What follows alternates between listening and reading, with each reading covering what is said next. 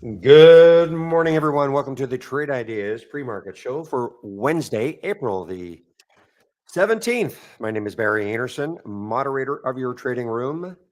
Thank you, William. You guys can hear me, see my screen. Excellent. And just maybe a heads up also in our YouTube room. Good morning, Claudia.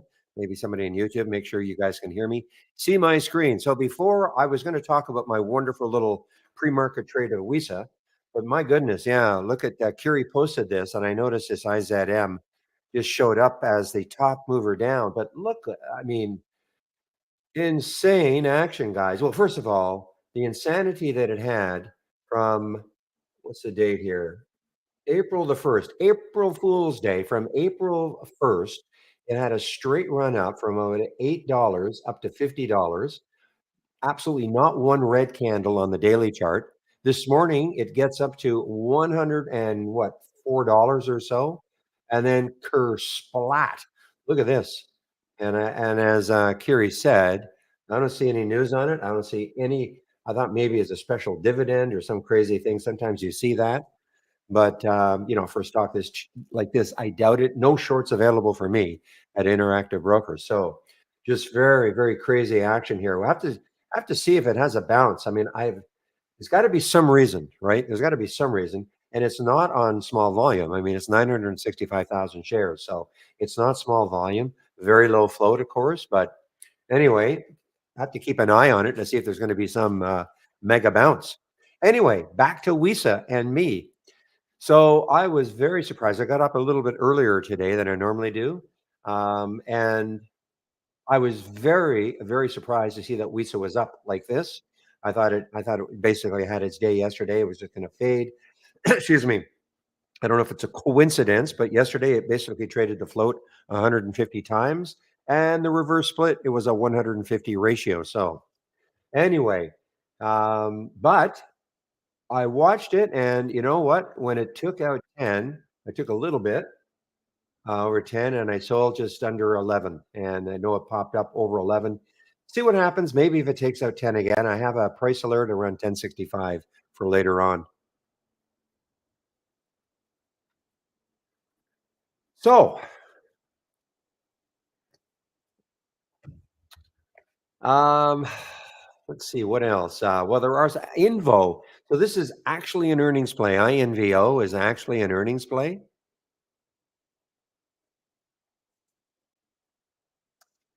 And they said they're working towards its stated goal of reaching break even or profitability within its current operations. So that is your news for Invo. It's actually an earnings play. Now, the next high looking left on the weekly chart is getting very close, 239.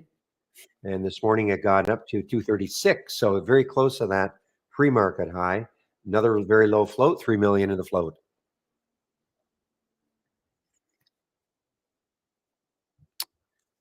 And keep an eye on United Airlines, guys. United Airlines, where are you? You got to be somewhere. I think there you are.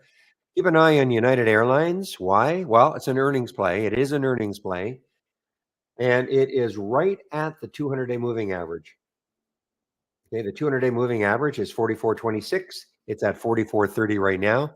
Now, I have no faith in these airlines that a lot of them, they release earnings and then they basically fade. Um, so I don't have a lot of faith that this is going to keep going, but it is right at the 200-day moving average. So I would keep an eye on that for a potential short, especially if it comes back down through the 200-day. And speaking of the market, we're in for a positive open. Don't know what's happening here. I don't know why we're zeroed out. The SPY wasn't. These weren't all flat. Dow wasn't flat. Nas wasn't flat yesterday, was it? At the end.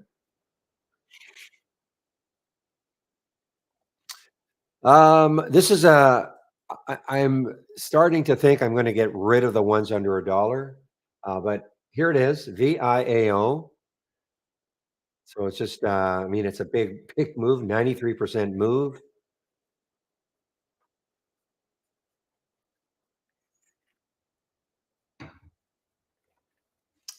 And Edible had a big pop and then a big drop. EDBL had a big pop up to almost 8, and then the big drop. And this is so I'm not sure. They're giving a, I don't know, they're giving some kind of a forecast here. I mean, it looks like they released earnings on the 1st, April 1st, but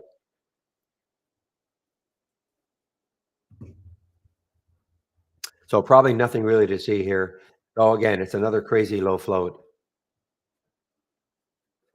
Children's Place, PLCE. PLCE was running. Let's see if it's still up. Yeah, so Children's Place. So they release earnings tomorrow before the market opens. And they've also announced they've received 90 million in new unsecured financing by a majority shareholder, some fund, I guess. So that is the reason for the pop for PLCE. And they also release earnings tomorrow. I had no idea that the float was so low. They must have done a reverse split or something. 10.9 million, that's a low float for Children's Place, I think, anyway.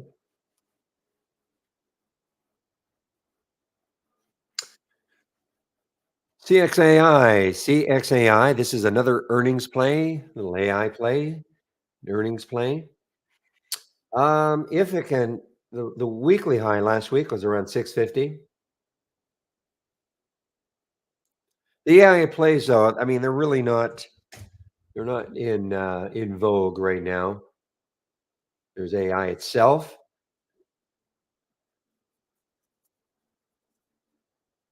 No, WISA guys, WISA, WISA, over 10 again. Very surprised.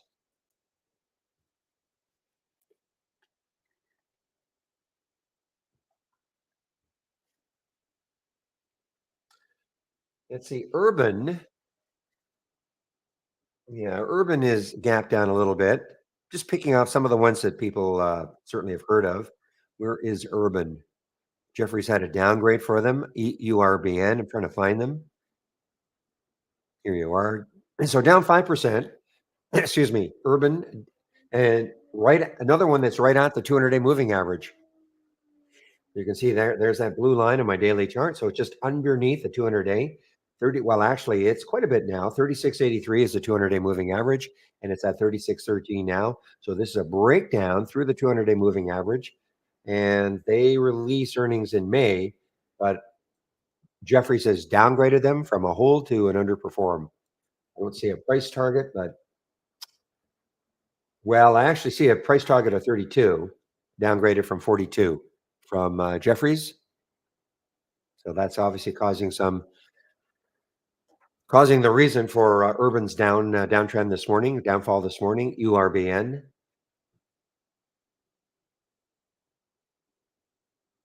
And Sage. Now Sage has actually had a bit of a. This was down a lot more. So William, I wonder if you've looked at this Sage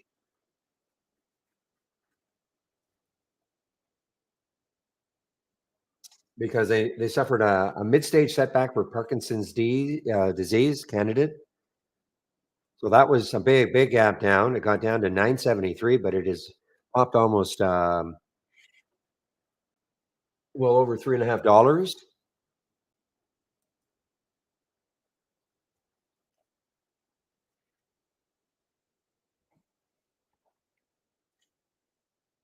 Now, at one point, this was an all-time low. Well, we still have it as an all-time low. Of course, we don't count the pre-market, but looking at the weekly, this is an all-time low for Sage.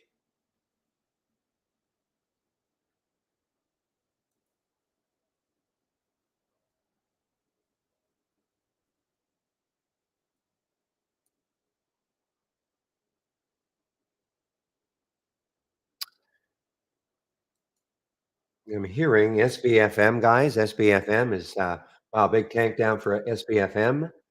Not sure. I guess it was actually halted.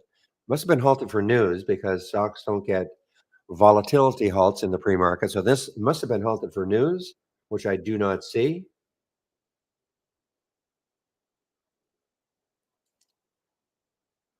Or is it halted now? Maybe it's still halted. See if this moves at all.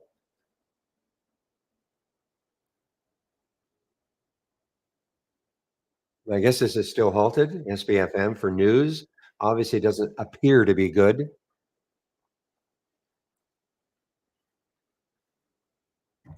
Yeah, and Castle, you mentioned the DXYZ.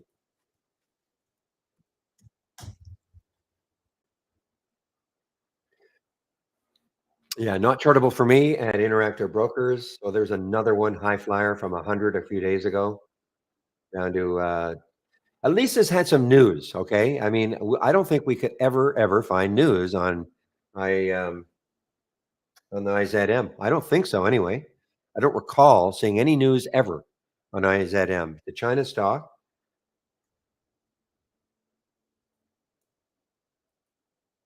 It's a I mean, sales electronic component does business through e-commerce trading platforms. I mean, I don't know. That is one big wow, guys. Can you imagine writing this up here, thinking, all right, well, I'll keep holding it. Why not? I'll keep holding it. I'll keep holding it.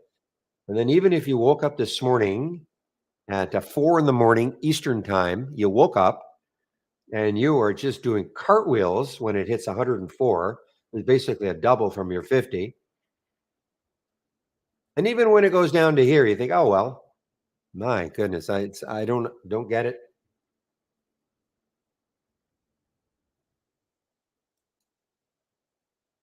And still no specific news.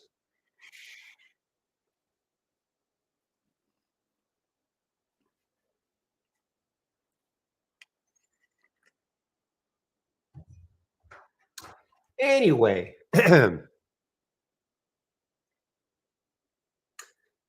ABVC, guys. What's ABVC doing? It was up, yeah. Uh, I'm seeing. I have another scan that I look at, and I just happen to see that it had been up about 31% when it hit 148, but it has pulled all the way back down to 115.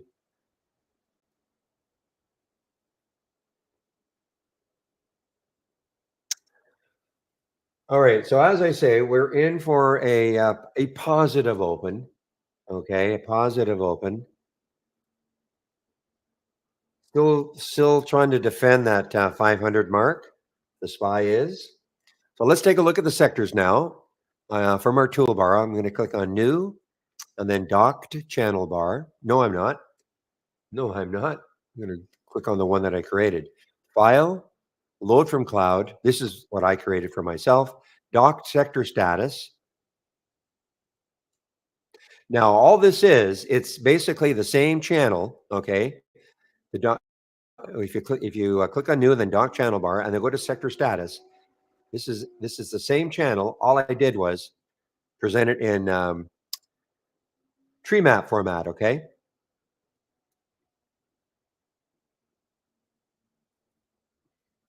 Now look at Jets, guys. So Jets is the ETF for energy for the airline industry, and of course helped by United Airlines. The earnings for United Airlines. So United Airlines is dragging up the rest of the airline sector, and so Jets is up. I just don't trust it, but it's just me.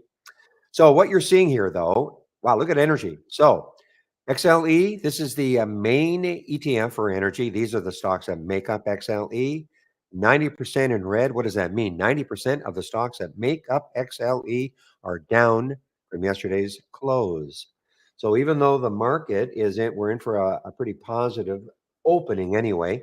Look at energy. So energy is weak right now as we speak. Doesn't, when the market opens, things will turn around, of course. So what I would be really looking for is some outlier. So look at MPC. Now, had I seen MPC up say 2%, with relate and comparing it to the rest of its sector, that would be pretty significant. But it's 0.33%, so it's nothing that significant. So that's kind of what I'm looking for. Okay, taking a look at a sector and seeing what the overall sector trend is, and then seeing if there's some stock that is contrary. Anything?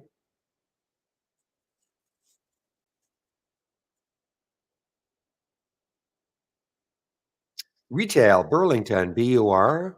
Take a look. I don't know if it's an earnings pay. That's a pretty big. Is BUR an earnings play?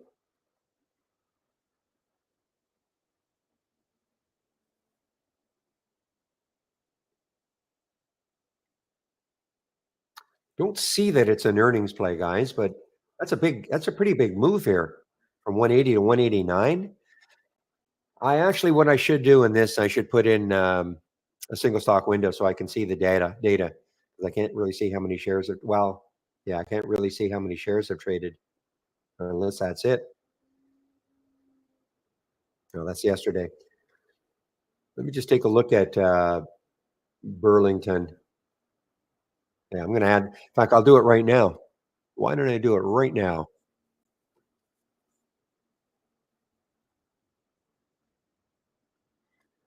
Time is it right now? 9:15. So I'm gonna add in.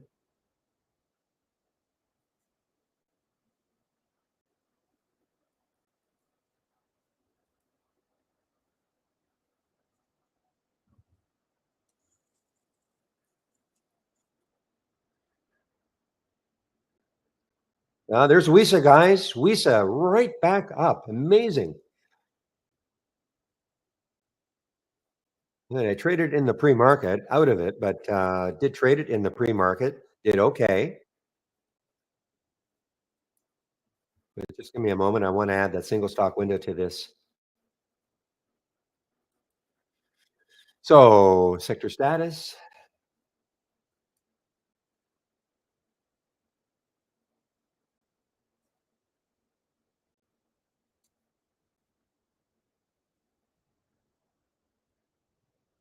Yeah. So let me click on Burlington now. Where are you? Yeah, okay, it's a little bit of volume, not a ton, but I mean, and it is not an earnings play. So I don't know what the reason is for Burlington to be up like this.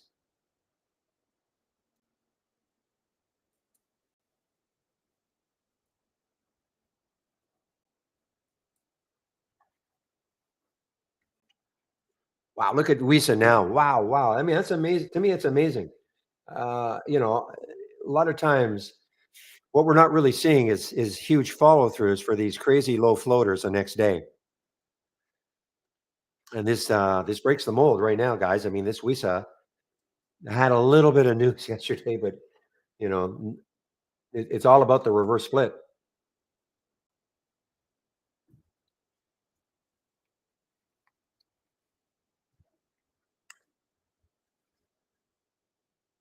Well, let's see. And 200 million shares it traded yesterday. Actually, no, it traded 109 million, 199 million, just a tad under 200.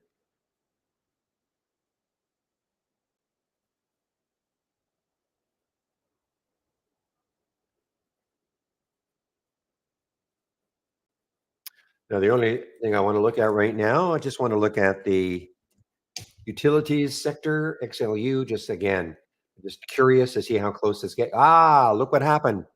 Aha. So here's the first crack. XLU now is right at the 200-day moving average. I'm going to have to start looking at the other sectors.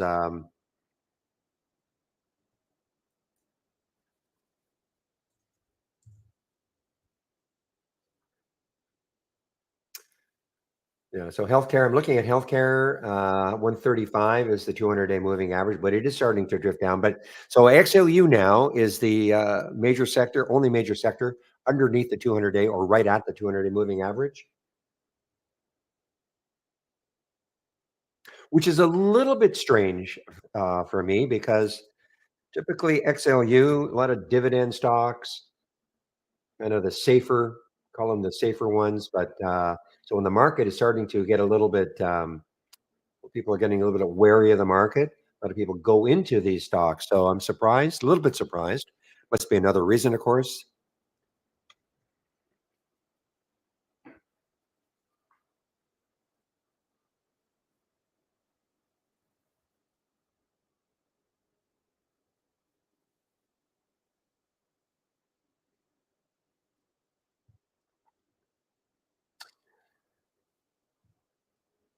Yeah, you guys are mentioning the Vanda, the VNDA. So the VNDA, yeah, this is some kind of Okay, they confirmed the rejection of unsolicited takeover proposition. Yeah, I was reading this morning before they came out with that news after the company announced.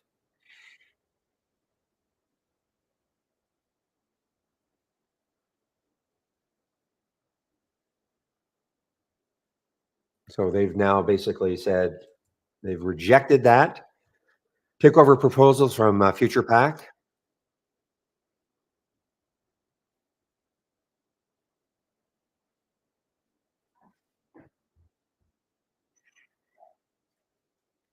All right, let's take a look at this IZM to see if there's any sort of a bounce in it yet.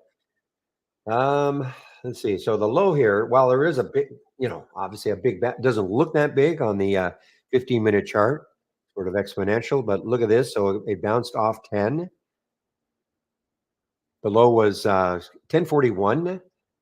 So that's a big bounce. It just doesn't look that big because of what happened.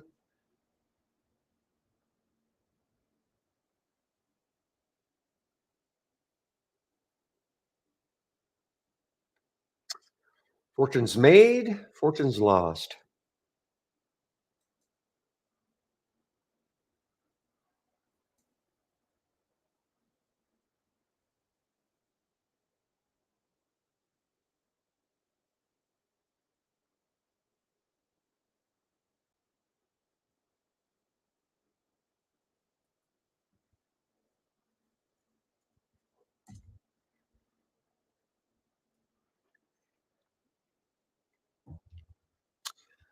All right, guys, 921. So now, before I begin, now you know what? I have to admit, the AI has been picking off some pretty excellent. They're not all, but I mean, they've been picking off some pretty excellent alerts or alerting us to some pretty excellent trades, guys. In the last, I would say, the last month.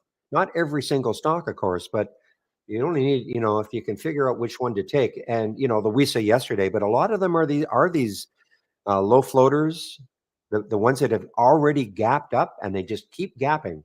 So, I definitely want to see what happens today with it. So, again, if you have our AI, then this is all I would do. All right. Don't overcomplicate it. Click on new, click on, there are three that start off with premium AI. Okay. Click on the one that says premium AI strategy trades window. Okay. The middle one, this is what you're going to see. Again, don't overcomplicate it. You notice it's blank right now. You will not see any AI alerts until at least 9:40. Now, it doesn't mean you'll get one at 9:40, but that's the earliest that the AI starts to work, okay? So nothing in the pre-market and at least 10 minutes after the market open, nothing in post-market either, okay? So just have this window and wait for the alerts to happen. And what I would do, I just incorporate this window as part of your layout so you don't have to go through this exercise every morning. And when you load trade ideas before the market opens, this will be blank and just wait for the alerts to happen. How you trade them, if you trade them, up to you, of course. There's no video that's going to tell you, well, this is what you should do. We get this all the time. I need a video to explain how to use the AI. Well, there isn't one. The only thing I can say is that that's all I would do. Just wait for the alerts to happen, and then you use it like a watch list all day long.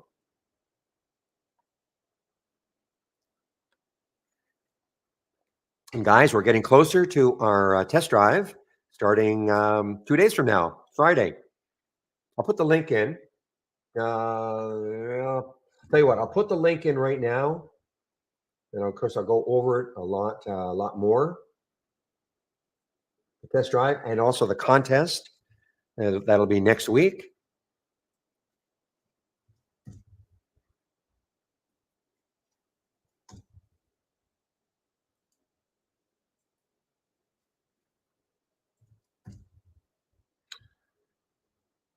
Okay, now I'm going to get ready for the open. So what I do is I'm going to get rid of this layout.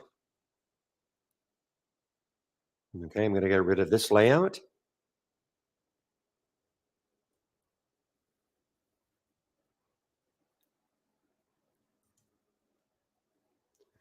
All right. And a file. What am I bringing up here?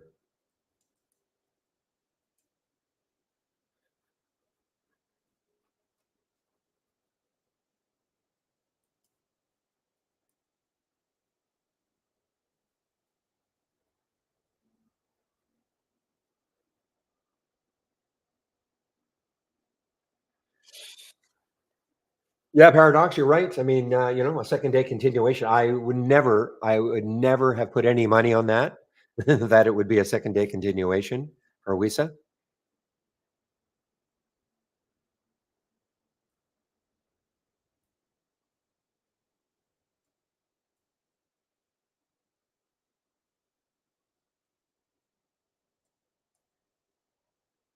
The guys just getting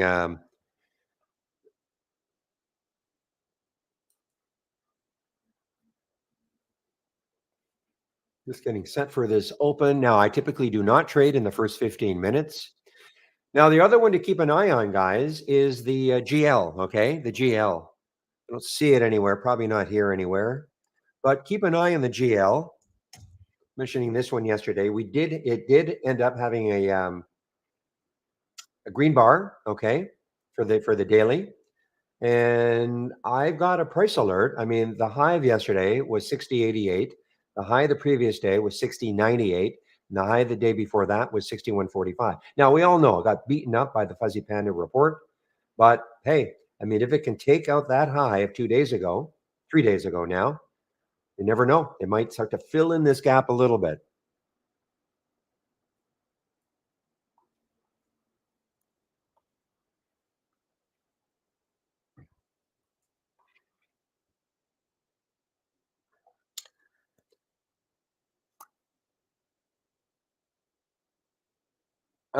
Good morning. I'm doing well. Yeah.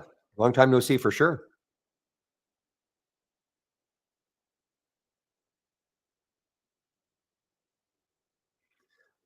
So yeah, just getting set for this open, guys. Again, I do not like to trade in the first 15 minutes. I think I made an exception yesterday,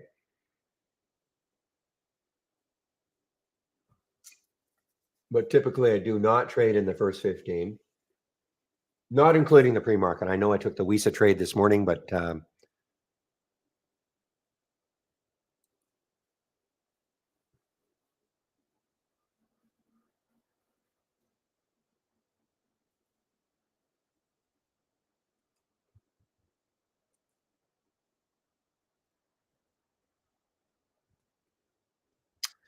Invo continues. Let's see. Well, okay, finally, it had a pullback. This is not shortable for me at Interactive Brokers. I was actually looking at this as a potential short, but it's not shortable for me at Interactive Brokers. Now, how's that UAL doing? It's up 7%. So I know it's got to be, wow. So it did actually, I got up to 44.82, and the 200-day moving average is 44.26. So, but it's pulling back. Again, I'd be really, really interested to see if that 200-day moving average, if you can see my daily chart for UAL, that blue line there is a 200-day moving average. So if it can hold that 200, maybe, but there's a high right there also, 44.73. It did get up there almost to that point, 44.79. Looks like around the high in the pre-market. I mean, I guess if it can take that out, then the next high is 45.77. I just don't have a lot of faith in these airlines releasing earnings. A lot of them have a little pop and then they drop. Not saying that's going to happen. Okay, thank you, William. Yeah, less than a minute to the open. Let's have a great trading day, everybody. Maybe we can find today's Wisa, or maybe today's Wisa will be Wisa again.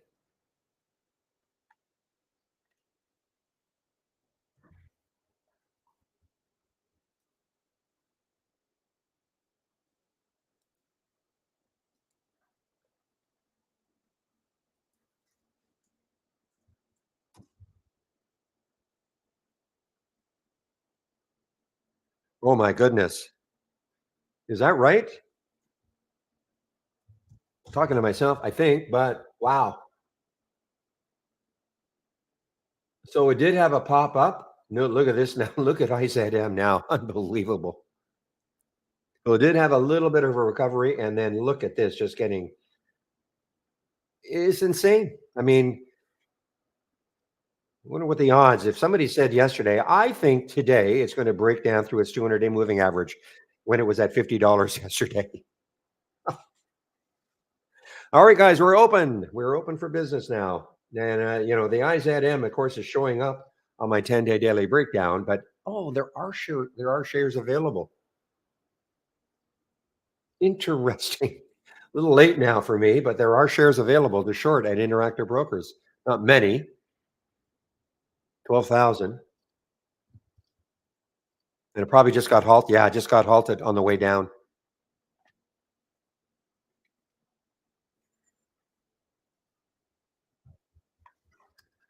Again, guys, just when you think you've seen it all, then you see something you just I can't recall seeing something like this. I really can't. Not something that pops up to 100 in the pre-market after a major run, and then market opens and it's at 6. Can't recall.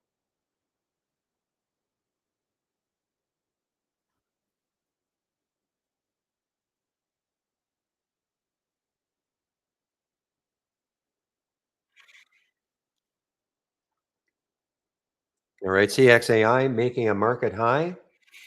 Excuse me, and it's the pre-market high, so it's actually above it or right at it.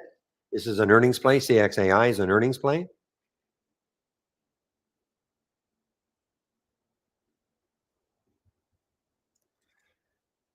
A EH. EH. So I mean airline sector, but it's China. So and there it is. 1836 is the next high looking left. So this is it's not a low float. No, edible got halted. Edible got halted. ADBL got halted on the way down. Okay. This one got halted on the way up. I shouldn't say that. I haven't seen it. AILE. So, okay, guys. Now this could be interesting. This is a SPAC that turned into AILE. You can see it's just started trading in the pre-market, and that's typically what happens. It became AILE. I don't know what the SPAC was before, but it is trading it now today as AILE.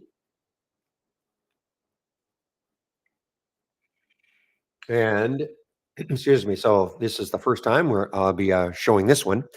This one meaning this blue screen. This is from Interactive Brokers. Okay, nothing to do with trade ideas.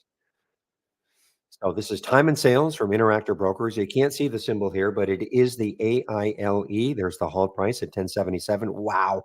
Potential open right now at 1334, 13. I mean, that you can see how this changes, but it looks like it's going to be a positive open.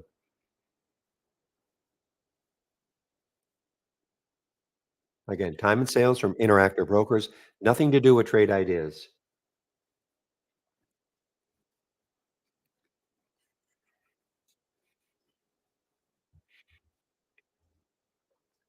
Invo, guys, is right back up again. Pre-market high was about 236.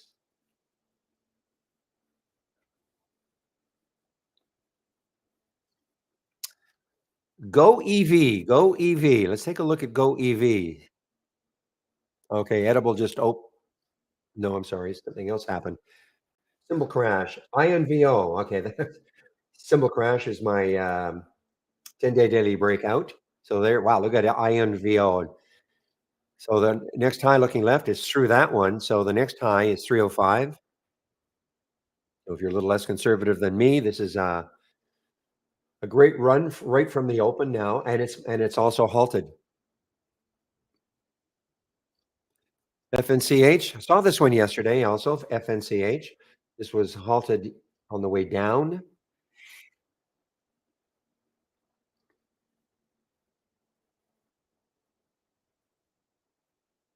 PROK.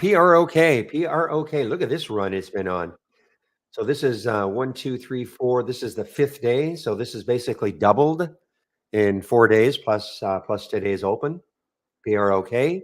And more importantly, looking left, 307 is the next high on the weekly chart, and it's right there. So the next high is now 463. I'm not saying it's getting there, of course. This is not a low float. 44 million in the float. Not high, but it's certainly not low.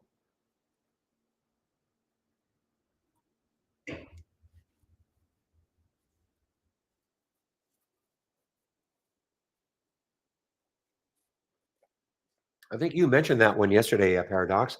I have seen this one, in its big run. PROK.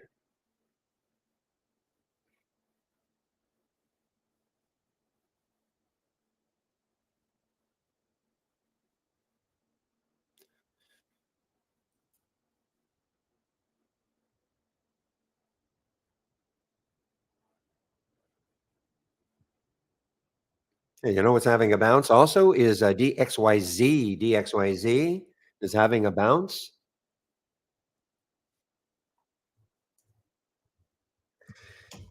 I mean, this is bad. This is, if you figure out a way to trade this, I mean, this has had some wild intraday swings, both on the upside and the short side, upside and the short side.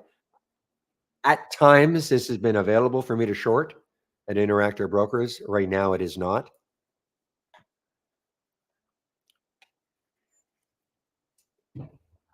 OMC, OMC. Is this an earnings play? Yes, this is an earnings play, guys. OMC. You really see it in the pre-market.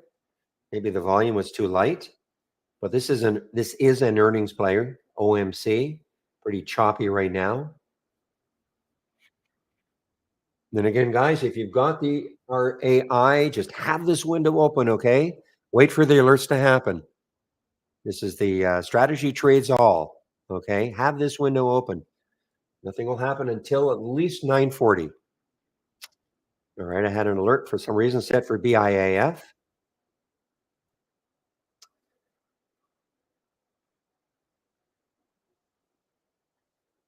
Yeah, no volume though.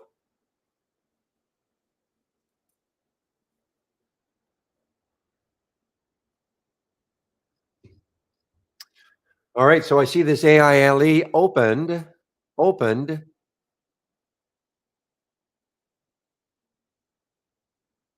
AILE open, guys. Now, pre-market high was 1283. Again, this is a new symbol. It was a SPAC before. It is now turned into AILE.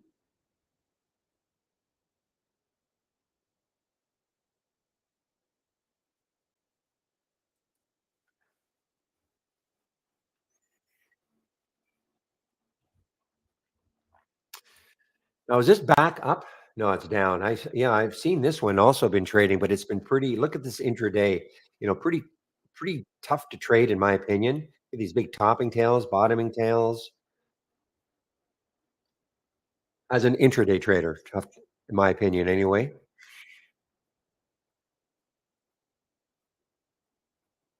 All right, what is the market doing now? So we have a positive open. However, we're starting to get a red candle in that first 15. The Dow's up, Nas is up, SPY is up, but it wouldn't hold your breath.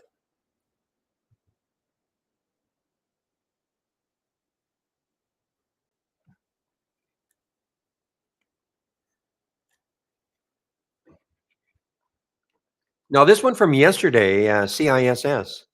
CISS, this had a nice day yesterday. Big level for it to try to take out. Probably a low float. Let's see what the float is, but 122, $1.22 or 222 or so. Let's take a look at this right here. 225.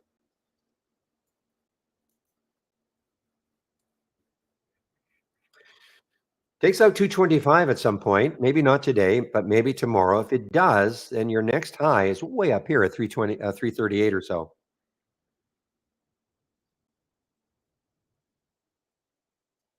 All right, guys. Well, there's the GL. I think the GL is actually, I think it triggered for me a little earlier. Yeah, so it is above now the last 3-day highs. It's a little early for me, too early for me to do anything on this one, but you can see what's happening. It's trying to, fill in this void a little bit.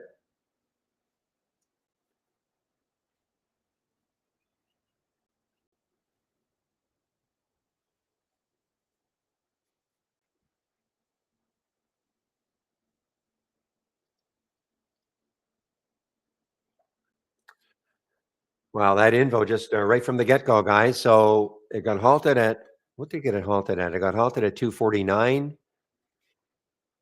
And now, okay, we have our first alert of the day. If you have the AI, guys, if you have the AI,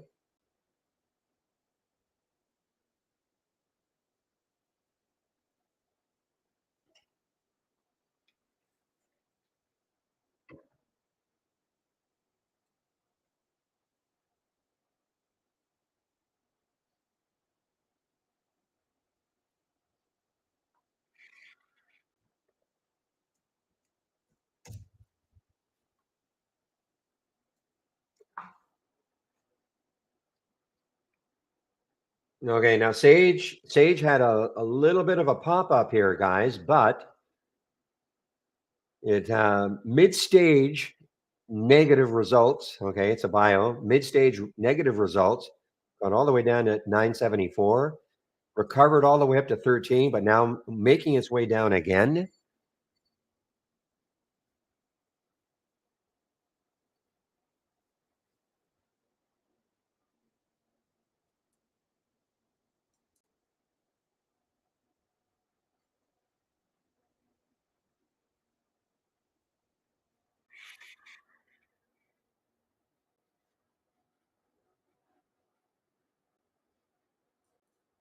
Okay, guys, so I am now watching.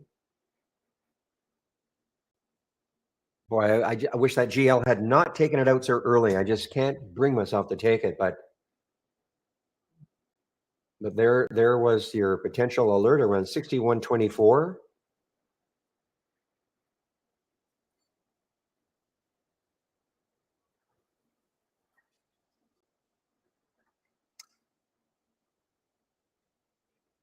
JJ, did you shut down Trade Ideas last night? Always have to shut down Trade Ideas overnight and restart it. So I don't know. That can be a reason, but okay. Um, well, if you click on new and then premium AI strategy trades window, what are you seeing? And the only other thing I can think of,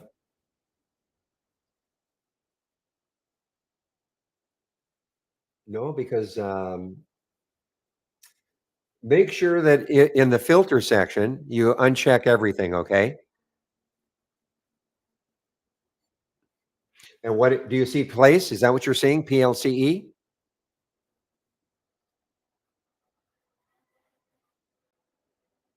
Yeah. So I'm against this. I know the company thinks that this, but I'm against it.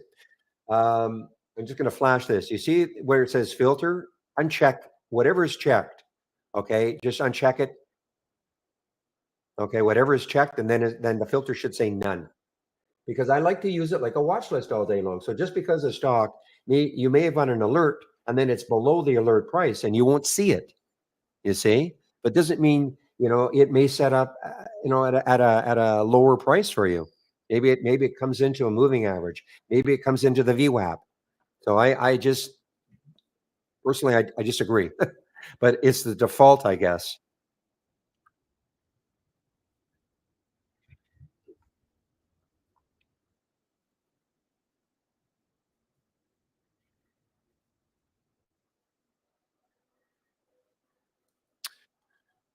Yeah, the CISS. So there it is, guys. So if there it is, I mean, I just took that out. It just took that out. So let's see, can it continue? Because this high right there, 225. Let's see if it takes it out again. Because now when you look left, and it's not a low float. It's a Greek. It's from Greece, I think, right? Greece. Yeah. Not. I'm sorry. Well, there's no way it's 79,000. Okay, there's no way it's just 79,000 in the float. Refuse to believe that. Maybe somebody can check that. I don't have time. Maybe somebody can check that dilution website. There's no way it's 79,000. That's ridiculous.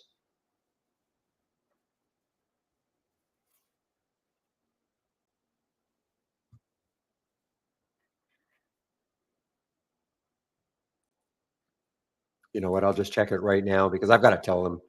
It's just,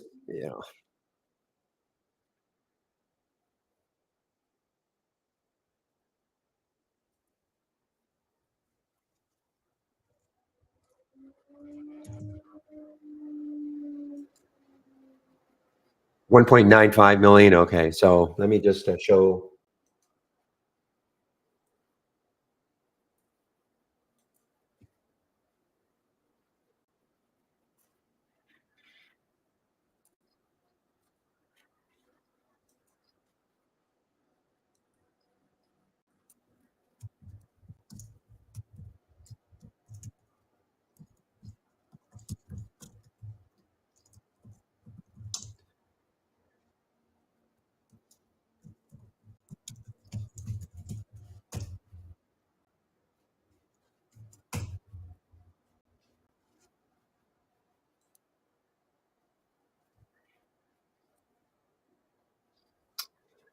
Okay, so I've got my alert set here. Okay, see if it takes it out again for the CISS.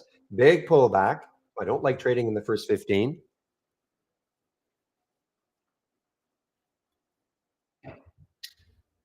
The short float, probably not because it's so. I probably have the float is 1.38 million, if that's what you mean. As far as well, we have a short float percent of 55%. I don't know. That seems pretty high. Just because it's probably not short. Maybe before it was before it did the reverse split. Maybe there were a lot of shorts in there.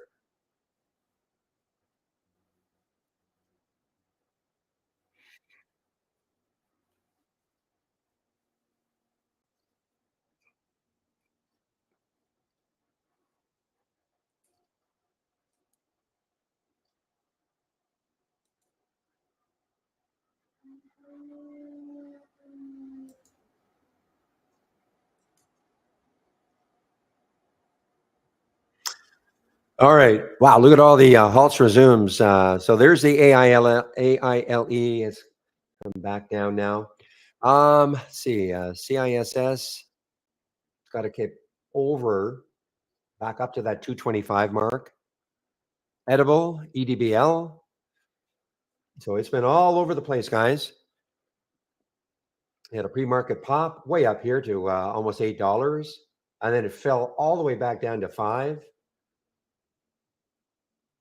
And it's a low. Yeah, I mean, probably under a million anyway.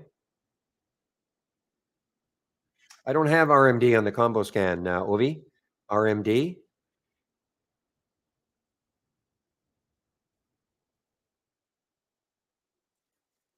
There's got to be a reason. It's outside my price range. I only have up to 100. Yeah.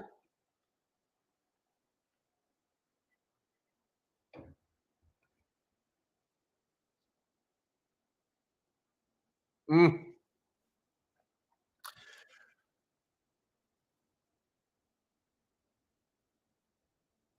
Yeah. Okay. So somebody in our YouTube room is talking about. I mean, I don't know if it's a strategy so much. It's just a personal preference, not trading in the first 15 minutes. I don't think there's any mad rush. And listen, if people are trading in the first 15 minutes and they're able to make money and all that, fantastic.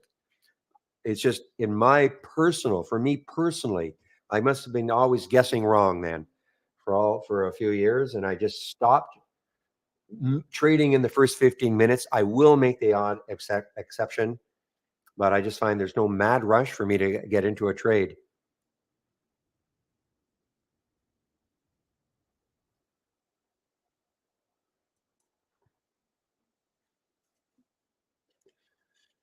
Keeping an eye on the info, guys.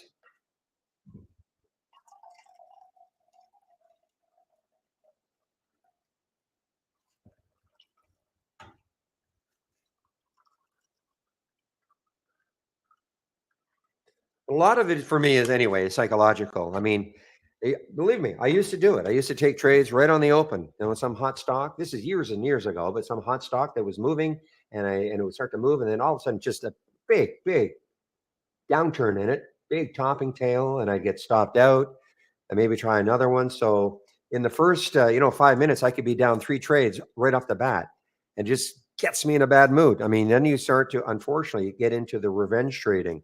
You got to try to make up everything you've lost. Now I don't do that anymore, believe me, but so I just stopped doing it. Meanwhile, the IZM, the shorts have been all scooped up now at Interactive Brokers.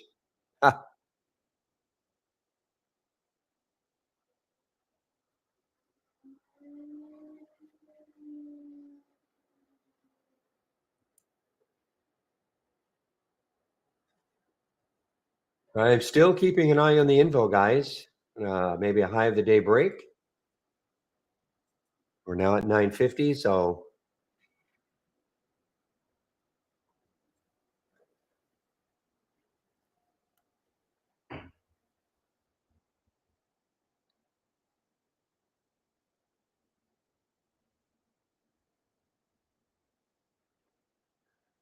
well, I'm wrong. Okay, UAL, I was 100% wrong. I mean, I thought it was sort of struggling to get through the 200-day moving average in the pre-market.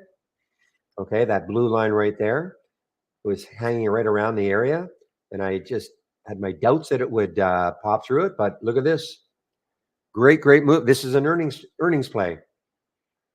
Now they had low expectations for earnings, and I guess they exceeded them.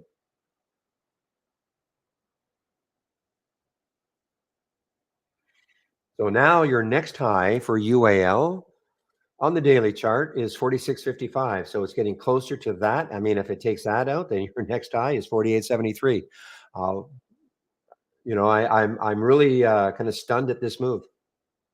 Seen it too many times when the airliners and the cruisers, those stocks, they have pops on earnings and then they just usually fade, but not today anyway.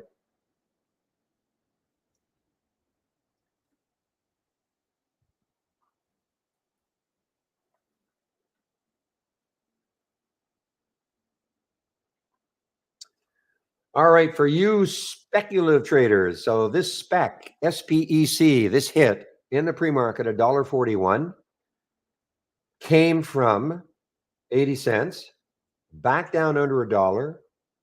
Can it get over a dollar again? So what I'll do is I will put a price alert at $1.04 and see if it takes that out at some point,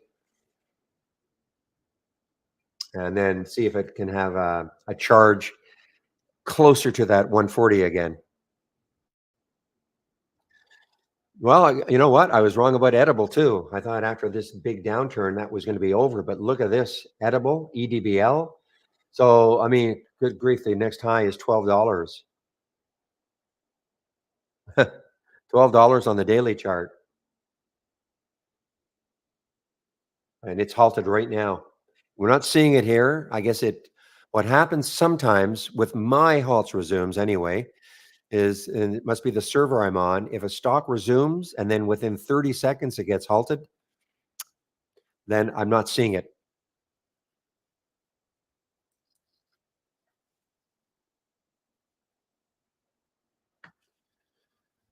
All right, guys. Well, look at this. I mean, I did not take this one from the AI, but this is a nice one from our AI. I can tell you about it right now. I don't mind showing it. We had an alert at 976, 1090, 1089 right now.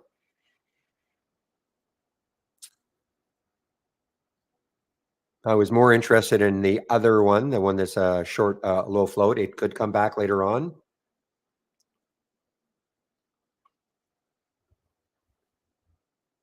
And this is not an earnings play. It's an earnings play tomorrow. But they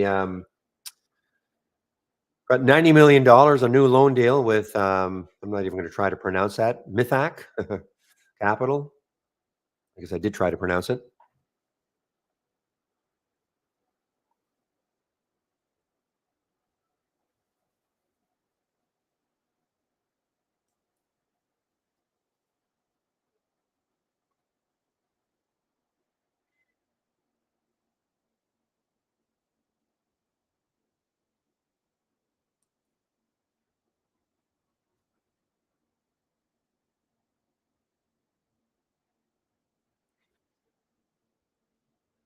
Okay, guys, keep an eye on Rani here. RANI, RANI, up 16%. Didn't see it in the pre-market really. It was chopping around in the pre-market.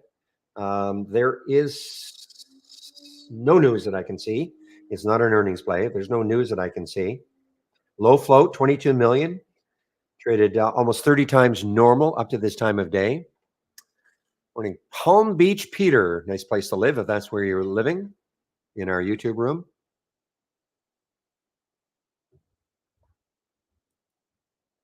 Always nice to see new names in either room.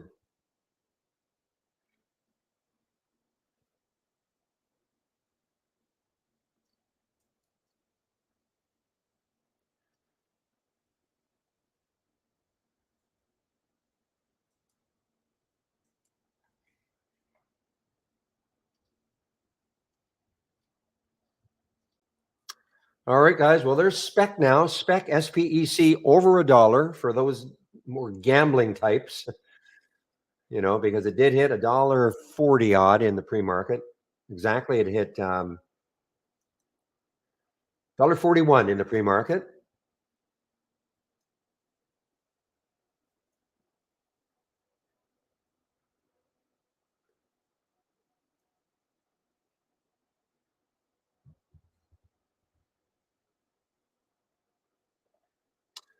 Well, that is a heck of a move now for Children's Place, guys. It's pulled back a little bit here, but there was the AI alert at 976 as we speak. It's about a 12% move from that alert.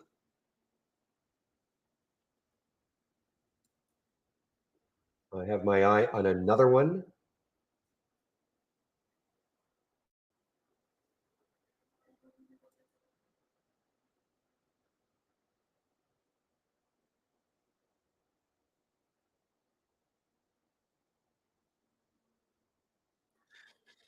All right, guys. GL is trying to, modestly fill in this little void here. Again, if you're unfamiliar with this one, why you're seeing this big red candle here? This was just a monster move down because of this short seller, Fuzzy Panda.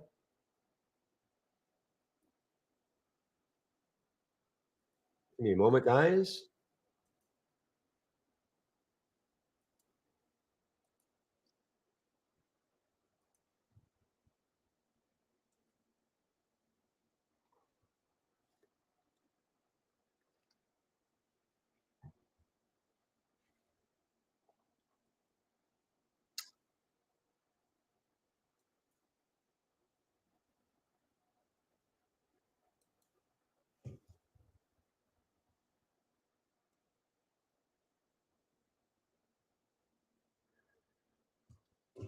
All right, guys.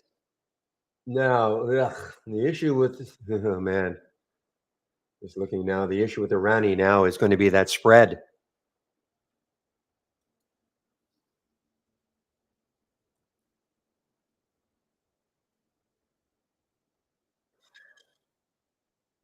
All right, let's take a look at the monthly chart now for this Rani. RANI monthly chart. The next high looking left on the monthly chart is 861. Not saying it's getting there, but that is the next high in the monthly chart.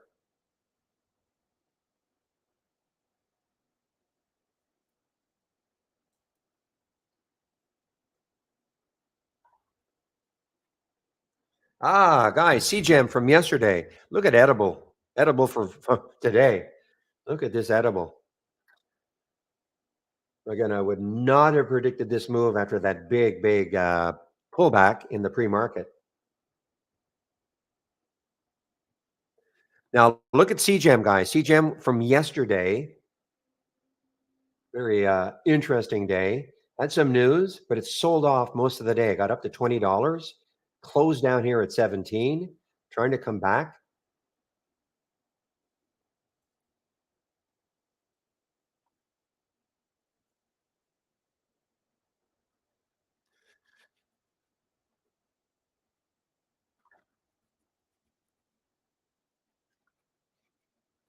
The IZM eyes, yes, front and center. If you were here in I guess you weren't in the pre-market with me or in the room. The pre-market gappers down. It was the it was the lead one.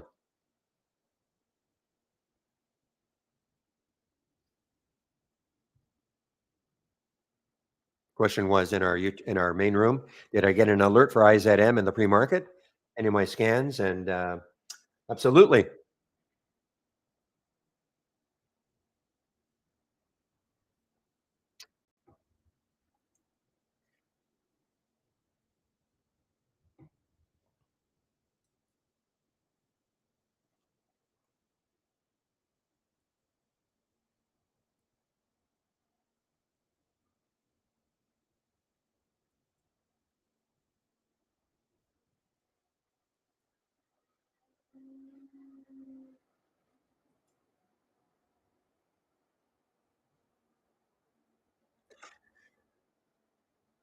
All right, guys. So edible. Where is edible going? Yeah, look at the spy. I didn't really think this was going to hold, but look at the spy now, guys. Now, who's anybody talking? Let's talk. What time is it right now? 10 o'clock. Check my calendar, see if anybody is actually talking at 10. And the answer is, well, I mean, at 10 o'clock, I don't know how much weight this has, but the Atlanta Fed's business inflation expectations released at 10 o'clock. I don't know if that's the reason for this downturn. Really don't know. Nobody's talking. The Fed guys are basically quiet today during market hours. Anyway, there's some guy talking at 5:30, another guy talking at 7:15 Eastern time. So after hours, beige book at 2. There is an auction, 20-year bond auction, $13 billion 20-year bond auction at 1 o'clock. So that's sort of the economic calendar for today. But nobody's talking.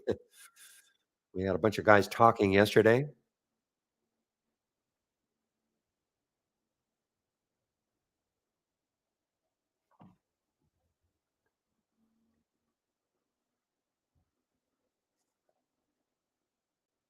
Well, as IZM was moving down, we wouldn't have seen it until it broke 50. Okay. Now, so it hit 100. When it saw it when it hit this, okay, when it started making because remember the pre-market lows, or the pre-market is changed from the close of yesterday. Now, I could have had a scan that would have picked this up here, but I didn't have one like that.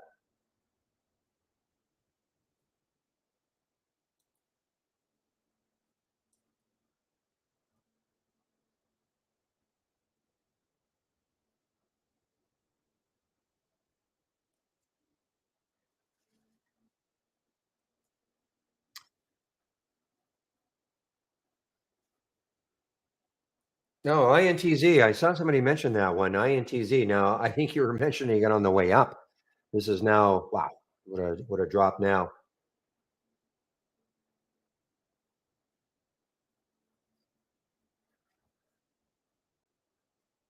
And there were shorts available for me at Interactive Brokers, 90,000 of them available. This is now an all-time low, INTZ, an all-time low.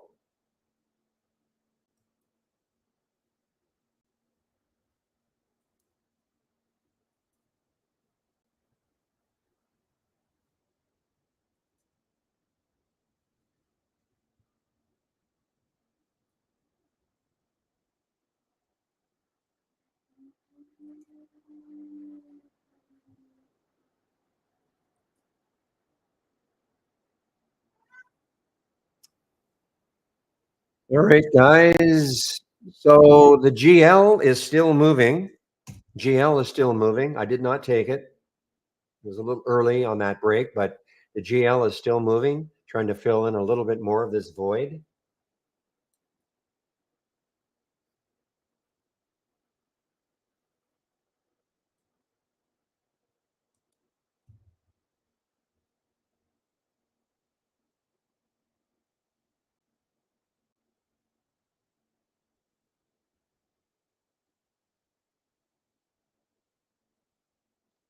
But just a filter. Eyes, okay? It's just a filter, okay? If I right click, configure, I don't have a scan loaded like that, but, if you do a search and type in consecutive, so consecutive days, so you can find stocks that are up you can put in whatever minimum you want, okay? You can create your own scan and use this consecutive days. Add the filter and whatever minimum number of days up you want in a row, you can.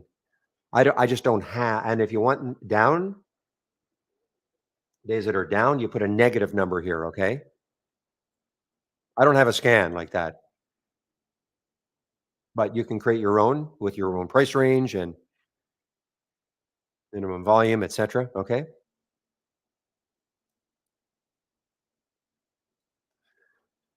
Ugh, man, oh man, absolutely missed the boat on the EDBL. Well, the next high looking left is 1206.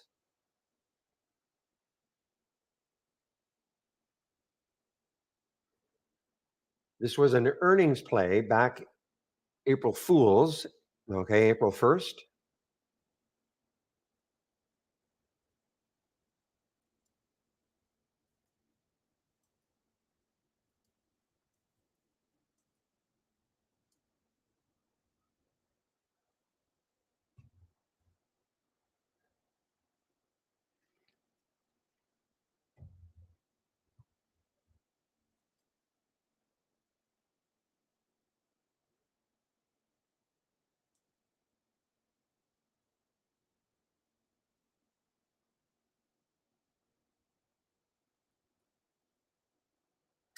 All right, here's another one, guys. On the way down, PWSC, Power School Holdings. I think I've ever heard of this one. Power School Holdings on the way down.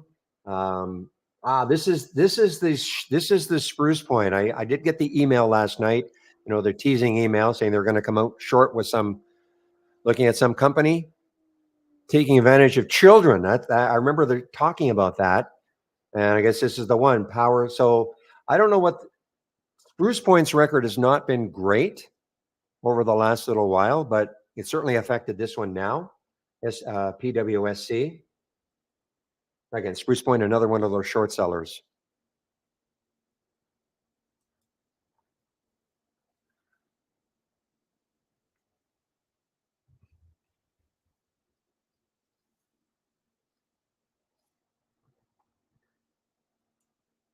Now, had that been Fuzzy Panda doing it, would have been all over it.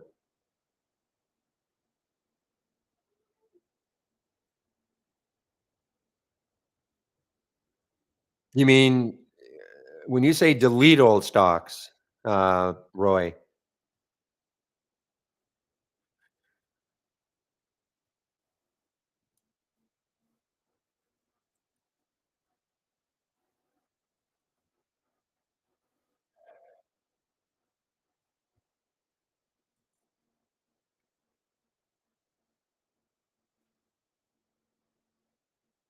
Okay, let me bring up Brokerage Plus. So you're talking about. So I'll just take a trade. Okay, I'll have to do it off camera because or off monitor because it'll hide behind it. So let me take 100 shares, buy it. This is in the simulator, guys. So now here it is. So if I flatten it, now I'm out of the trade. So you want to get rid of this now. Is that what you're saying?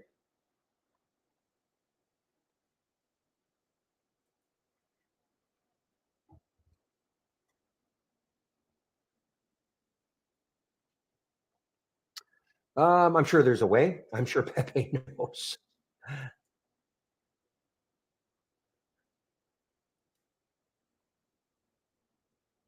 Hide zero positions. There you go. Pretty simple. Hide zero positions. See that? See that little option you got there that says hide zero positions? I just check it. So now I don't see it anymore. Okay.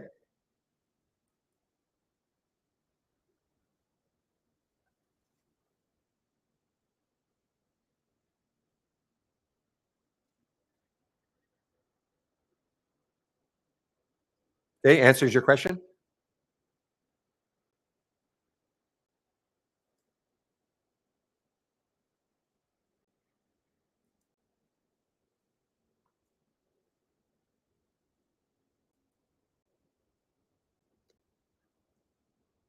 Well, if you have shares, I'm not sure why you want to get rid of them. I'm not, maybe I'm not understanding then, Roy. You inputted it manually from your Robinhood account. I understand. So you had, I'm not sure I understand then what you're talking about.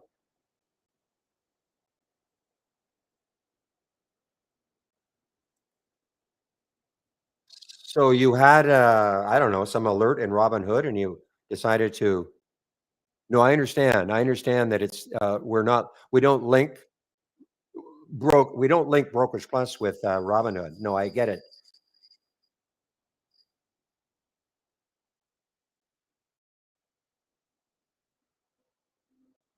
Wow, look at Edible now, guys. My goodness. I'm not sure how I can help you. I'm not sure I quite understand.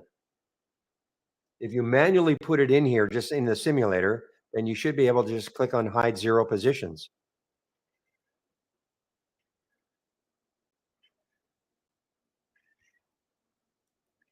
I must not be understanding. Sorry.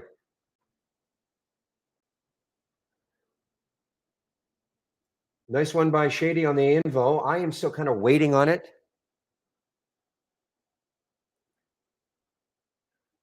Yeah, I'm not. I just don't understand what you mean.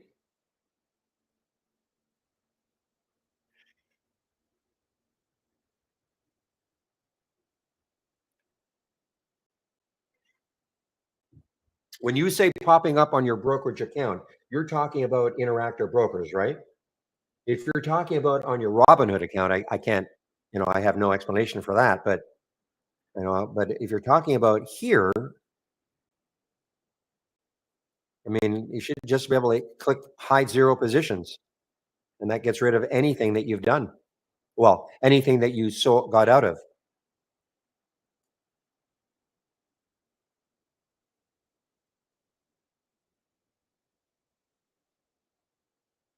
Hmm. And you did sell it in the simulator that so you have zero shares. You have zero shares. You did sell it in the simulator too, right? You got to get rid of it in the simulator also.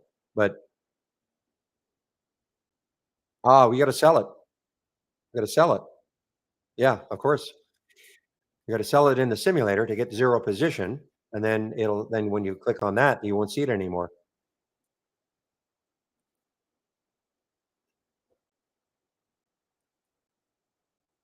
Selling it in Robinhood, of course, has no bearing on selling it in our simulator because they're not linked. But I thought you understood that.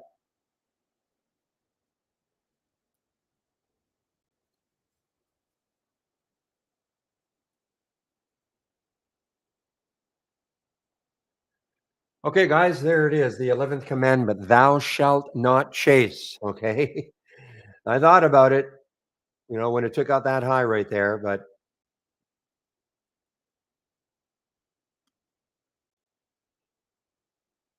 okay, good. Glad I could help you, Roy.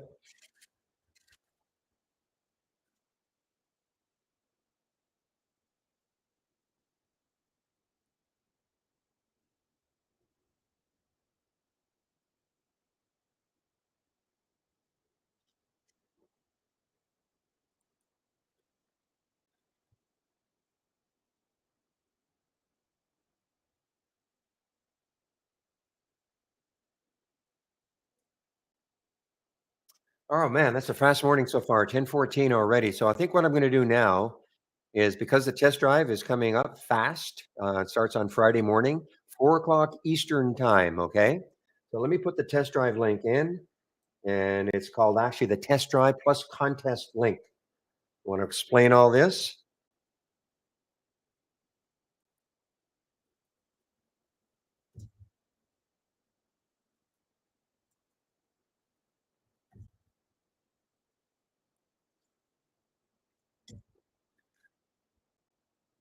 All right. So it's called the April 2024 test drive plus contest. So click on that link.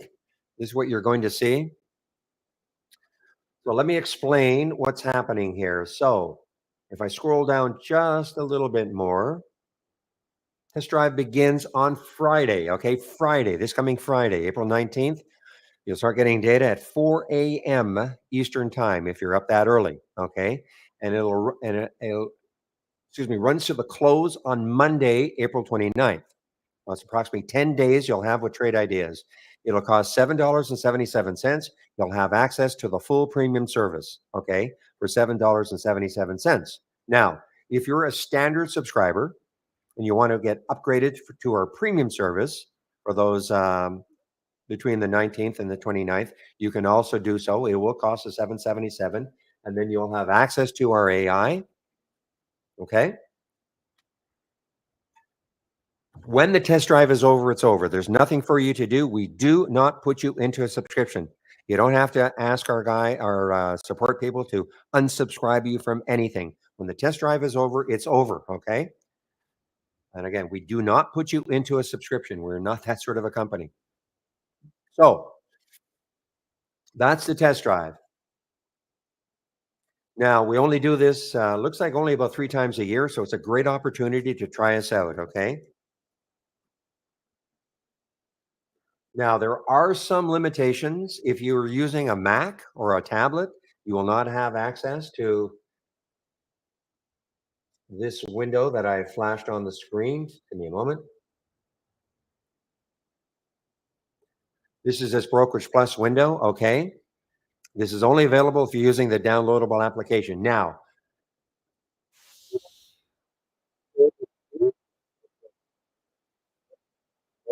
light that will be available. Don't have 100% confirmation though, so that you can actually practice trading using a Mac or a tablet. Okay. Now, if you have a Mac and you're willing to download an emulation program like Parallels or AWS, of course, then you can have access to the downloadable application. Okay. So that's number one. Number two, during the test drive, we also have a contest going. And that starts on Tuesday and it runs to Thursday, inclusive. And basically, it's a stock picking contest. Whoever makes the most money after the 3 days will win a $2,400 Amazon gift certificate. Okay. $2,400 grand prize. Now, if you are a premium subscriber right now, you're automatically entered into it. I mean, you don't have to partake in the contest, but you can if you want to. You don't have to pay the 777. If you're a standard subscriber, you have to pay the 777. But of course, you'll also get upgraded to the AI. Okay. So it's a lot of fun. During those 3 days, I will display the leaderboard, the top 10 leaderboard. A lot of fun to see all the jockeying for position. Okay. So that is the test drive, guys. Any questions about it? You can, of course, ask.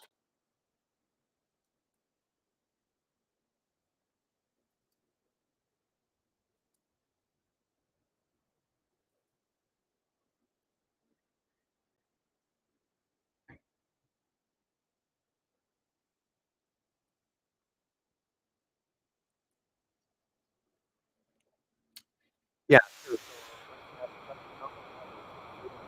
And corner with the details, news, and profile separate. Sure. So if I open up new, click on new, and I click on the single stock window. If I grab this, if I grab the news, okay, right there, you see how I'm pointing at the news. I left click, and and then this icon. When I do that, this icon appears, okay, and I can position it where I want. So if I click the right arrow, it'll be to the right. Okay, so if I keep expanding this, if I go to details, I could put it underneath. You just have to sort of, you know, you just once this icon pops up with all the arrows, then you can place it anywhere you want. Okay, now of course I've got this expanded so I can see everything. So that makes sense? Do it again. Click on new, single stock window, and just left click on the tab so you can grab it. Okay, and then when this icon pops up, okay, good.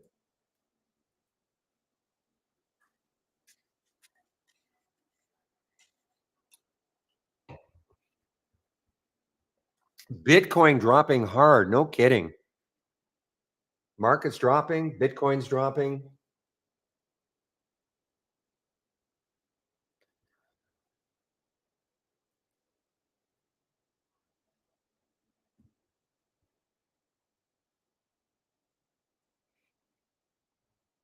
Ah,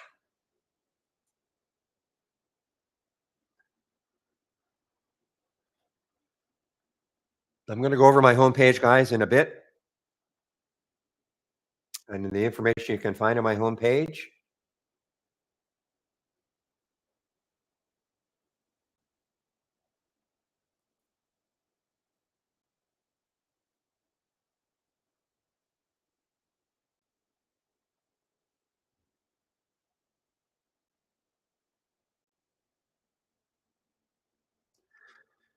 Yeah, I'm looking at a pretty choppy day on the AI today, guys.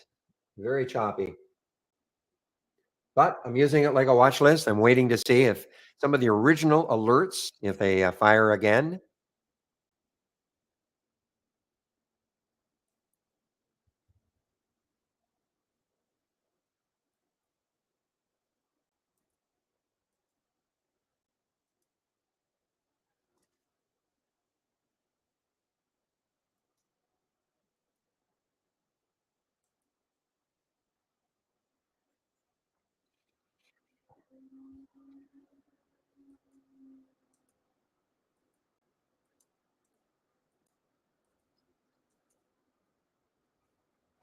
Nice call by Shady on the Indo, guys.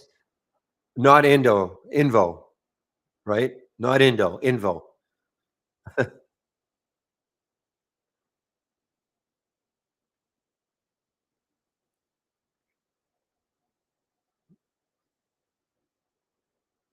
Okay, guys, getting close to that original trigger.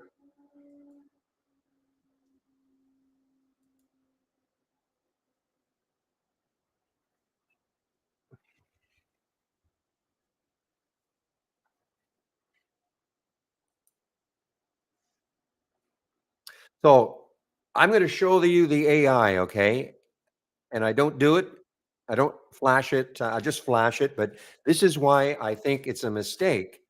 And I don't know if anybody's listening to me from Trade Ideas, but I actually think it's a mistake with this filter because what happens is it probably only says only the profitable trades. Okay. The problem with that is that look at INVO. INVO, sure, we had an alert at 288. Okay. And it pulled back. And a Shady looked at this as on a pullback and took this. I may have done something similar.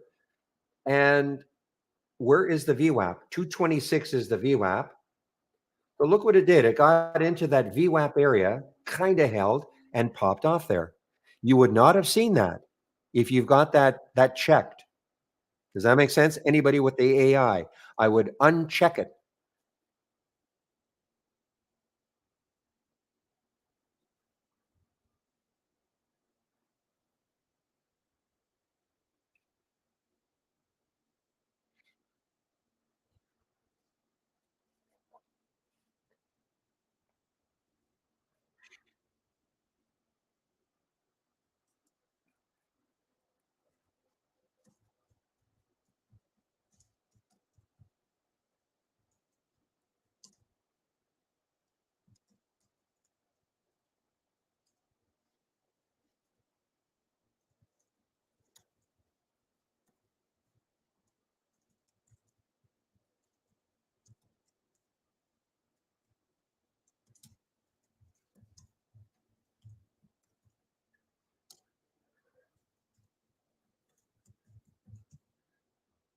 I wonder if Jamie's listening to me.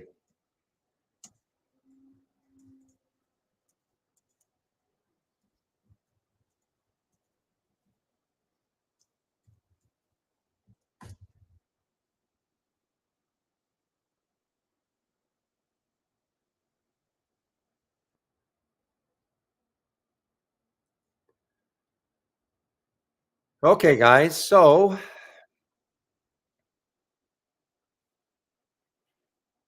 yeah, that 500, will it be defended again today? It got close. It got close. There's that big bottoming tail. It's just a big psychological number.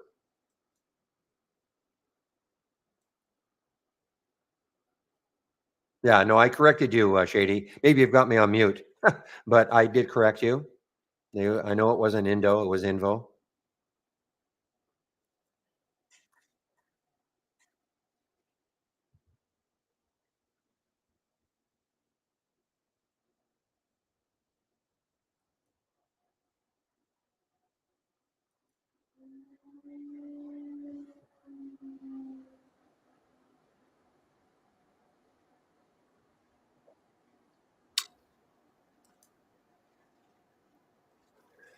All right, Invo, come on. If it takes out that 288 and the three right up here, guys, I mean, it still has room, a little bit of room to the 302.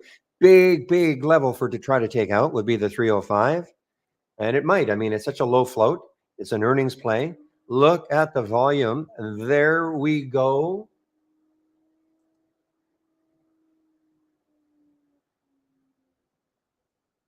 So I hope people understood what I was talking about with our AI. Uncheck anything that you've got in that filter. Okay. So the filter value should say none. Okay. That is my recommendation. Otherwise, you miss pullbacks.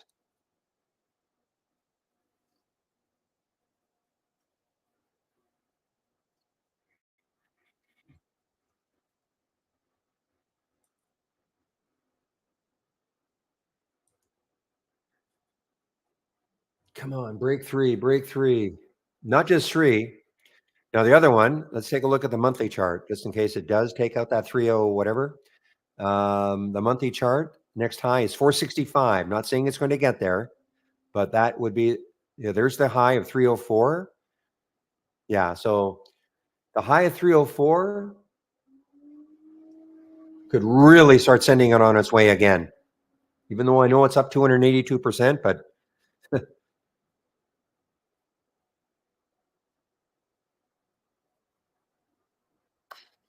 ooh, on the web-based version. Okay, I don't use the web-based version, of course. So let me see if I can find that out. I'm sure there must be a way. Let me just load the web-based version. Question is, how do I do that in the web-based version? Uncheck.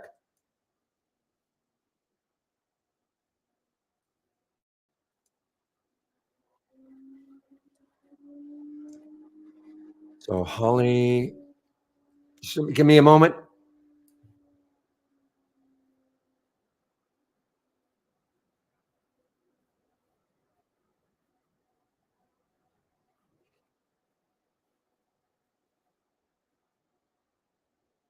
Well, as far as I see, they're all here. Anyway, strategy trades all. I see them all here, regardless of whether they're profitable or not. Now, maybe place will disappear because this is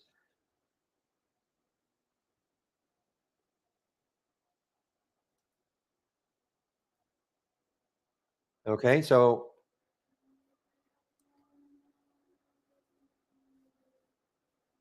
as far as I can see, they're all there.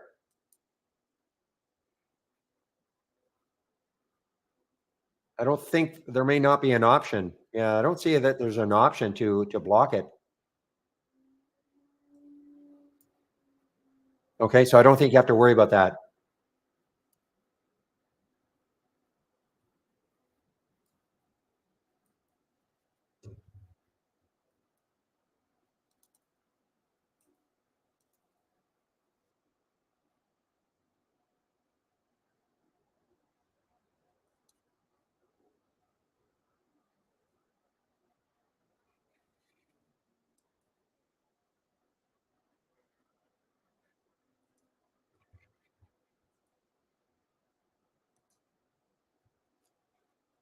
Come on, hold third, hold three, hold three.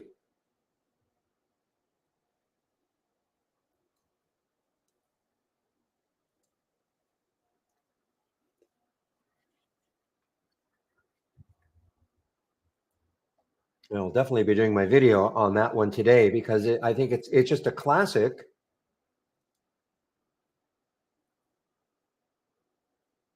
It's just a classic reason I keep saying to people, using there is an option, okay, even in the web-based version, okay, but it's obviously not the default then, Pepe, the way it is on the downloadable application when you load it. Okay, good.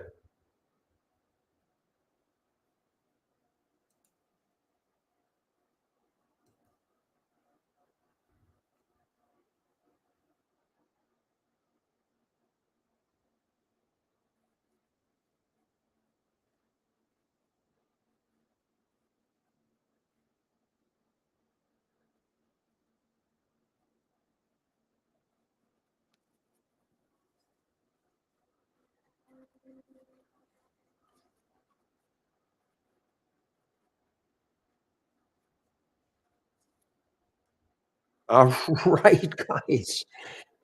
Get again, now the next high, I'm not saying it's getting there, but 465 is the next high.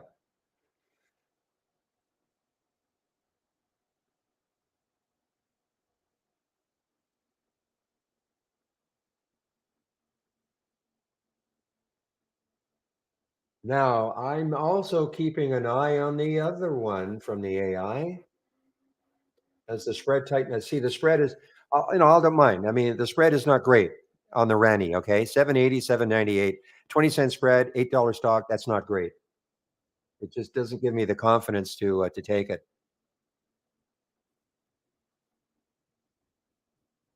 Wow, Invo is right. So when Shady mentioned it, I mean, I was watching it. I was watching it on the pullback. I saw the VWAP. I'm not a huge VWAP player, but when he mentioned that he was taking it, I started taking a harder look also, and it held the VWAP.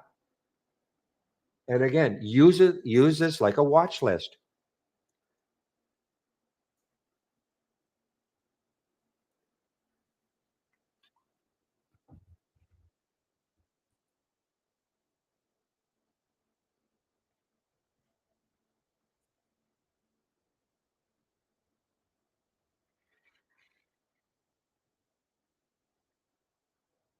I should do my video now just to show people that uncheck the filter. If you've got the AI, uncheck that filter that says show only profitable trades.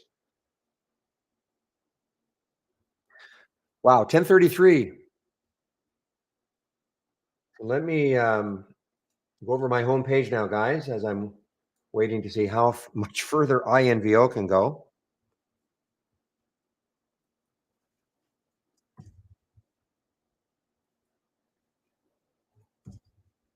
Now, I have a bit of a dilemma, guys. I mean, those of you who pay for the AI, I don't really like to talk as much about the AI trades until kind of after the fact, even if I'm not in it, okay?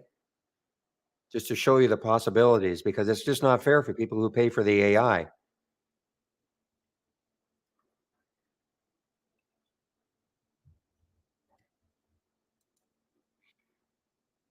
Anyway, my so click on my homepage link.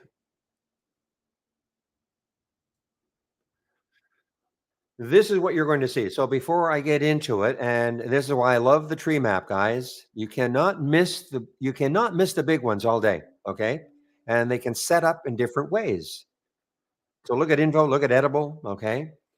Now, if you want your top list, this is just a top list. If you want it displayed in this fashion, and I have to back this off because if I click on it, this window is going to go in behind my layout.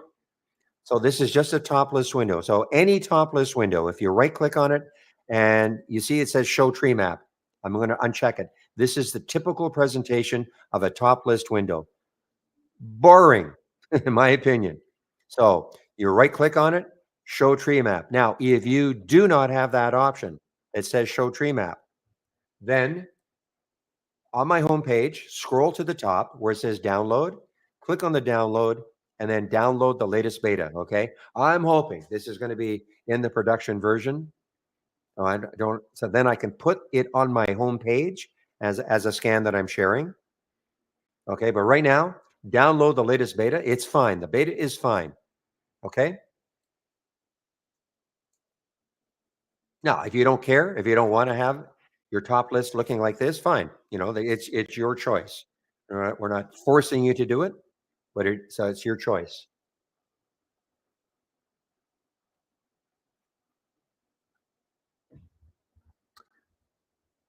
Next, on my homepage.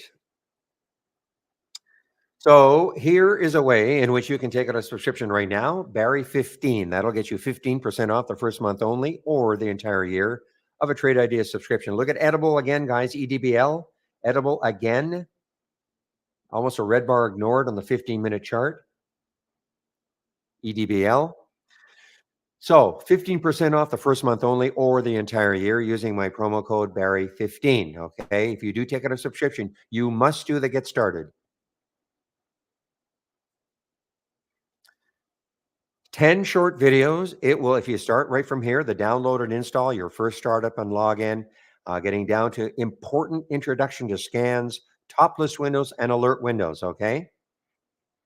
It'll take you 30 minutes if you go through all 10 of these short videos. If you are new to trading, and we have a lot of people who are brand new to trading, Trading 101. This is a free series of videos that I think will be very, very beneficial to you. Okay.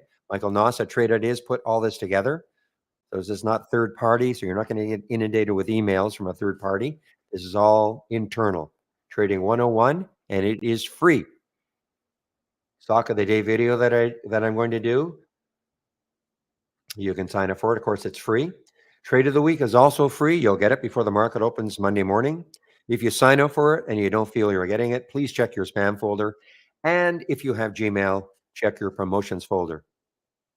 Now, before I leave this, only one thing that I ask. If you do decide at some point in time to take out a subscription, please use my promo code.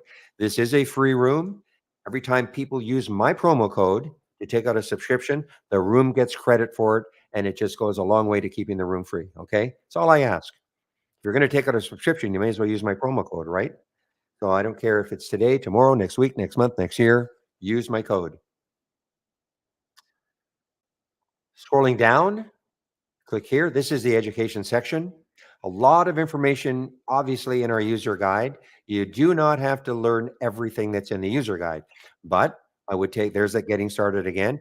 I would probably take a look more in detail about what an alert window is, what a top list window is. I don't use stock racing anymore, but there's still people who do, I guess. And so you can take a look at stock racing. Price alerts, I use price alerts all of the time. But again, you do not have to learn everything. Okay, that's in it. So like a typical user guide. Okay. And a lot of times people will have a question. Well, how do I create a watch list? Or we call it a symbol list, a watch list. Well, more than likely, you'll find it in the guide. How do I create a price alert on the chart? Well, it's in the guide. How do I put a sound alert? Now, these are all things you don't have to do, but if you're interested, how do I put a sound alert on a window, say an alert window, so that when I hear that sound, I know to look at that window, things like that. So a lot of things are in the guide that you can find. Here's the Getting Started series again. Daily support. So I take a break between 12 and 1 Eastern time. One of the other traders takes over for me in our YouTube room. Today is Wednesday. It should be Jamie. I'll confirm that with Jamie before I do take my break. But if it's not Jamie, somebody else will be taking over for me. But Jamie has been he's been in the YouTube room Wednesdays almost without fail for many months now. So, but I will confirm with him. Sometimes he's listening to me.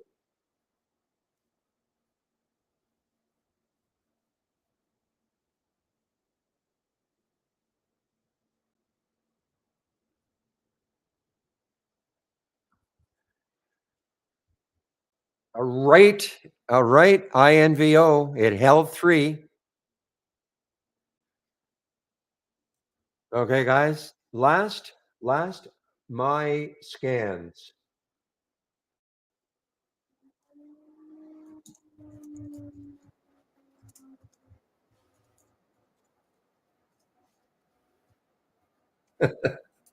I'm sorry, guys. Okay, so my scan. So if you've clicked on my homepage link, okay, and scroll down, middle section, here are the current scans that I am sharing. Thank you for that, Peter. Peter in the YouTube room says he would recommend those videos that I talk about, the Trading 101 to anyone.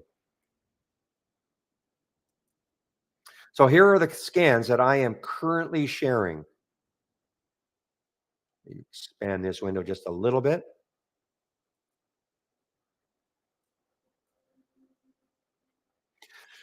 So this is what I use in the pre-market. Okay. Now, if you load these two, it'll be in the grid format, and I don't use it in the grid format anymore. I use it in the tree map format. Somebody asked earlier, what did I see anywhere in my pre-market scanning? Did I see the what was the one, the IZM? Yes. Now, only when it broke down through 50, I could have had, but I could have had a scan that would have shown the stock moving down from 100. But anyway, this is what I've been using in the pre-market forever. Okay. Pulse resumes, super active today. The Pulse resumes over here. You can see that. And I'm sharing other scans that are on I have two other monitors that I use, and I'm sharing. Now, I don't have all these scans open. Okay. These are just a bunch of scans that I've created over the years. But I do have this one open on my other monitor, the combo scan. I have the abnormal option activity, and I have the breakouts, the breakdowns and breakouts. Okay. So you can kind of pick and choose. I don't really share a layout because, not everybody wants everything. So I kind of do it a la carte. You can kind of pick and choose what you want. And if you don't know what you want, you might look at this and go, well, I actually do have the Momo on another monitor. You might not know, well, what is it? Well, all you have to do is load it, and I'm going to demonstrate what it looks like.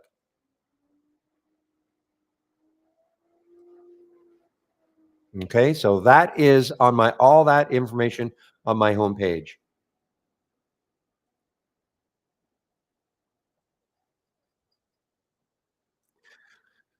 So again, we always have new people in the room, and I know for those of you who've been in the room for years, it's probably tiresome for me, or tired. You're tired of my telling you all this, but repeating. But there are always new people in the room. So quickly, what are we? We are a scanner. Okay, a lot of screening programs out there. Nothing wrong with a screening program, but if you're looking for a real time alert program, this is it. So what do I mean by that? So this is an alert window.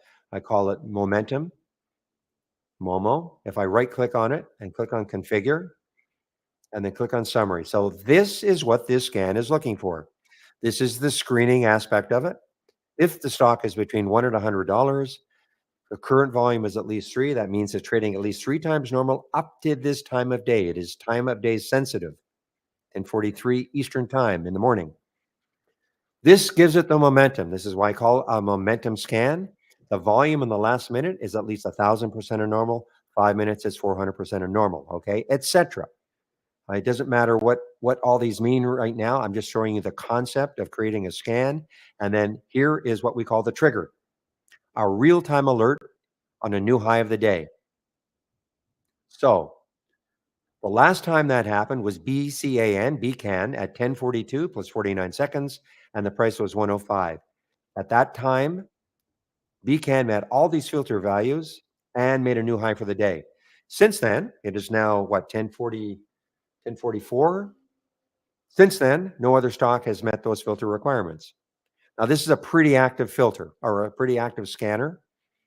I have this on my other monitor when things get a little not boring, but some of my other scans, they're highly selective, lots of tough filters in there, not getting too many alerts. So I turn to this one. Okay. So that's the concept of trade ideas. Now, if you want to create your own scan, of course you can. I'm going to click on search this time. Ooh, Ronnie. Just give me a moment, guys. I have to see what the spread is like now for Ronnie.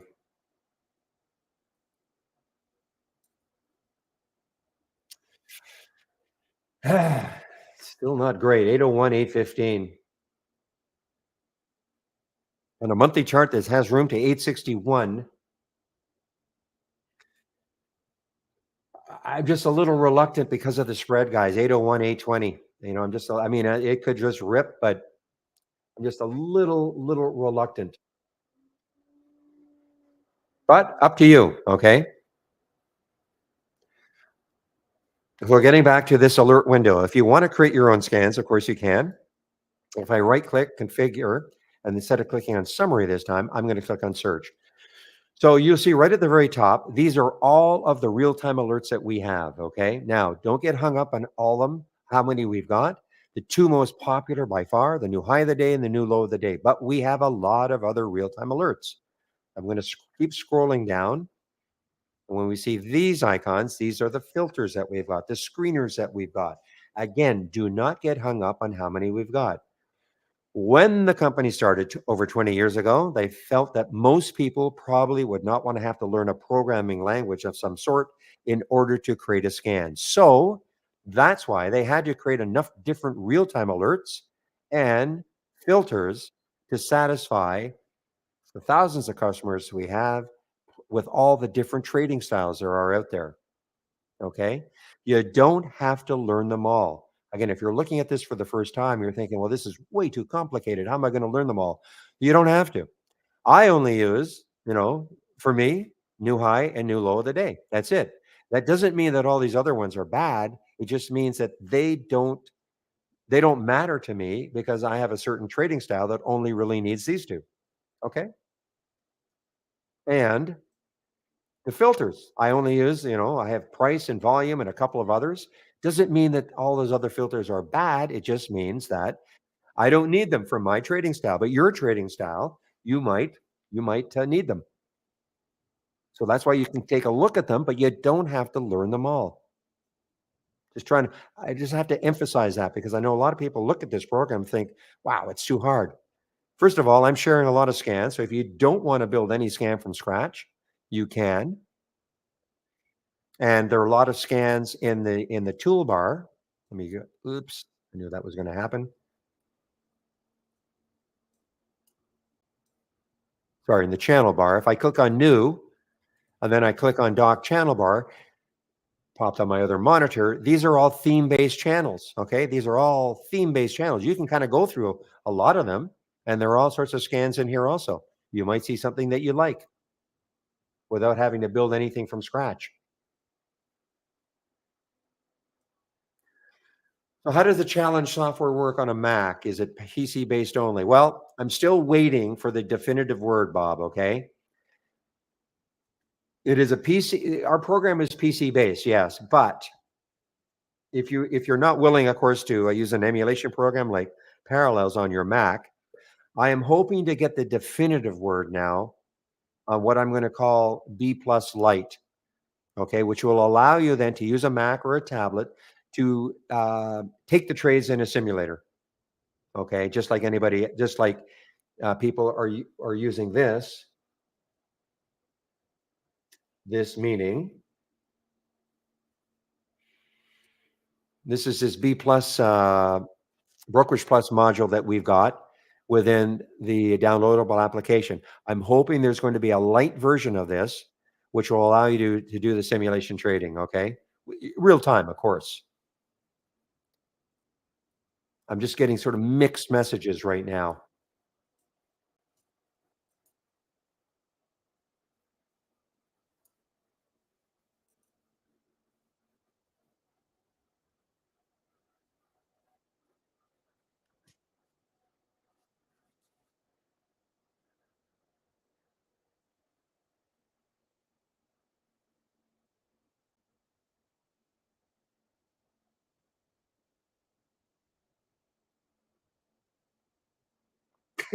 Sorry. Oh, goodness. And it is Jamie. Okay, Jamie is going to be taking over for me in our YouTube room. Now, you see that, Randy? You see why I backed off it, guys. You got to be aware of the spread, okay? Just got to be aware of this. Look at that. It's terrible. 787, 815. That's the bid ask. I mean, it's got to be a lot tighter than that.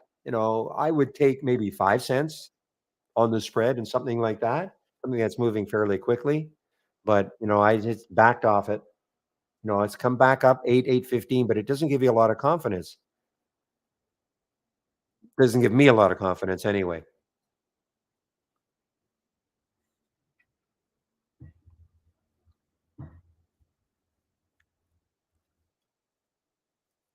I think that, the majority, okay, on the VWAP, I think you wait for it to see if it comes to the VWAP, and then if it touches it, then you watch to see what happens. Now, you know, how much it pops off the VWAP, it probably really depends a little bit on how active a trader it is.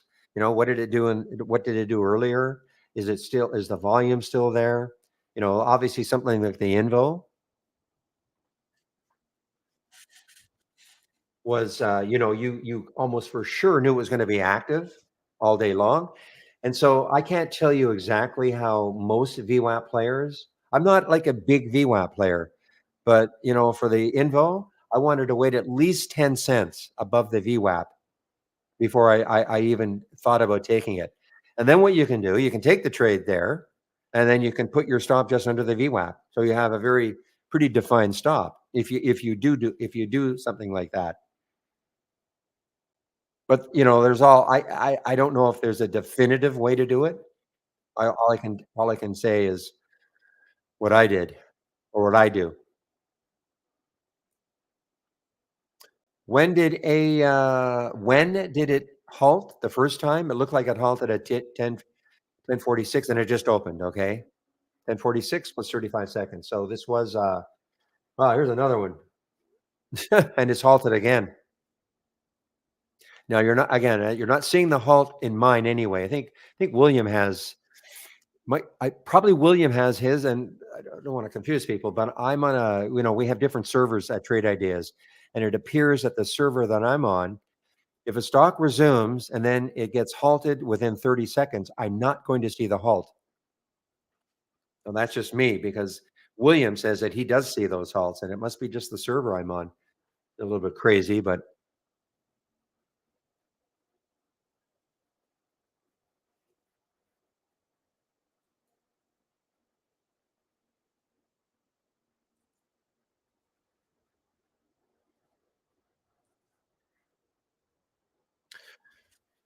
all right, guys. Now keep talking about in general.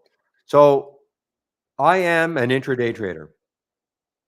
I rarely swing trade, okay? But even if I were a swing trader, in my opinion anyway, certainly if you're an intraday trader like myself, your number one goal is to find the stocks that are trading abnormally. Why do you want to get into something that is just going to sit there all day long? So this screen right here, the relative strength leaders from the close percent, which I can give to you, but if you want it displayed like this, you have to have the latest beta. I mean, this is just telling you front and center which stocks to watch all day long, really. Doesn't mean when you click on something that you immediately trade it. This is why you've got to have some trading experience. But at least it narrows down the spectrum of stocks that you should be looking at all day long. And sometimes, like the AWIN came out of nowhere. AWIN really look at the pre-market. Well, actually, I guess no. Look at the pre-market. AWIN did nothing in the pre-market. AWIN did nothing in the pre-market. And then there's your 9:30 candle, really nothing. A little bit of a pop on 9:30, but look at this candle now. And all of a sudden it started showing up here, because it was not showing up in this scan presentation, however you want to label it, until it started to move up. And now look at it front and center. Now the other way I find stocks that are trading abnormally, of course, I love this scan here. I call it the combo scan created by Pepe. Okay. And I follow these stocks also. Here's the abnormal option activity. I can follow those stocks. There's not very many. But if all you wanted to do was follow these ones, you'd probably be especially if you're new to trading, because it just allows you to focus on a few stocks for the day.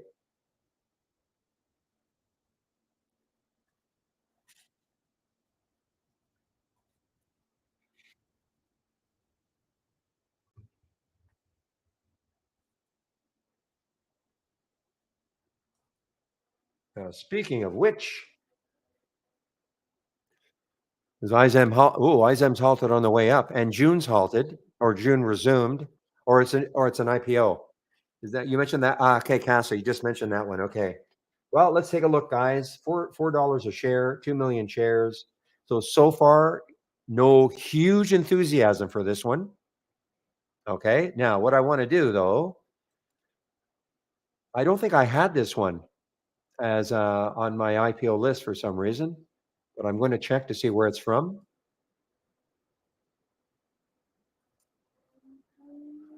It's Hong Kong, but you know what?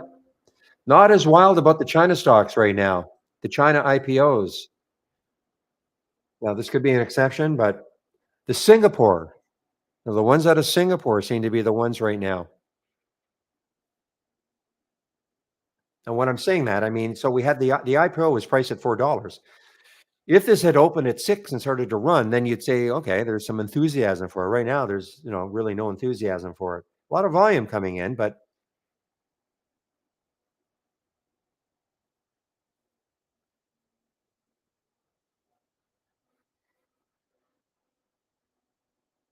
okay, guys, give me a moment. I'll be right back.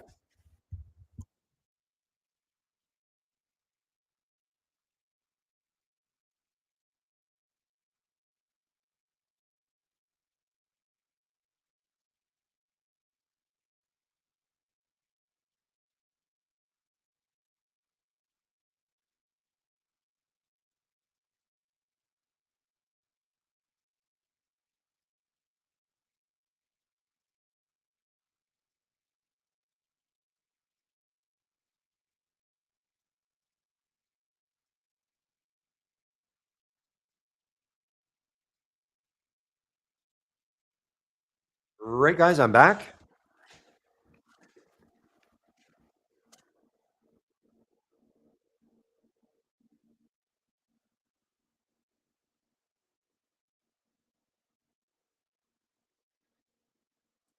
All right, AWIN. So where could it open? It's already open, I guess. So it opened. Okay, it did open. AWIN, and again, another crazy low float. Anything under a million. Now, our provider has it under a million. I could probably check the other website to see what it is if we get a little bit of a confirmation. But whatever it is, it's going to be very low. And guys, I mean, if you're new to trading, I mean, that's the only way a stock can be up 84%. The INVO up, whatever it is now, up 272%, 3 million in the float. If you're unfamiliar with the float, I haven't gone over my, well, I won't do my cul-de-sac right now analogy, but the float is the available number of shares that can be traded on a given day. I still think that 20 million is a low float, but I mean, we're getting so many that are way under five and even one. And so if you look at it like this, that's the available number of shares. So that is the available number of shares that can be traded on any given day. Basically, you take the number of shares that are outstanding and you start subtracting. Like the C-suiters, the CEO, COO, any big funds. Now, typically in these little ones, there are no big funds. But if I look at Apple as an example, okay, so you see the float is 15 billion. That's why I don't really look at Apple too much because I mean it's just not going to unless something extraordinary happens, it's just not going to move that much. And listen, people who trade Apple or Microsoft or Google or Amazon, if you're making money doing it, fantastic. It's just not what I like to look at. But here is the float, 15 billion. Now, if you looked at the number of shares that are outstanding for Apple, it'd be a lot more than 15 billion. So you take the number of shares outstanding and you start subtracting again what all the insiders own, what mutual funds own, because those shares cannot be traded on a daily basis. So that's how you get to the float. 50 again, in this case, 15 billion. So now we get to the INVO. So 3 million. So why can it go up 285%? Because look how many shares have traded 126 million. There are only 3 million in the float. Now you might say, well, how can it trade over the float? Well, this is what's called float turnover. If I divided, and yesterday I thought we were going to have, well, WISA traded the float 150 times. Okay. This could, this could do it also. This has to trade 150 million. I'm sorry, my math. That'd be 50 times. But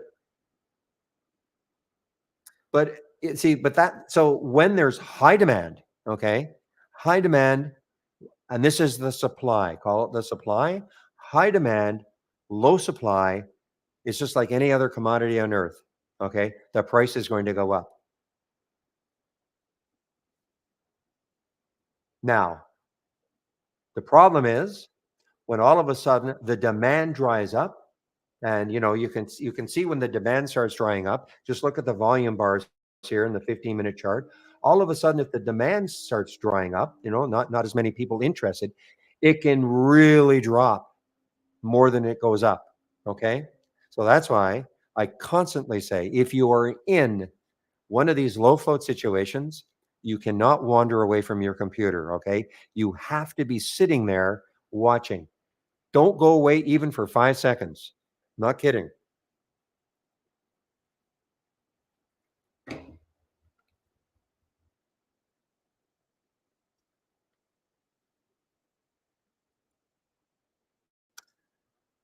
So what's next for IZM? The next high? Well, on a 15-minute chart, yeah, hard to see.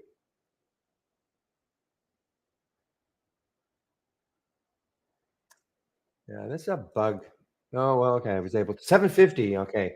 Looks like 750 on a 15-minute chart, okay, is the next high. Not saying it's getting there, but now if it can break through that, then 1380 is the next high on a 15-minute chart. Excuse me.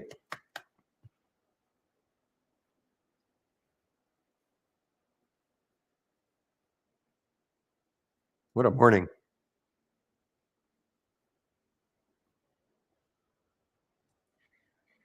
So this is what I was talking about with the WISA, WISA. It only has approximately 1.38 million in the float. Okay. Look how many shares it traded yesterday. 100, like 200 million shares, basically. That was almost 150 times uh, the float. That's what we call the float turnover. I mean, that's extraordinary. That could be, since I've been doing this, it might be the biggest float turnover that I've seen.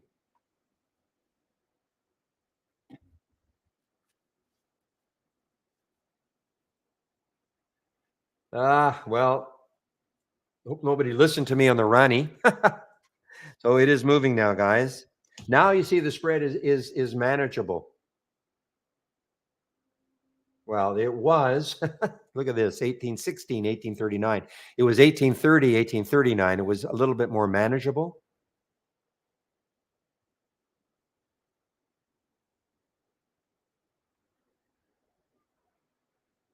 But it's up to you. I mean, it's totally up to you. When you hear me talking, I mean, just because I might look at something, I'm not in love with it.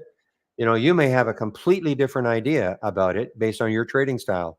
Okay. Buyer.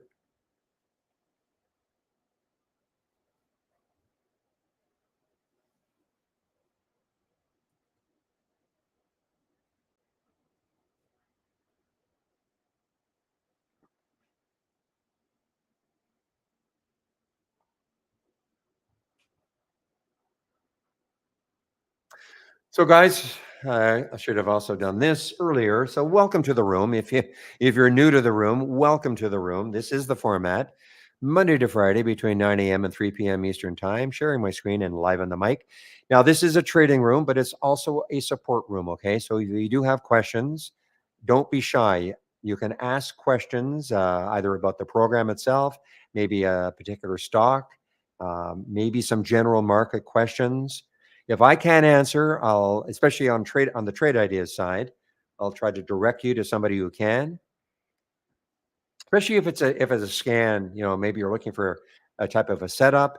If I don't have it, one of the nice things about in our YouTube room between 12 and 1, 5 days of the week, 5 different traders take over for me We all have different trading styles. So, I think it's a great opportunity when I do take my break between 12 and 1 to head over to YouTube and hear somebody else's take on the market and take on, well, things that they're seeing. Okay. Now, Jamie, and he doesn't mind me saying this, he is a champion scalper. I don't know what he's doing these days, really, but he'll take a look at a stock, and if he makes 3 or 4 cents on it, taking a lot of shares, he will do it. I don't do that ever, but that's his style. Now he does other stuff too. Don't get me wrong, but if you're into that, you can head over to YouTube and listen to him.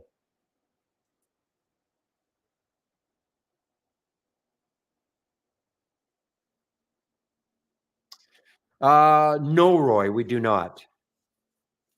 Question is, do you offer online or in-person stock classes or weekend courses for starters? But when you say courses,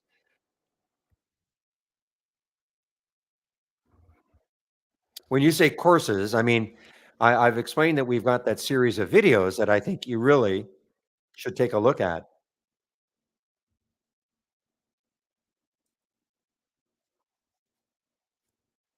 I don't know if you were listening to me, but talking about it. But if you click on my homepage link,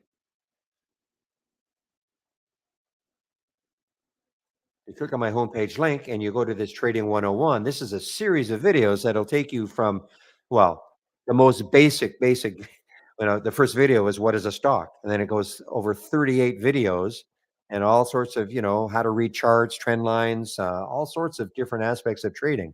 So I would take a look at that. Okay. Okay. Did you see what I said? Okay. Click on my homepage link and just scroll down a little bit to where it says Trading 101. Okay.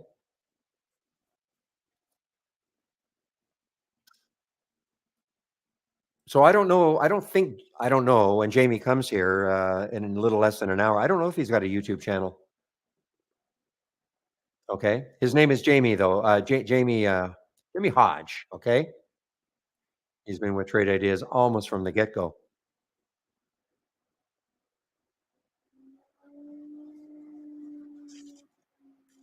And he's on Wednesdays, he is in the YouTube channel between 12 and 1 when I take my break.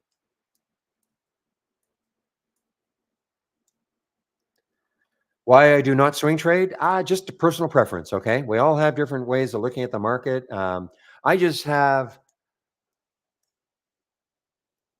I mean, I used to swing trade a long, long, long, long time ago, but when I didn't have trade ideas, to be honest, I'm more comfortable getting out of positions at the end of the day. It's that simple. I don't have to worry about anything overnight. Sure. Do I miss stocks that, have these tremendous runs? Absolutely. But, that's just the way a lot of it is psychological. I just don't like to hold things overnight.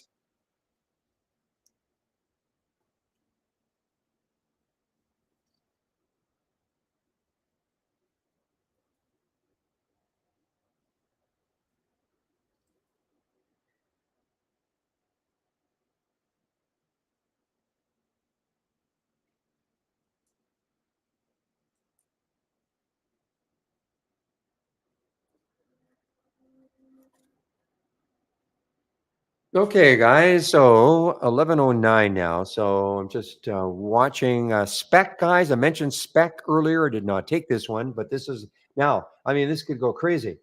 What's the float? I have to sometimes my single stock window gets a little jumbled up. Spec, 13 million in the float, so a low float. I mentioned this one earlier. This hit in the pre-market. It got up to about $1.41, came all the way back down under a dollar, and it got over a dollar again. I said, well, for those of you who are a little more speculative than I am, you might want to take a look at this one.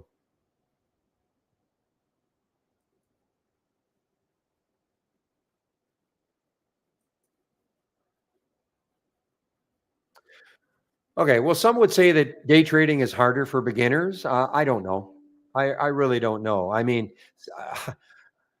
Swing trading, I mean, you've got to pick, you've got to be pretty selective. You've got to have right stops in place. You've got to, I mean, I suppose it's easier in that you're not staring at the stock, I suppose, all day long, depending on your time frame. But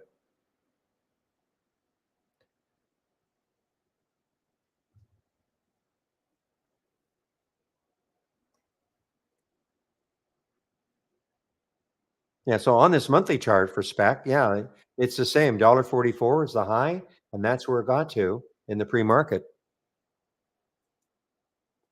How do I know when a halt is about to resume? Okay, well, typically the halts, if it's a volatility halt, typically they're 5 minutes long.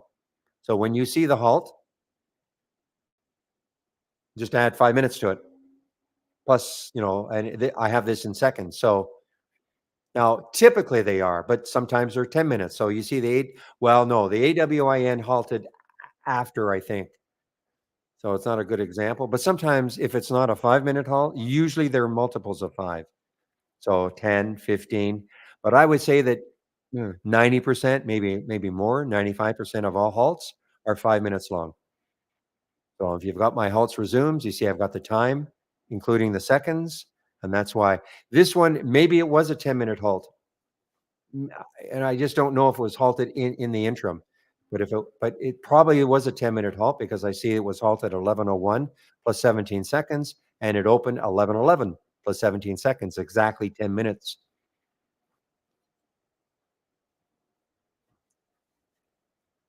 Okay. So if you have this, I mean, it's simple. Now if it's going to be a 10-minute halt, I don't know why sometimes it's a 10-minute halt and not a 5. There's got to be some explanation, but I would say that 90 to 95% of them are 5-minute halts. Okay.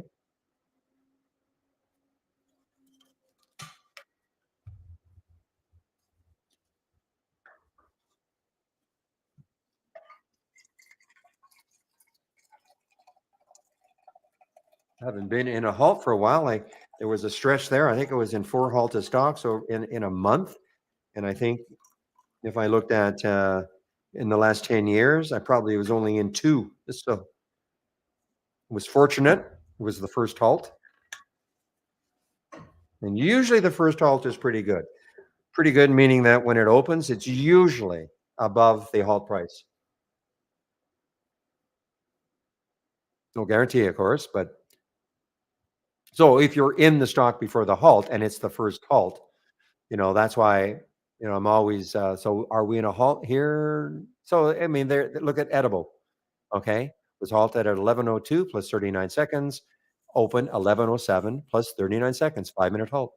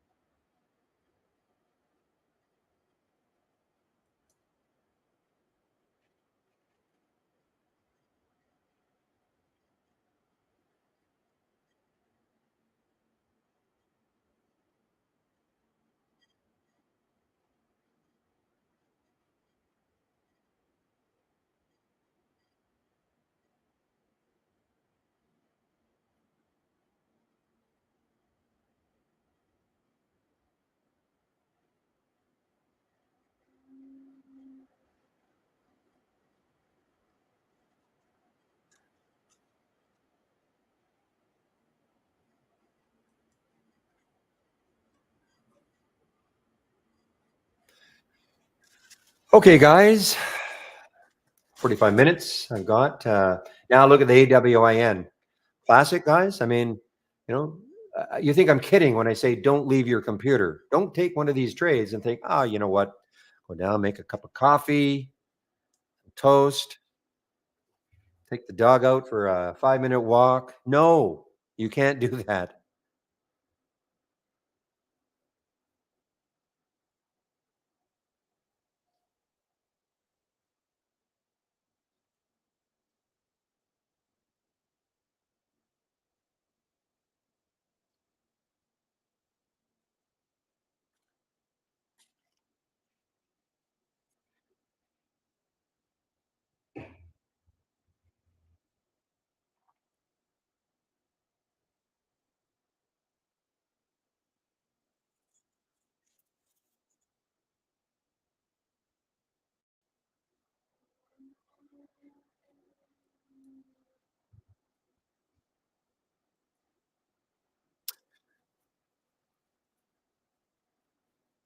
All right, guys. Not seeing too much right now. Now, SDPI, let's take a look at SDPI. These are coming from the momentum scan. Okay. This is a lot more active. Okay.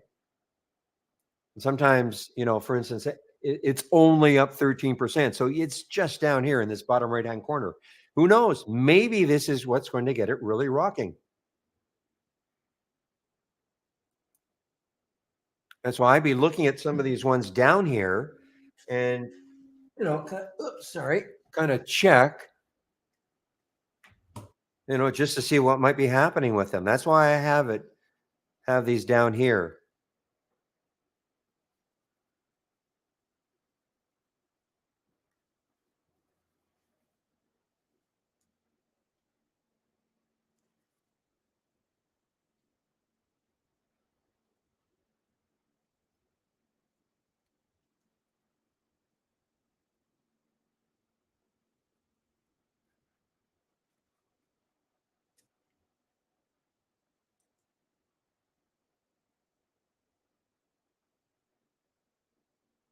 And the amazing thing with the IZM is still no news.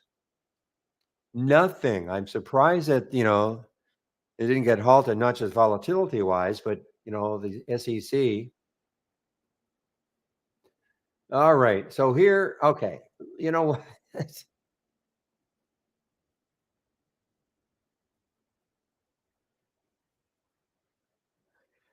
Okay. At least there is something that came out.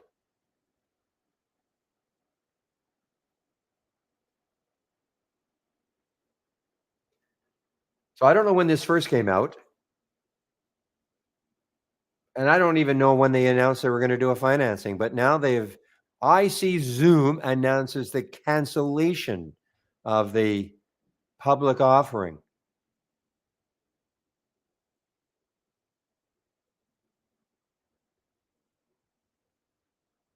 So, I mean, I don't even know when they proposed they were going to do a public offering, to be honest, unless they said it up here, we're going to do an offering, and now, which tanked. I mean, that's an overreaction, but tanked the stock.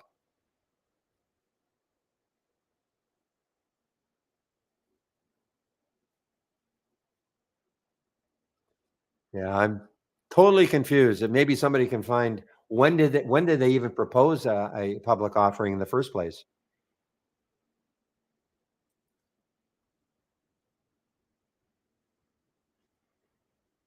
No, but William, I'm wondering when did they propose? I'm not talking about the cancellation. I've got the cancellation time also, the same as you.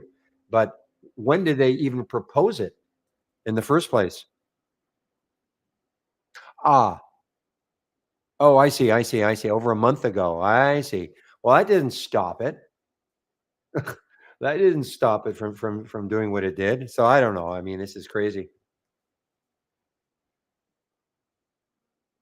I know I say this often, but just when you think you've seen it all, you see something else. And I've quite frankly not seen anything like this. I've seen this, not often, but I've seen this. I mean, this is incredible too. Only not so much the run. The run is incredible, but not one red bar, all the way up.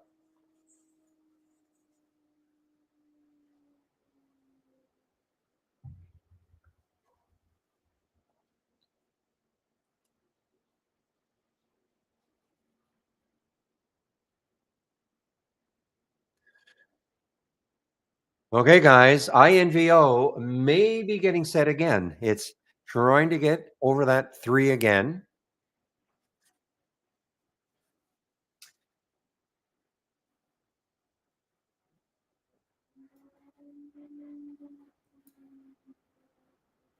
I really didn't think it was going to do this. I saw the news and well, had earnings after hours. Okay, so you can see on my 15-minute chart that mauve area right here. That's the after-hour action. Okay, so you can see it did pop. I mean, and then in the pre-market, this is the tan area, the sort of beige area, and it was kind of holding the after hours levels, and then once the market opened, though, I'm sorry, this is 8:30. So even before the market opened, it started to run.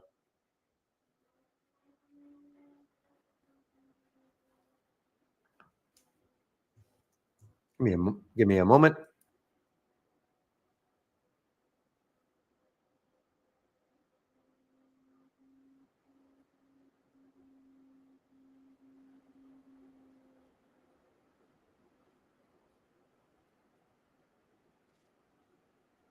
I promise not to dominate the airwaves with talk about my computer, but Pepe, you might be interested in this. And I'm wondering if there's even more that I can do. I went and I followed this guy on YouTube, and it seems to have worked. I'm still getting, the odd little spike like right now, but it's not coming from the animal. It's not coming from my anti malware. It's coming from Chrome, actually.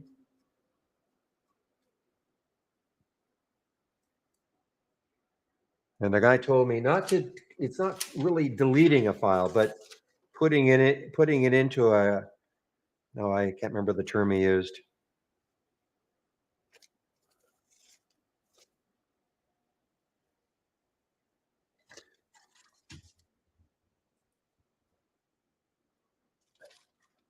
In the sandbox.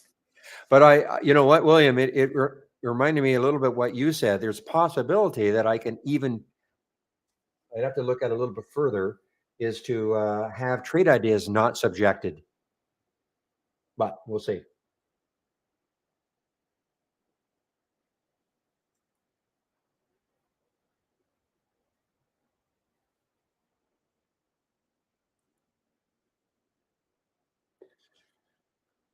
Whew, I'm exhausted, guys.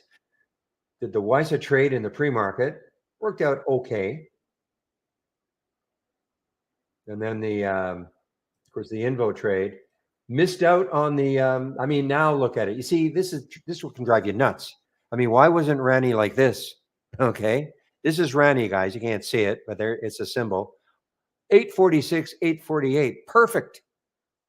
Okay, in terms of the spread, instead of 820, 840. Had it been like this, I would have been all over this one, but it just wasn't. And now I have no idea where it's going to go.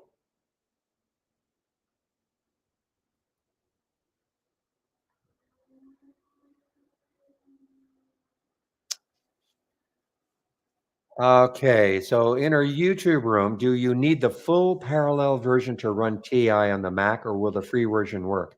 Um, I don't know. Okay, I'll put the question out there. I know there are people in the main room and maybe even a YouTube room who run Parallel or some kind of an emulation program, but we'll call it Parallels. So anybody using Parallels on their Mac in order to get so they can download. And can you use the free version, or does it, or will the do you need the full parallel version? In other words, the paid version. I can also ask her. I think there are a couple of traders at Trade Ideas that use Macs. Pretty sure my guess is that you'll need the paid version. My guess is okay. Otherwise, it'd be a no-brainer. But let me post your question.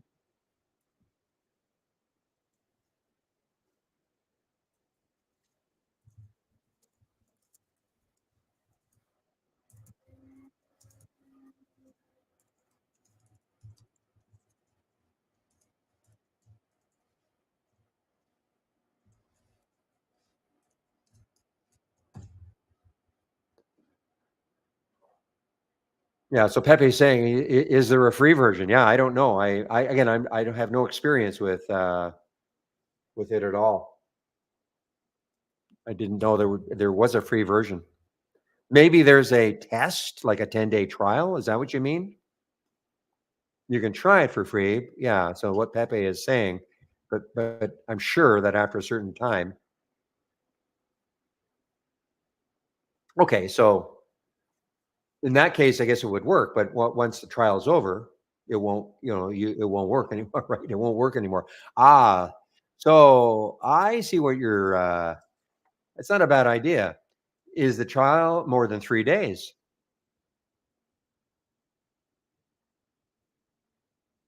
So I guess in theory, you could kind of, take the trial for 3 days, if it's more than 3 days, and then be able to, get into the contest, if that's what you're driving at. 14-day trial. Okay, well,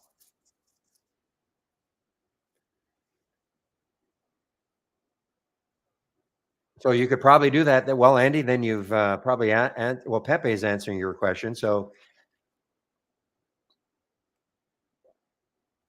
I don't even know, how much does it cost on a monthly basis? How much is, Parallels on a monthly basis? Talking to somebody in our YouTube room.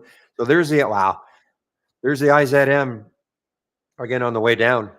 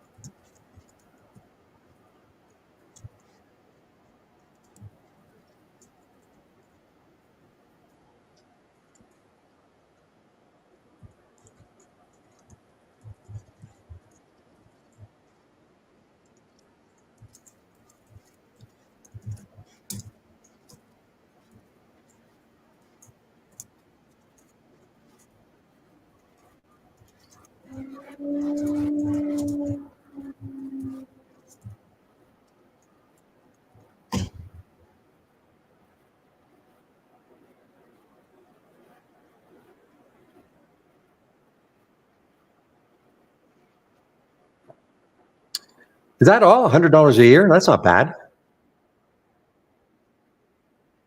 About a little over $8 a month. That's not bad. But I do get it. I mean, it's not just that. Some people just don't want to do that. I don't know how. I mean, listen, there are a lot of people who use, Trade Ideas on a Mac running Parallels, and I haven't heard too many complaints about, bogging down their system or anything like that. I certainly couldn't. I know that, but because of all the other things I'm doing, but I don't have a Mac, of course.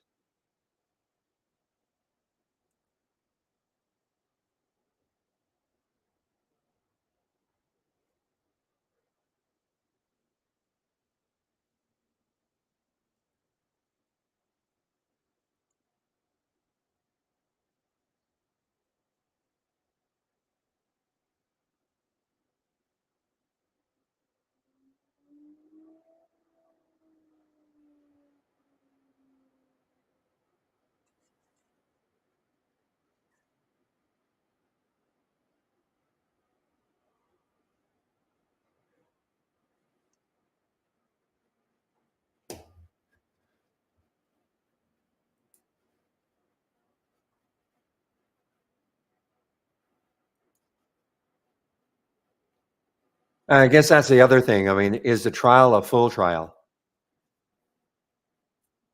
Like, is it like, the full package? Anyway, that's up to you guys. If you want to try to sort of job the system a bit, if you, have a Mac, you can get Parallels, but I don't know if it's the full version, but they do have a 14-day trial. So in theory, you could run the contest on it one time.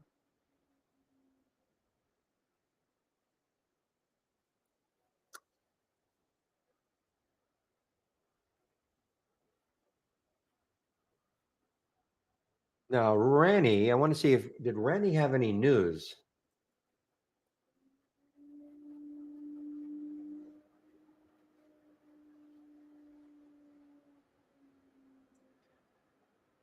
Well, I do see. Well, that's on the 27th of March. So I want to see if, Ranny had any, news on it today. RANI, it's been on a tremendous run.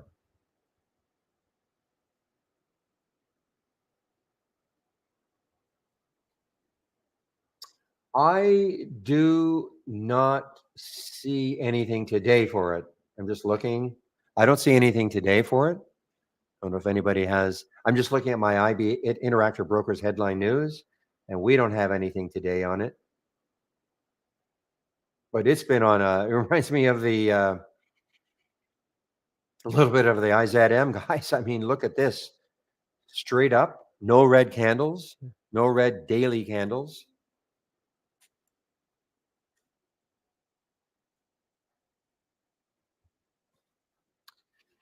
Yeah, Andy, I'm sure there are other.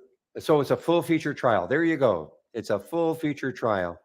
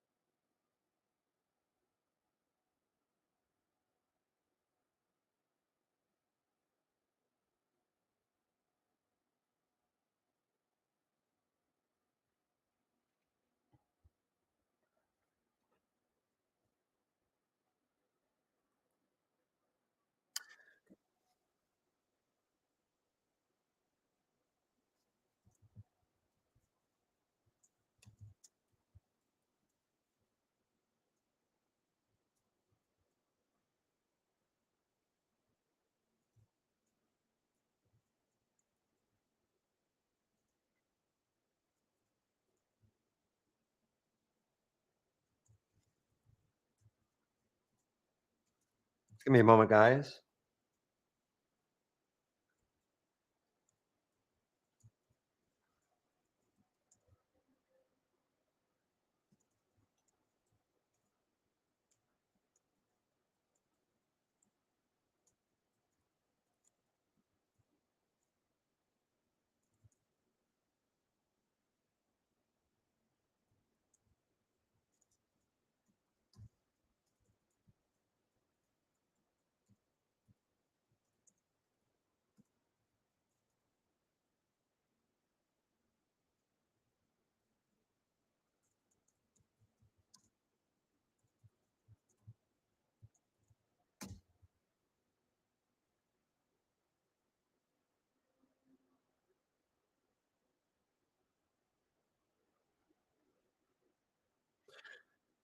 Okay, guys. Let's see. I'm just still keeping an eye on the Invo. It has not collapsed completely. Okay.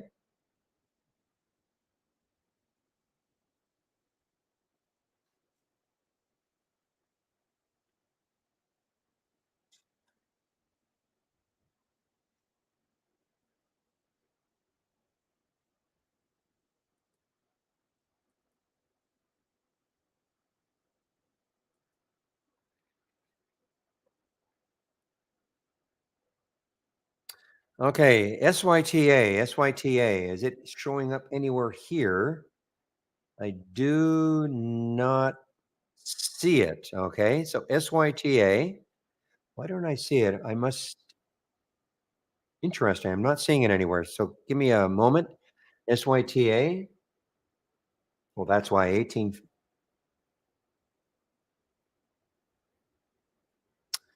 Maybe it's the volume. The volume. Okay. So yeah. So the minimum volume here is 200,000 shares.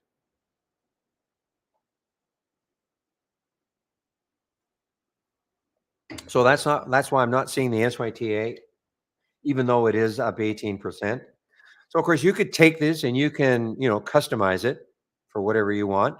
You might want to have a different price range. You might want to have a different minimum volume. And I'm sharing it not in my room yet, but I will share it right now if you want it. It's called Relative Strength from the Close.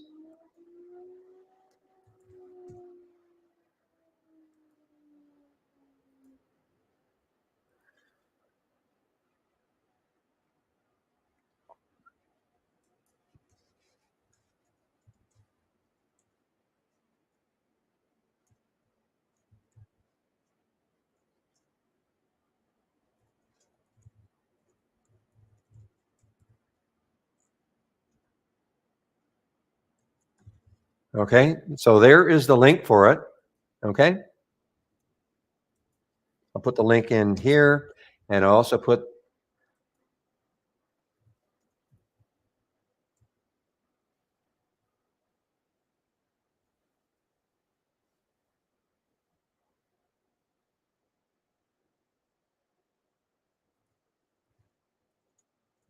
Give me a moment.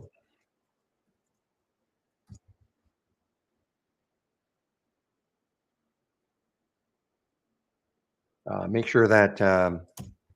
Okay, there it is. Okay, so I just put the link in for the Relative Strength from the Close. Okay, so you can have this if you want it, and of course you can always adjust it by right click. Whoops, and click on configure. Well, I did it too quickly. So if I right click, click on configure, and then you can always adjust it. You want a different price range, you want a different volume, you can add filters, of course.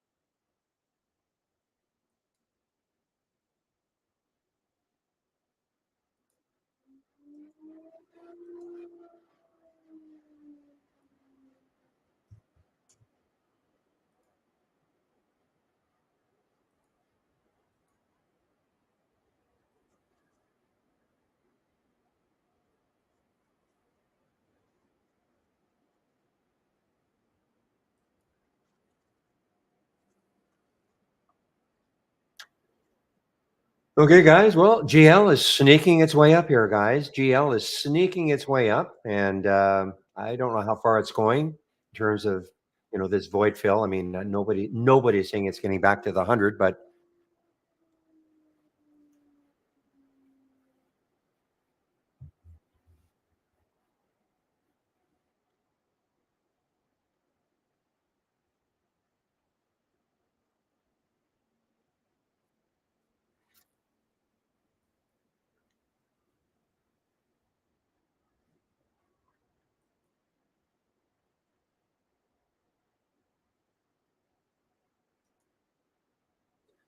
meanwhile, wow, I hadn't really looked at the market for a bit, but look at this. Yeah, look at this.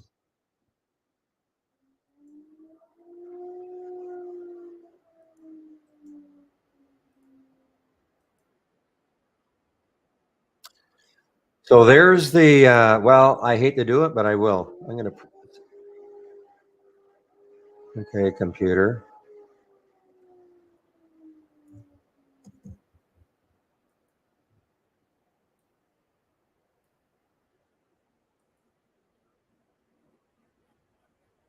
Yep. Not in it, guys, but there's your spec. So again, I'm talking about a lot of different stocks all day long, all sorts of different trading styles out there. If it if it meets your trading style, and you hear what I'm saying, and you say, "Yeah, I like the idea of this spec," then you could have gone for it. I did not take it. I wish I did. I mean, it's quite frankly unbelievable right now. I mean, it came from 81 cents a few days ago. This was a 62-cent stock, so it's almost a triple. I have no idea why it's happening. The company announced signed a distribution partnership agreement with a Fortune 1000 energy company to unnamed. But so that, I mean, that's your news for it, guys.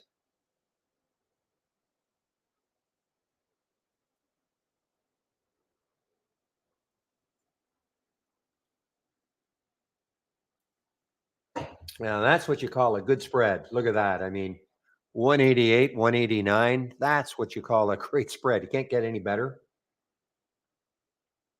And it's halted. And it's halted. And I think, am I right? This is the first halt. I think this is the first halt, guys. So this is what I'm looking at.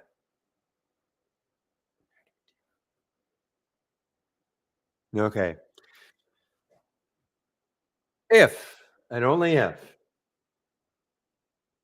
it pops a little bit above the halt price and then comes back down once it resumes. Okay. Once it resumes and then it comes back down and it gets back over that halt price again, I may take the trade. Okay. This is not a recommendation to do the same thing.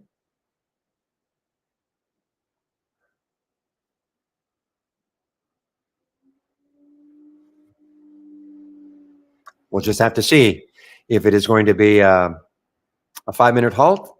If it is, wow, 11:42 already. Okay, so if it's a 5 minute halt, this will be at 11:46 plus 29 seconds. If it's a 5 minute halt.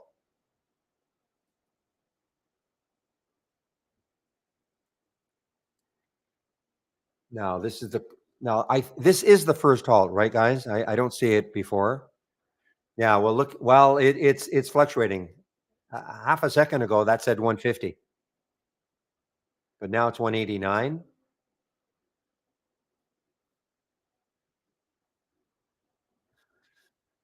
So we'll see. All we can do is wait and see how it opens. All right, GL. I'm sorry,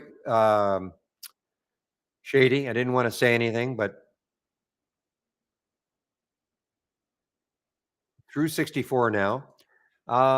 Yeah, so 189. Let's see how it opens. So again, if it little, even if it opens even a little bit lower and then it pops through that 188, very good possibility I'll take the trade.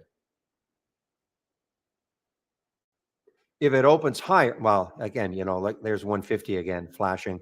If it opens higher, I'm not chasing it. But again, this is not written at, wow, look at this now, 130. It's all over the place.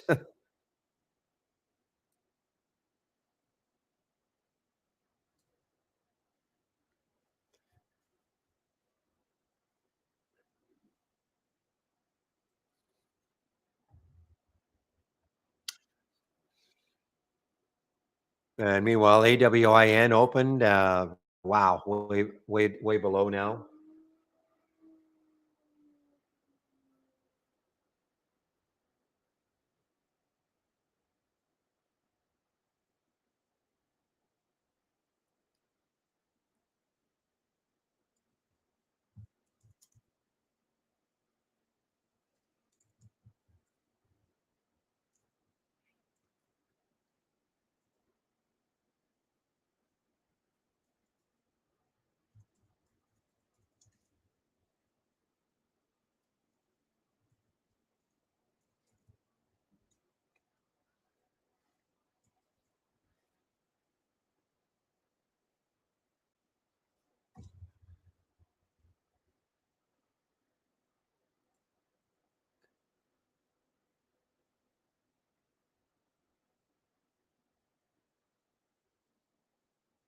Oh, I thought you were a short GL a lot earlier.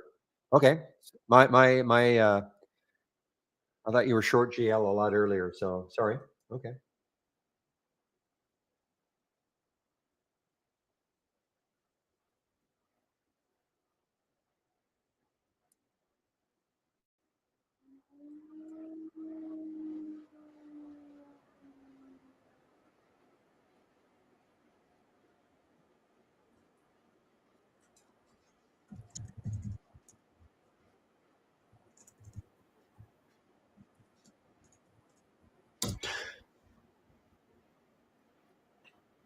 Okay, guys, I gotta watch the spec here. Watch the spec. See how it opens. What time is it now? It is.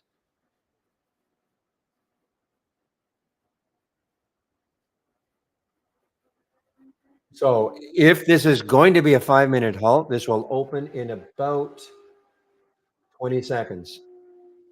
Okay. Okay. If it's a 5-minute halt, now let's see what happens when it does open.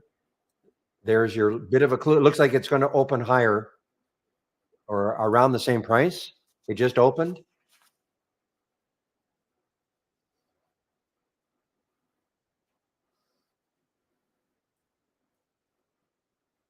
Oh, so close, so close.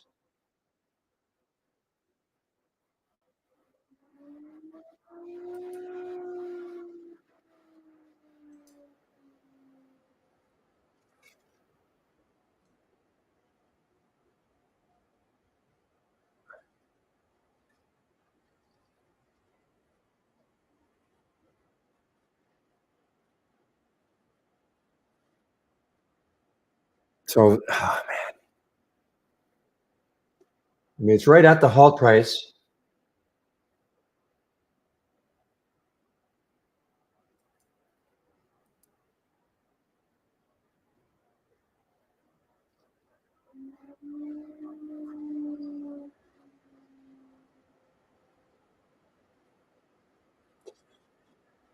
It's right at the halt price. My goodness. Still hasn't popped really above it. Remember, the halt price was 188, and it's just hanging around. Now it's underneath. So that's why I'm not taking it.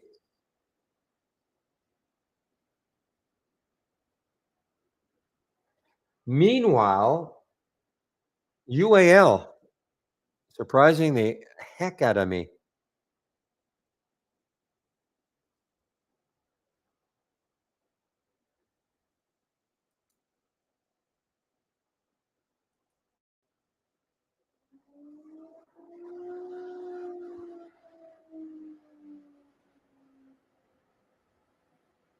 Yeah, it doesn't look okay. Here's what I'm doing. I'm sticking an alert up here just in case it flashes above that and keeps running.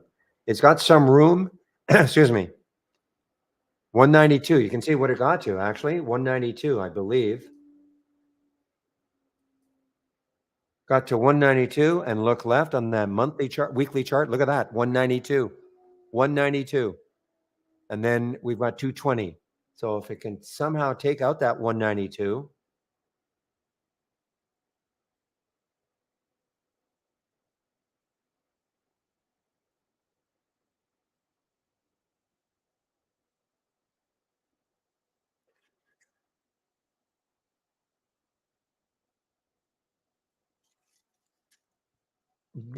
good to hear. Big day, BG Day trade says, I love trade ideas. Finally, I found what I need. Having a great day. See you tomorrow morning.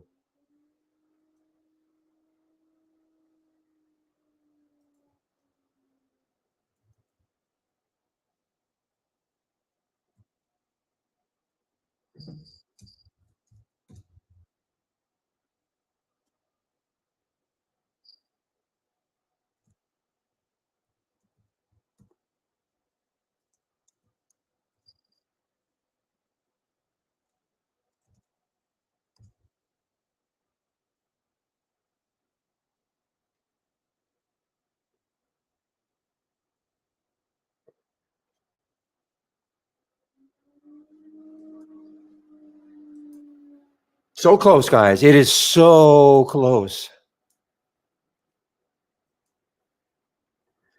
That's fine, Shady. You do what you want to do, okay?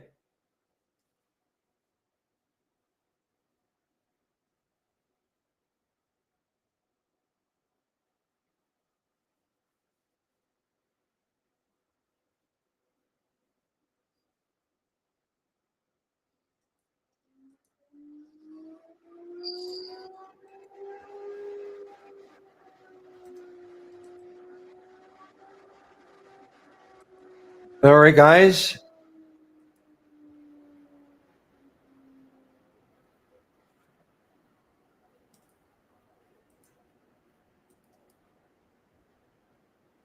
Just get over 2 again for me.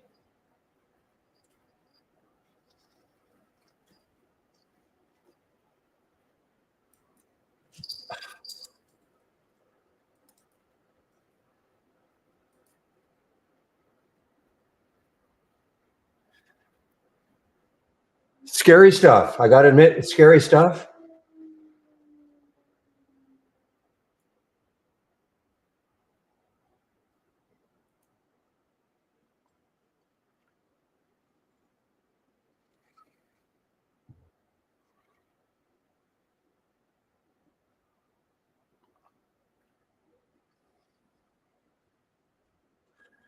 All right, guys. So I'm in about just over 190. So I've taken some off at 2, just in case. Okay. I'm in just a little over 190.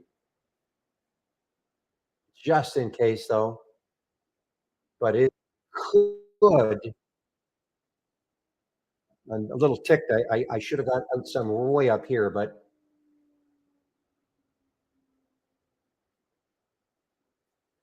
I'm talking about the spec, of course, the SPEC.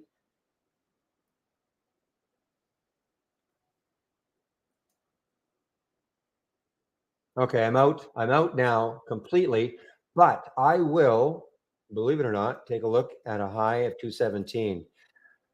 I made a mistake. I should have got out. I should have got out a lot of it around 210, but I wasn't fast enough.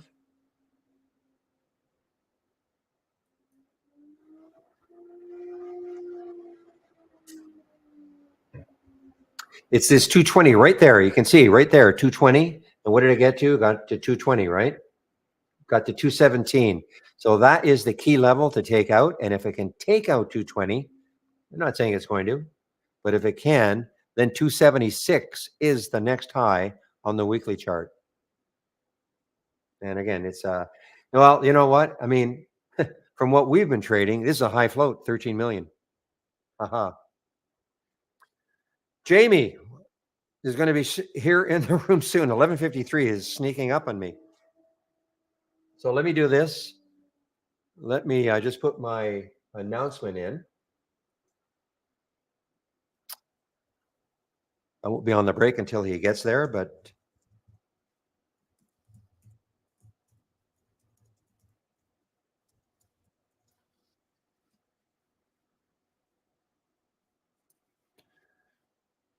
okay. And I'll put the YouTube link in. I'll put the YouTube link in the room, the main room, so you can head over and listen to Jamie for his 1 hour between 12 and 1.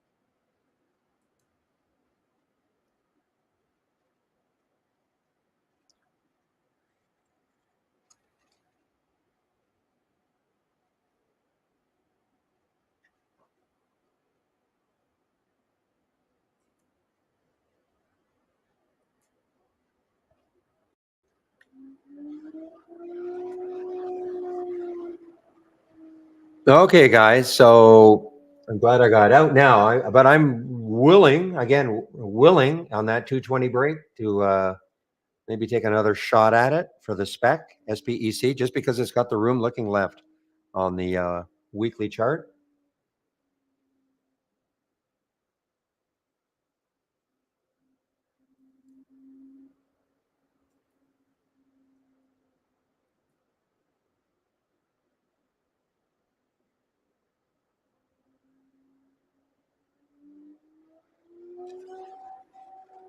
All right.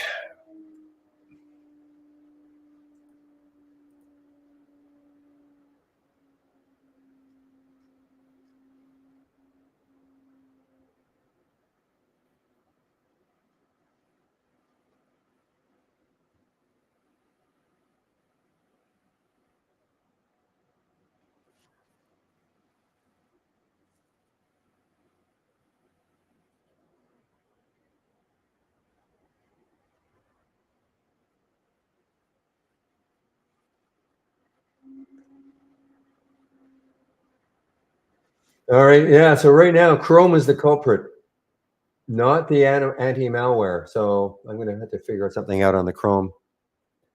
Ori, you mentioned, was it Ori or Ovi mentioned something about the accelerator?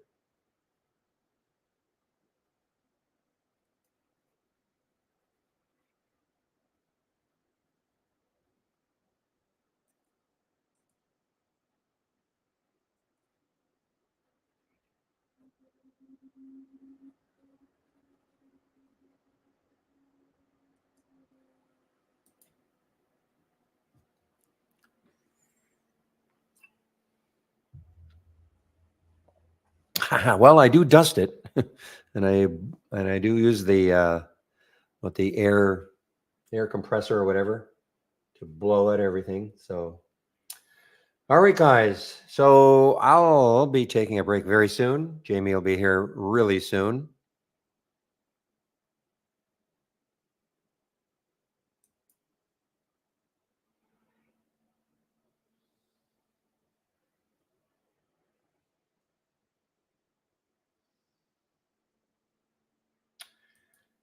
Meanwhile, UAL is continuing to make a fool of me.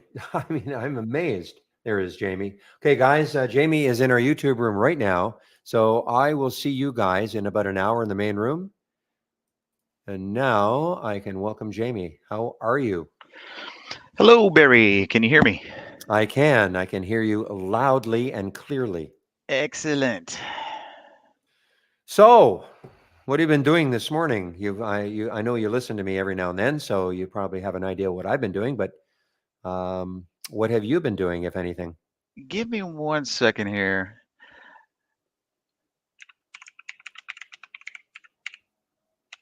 And by the way, Jamie, did you hear me? I know you talk to the guys more than I do. I'm assuming Dan and Brad. I'm assuming you do. Excuse me. Did you hear me when I was saying that I think it's a mistake to have our AI in the default in the filter that says only show profitable trades? That is a good question. Because It's default checked to that, correct? yes, it's defaulted because people, the only reason I know that is because I get the odd person saying, "How come I don't see all the trades you're talking about?" And Right. that's Well, that because, might need to be something, to address. yeah, I personally don't think I can. The reason being is that Invo, and I'm going to do my video on Invo today. I mean, Invo is a classic reason, because it was a beautiful one off of the break of the VWAP. I mean, it pulled all the way back down to the VWAP, Yes. held, started to move, still way under the alert price. So you never would have seen that, Right. No, I and there are got you. others. I mean, Hmm. there are others. Okay. And I just disagree because I think that this is used best as a watch list. And sometimes, sure, the AI might be a little bit early, but maybe it Absolutely. sets up in a different way at a lower price. So I think it's a mistake. Right. Right. I can see that. I can see that. Um. So, yes, I So was listening to you as I always am. I'm always listening, Barry. always, oh my gosh. Now, I might get distracted and I might hear you, but not really hear you, I from understand. time to Yeah. time. But the trading room mellows me out, right? Oh, really? Okay. It helps me stay focused, right? It because I have to have some chatter, right, Hmm. to like you know even the brain out, and you know Well, that's this that's is a why I great have place to do music. it, you know. I have music. I mean, Hmm. I could not, it would be like living in a vacuum and, I just couldn't do it. That's why I have to have music all day long in my ear, just lightly, but just like you're saying, it'd be deadly quiet sometimes. I typically have old reruns of Andy Griffith playing in a little player and, listen to the mellow sounds of Mayberry. I just did the whistle for you.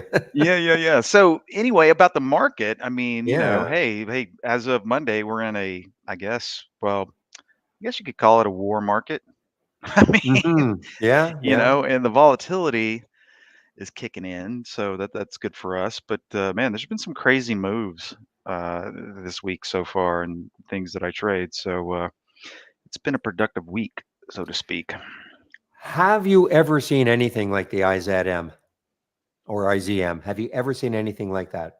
I pulled that one up earlier, but then I ran away from it. As soon as I pulled it up on the level 2, I'm like, "No, no, no.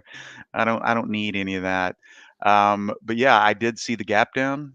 Just in I general, though, I mean, you look at it on a daily chart and not one red candle for about 3 weeks, straight Yes, up from 6 to yes, 50, and yeah. then this morning it spikes up to over 100, and I'm sure people, I don't know, I mean, And just think people, if you were the guy that's like, "Man, I'm really in the I'm 20, 30 points in the money on this. yeah. It's looking good." And then you wake up to this. I mean, the word that comes to mind is criminal. I mean, Mhm. that's criminal right there almost. But hey, Especially that's with no news. right, right. There was really no news on the way up, and Mhm. we couldn't find. I mean, they said they canceled the financing, but I mean that they announced the financing when it was a lot lower, so Oh, that and wasn't. look where the company is, Barry. There's a lot of Um, shenanigans going on over there in China. yeah, Mhm. not in good old USA or even Canada. You're right. No, I And, know, I what's know. the US Steel hullabaloo? The Chinese wanna buy it now? No, they want to buy it now. You mean over Nippon? That's what I heard. I haven't confirmed that yet because a buddy of mine was like, "The Chinese." I was like, "No, that's a Japanese deal." And he's like, It's "No, a no, no." Japanese deal. Yeah, I don't. But I think there's. yeah, there's a lot of I don't weird think it's weird gonna stuff happen. going on. I think it'll never happen if it's China, and I I think hope not. I would hope and not. it'll be rarer if it happens, even if it's Japan. I just can't see such an old institution falling into outside of your country. I just can't see it. Yeah, I would like to think that that's not gonna happen, but, the world's Anyway, crazy. we've Anyway, yeah. well, hearing us ramble on. I will So, let you get to it, sir. yeah, okay. Thanks a lot, Jamie. Yep, we'll see you later. Bye-bye. Okay, bye bye. All right, ladies and gents, 1 second here. Couple of minor adjustments. Oops, I hit the wrong button. That's not what we wanted. It is not that time. Trying to get my pen up here. Just give me 1 second. There we go. Okay, so hopefully everybody can hear and see me, see my screen. I did remember to enlarge my resolution, so everybody should be able to see clearly instead of very, very tiny squished up things. Let me see if any questions have come in since I took over. How you doing, day trade? BG day trade. You love trade ideas? Well, we're happy that you love us, and it looks like you're gone. But anyway, thanks for the compliment. And Jay, I'm assuming Barry already looked at DJT for you, right?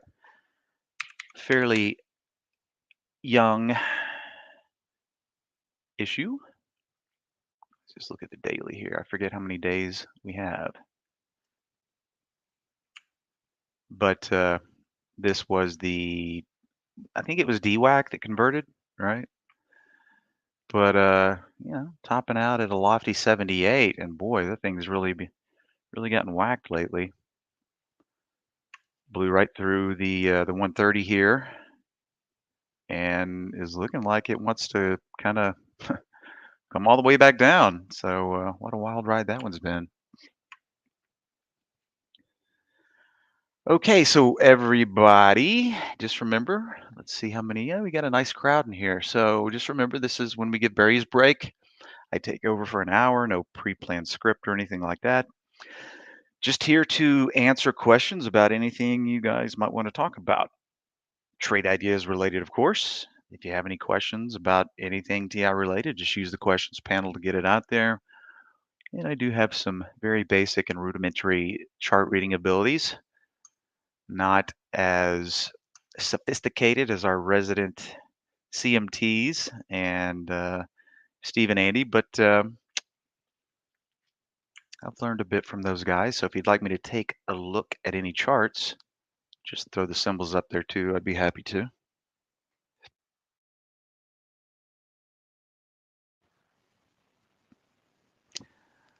Okay, Jay. So yeah, I had it pulled up here, but man, I mean, took off like a rocket, and now looks like it's coming back to you know, unless some buyers step in, who knows? It might stop here, but my eyes are drawn to that 19 level, just from the explosion and now the impending or the implosion, so to speak. Um, I usually don't watch volatility. We've been spiking up a little bit here on the VXX from the bottom, but that's going to coincide with, the pullback that we've had here. And of course, that's typically hedge funds hedging their gains or getting a little, downside protection there because typically when the market gets volatile, you'll see the VIX start to go up. But I don't really watch it all that much. I have a little universe of stocks that I like to focus on. Every once in a while, I'll take some other names that I don't usually trade. Let's check in on, speaking of that, flip back over here to the 15, and we'll just check in on something. See if I might be still in it or not. Okay. Milko. This one gets on my radar from time to time. Can be a nice little mover, really getting shellacked off the open. Came down here and put a bounce in. But once we bounced back up here, 49.50 area, pretty apparent that the seller was not letting that go. So it was a very small risk. Could have got short at 49 here. 50, a 51 stop keeps you in. That's about as low of a risk as you could ever hope for. And right now, risk 2 cents to be up 13 cents. That's a pretty good RR, risk to reward ratio. Got to stop in. We'll see what happens. That's pretty much the only open position that I have right now. Now, having said that, the banks have really been given some good action lately. Barclays, Deutsche Bank, a couple of oil and gas that I like to keep an eye on. BTE's been very good today as well. A lot on the upside, and then as soon as it got a little toppy up here, I like to peel it back down. Hey, what's up, Circle? The market is dumping, everyone in a pullback, and now no one wants to touch it. Yeah, sometimes that's the way it goes. And of course, the lunchtime here, the magical lunchtime hour in New York is a lot of the times when we get some nice follow through on the market. So, let's see, just we were down here flirting, bounced back up, and now we're pushing lows again. But where might we stop? Let's zoom out a little bit. If we stop, you know, if I had to place a bet before the market opened today, I would have thought that we'd maintain this level right here. But as you can see, we got the wick and the close right on it yesterday, and now it's pushing through it very aggressively. So you can see I've already had these lines on here for a long time. So doesn't look like it's showing any signs of relenting. So we're just probably more than likely here. Unless some big catalyst comes in. I mean, this looks like a foregone conclusion here. So yeah, some decent downside action today for sure. A lot of opportunity on the short side. Habesha trader, the Q's dropping like a rock. 421 maybe support. Yep, you're probably right there. Let's look at the Q's. Probably looking very similar. Of course, I don't have any lines up here. But yeah, right down into this little area of congestion that you see right here. Yay, my lines are working today. So, do we stay here? And look, it's doing it to me again. It lets me open my one line, but when I try to come back for more, for some reason, it just does not like that. Try it one more time here. There we go. Kind of weird thing going on there. But once again, SPY.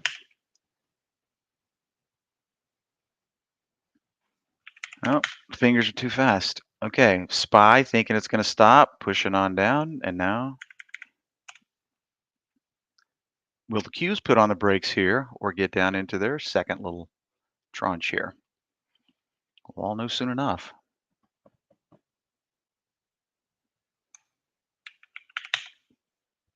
Well,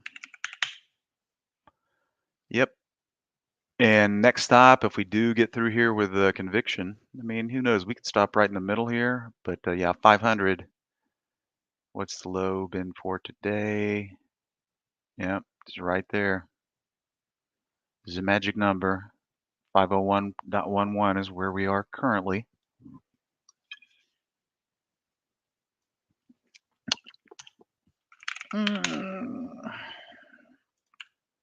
Let's see here. For a big liquid stock, Ericsson was pretty active today and yesterday. I think that was earnings for, yep, April 16th. We had earnings yesterday, and gapped it up only to bring it all the way down. Trying to recoup a little bit what it gave back. Don't know what the earnings were. Sales dropped. Isn't that funny? Okay. Perceived as, when anybody reads this and they say sales dropped 14% due to declining network business. Well, then let's gap it up. Makes sense. Flip a coin. Good news is bad news. Bad news is good news. Let's gap it up on the bad news and then bring it pretty much all the way down. Didn't fill the whole gap, but got a pretty big piece of it. That's why I do not play things into earnings ever. That's right, Circle. Jurassic Park, an oldie, but a goodie.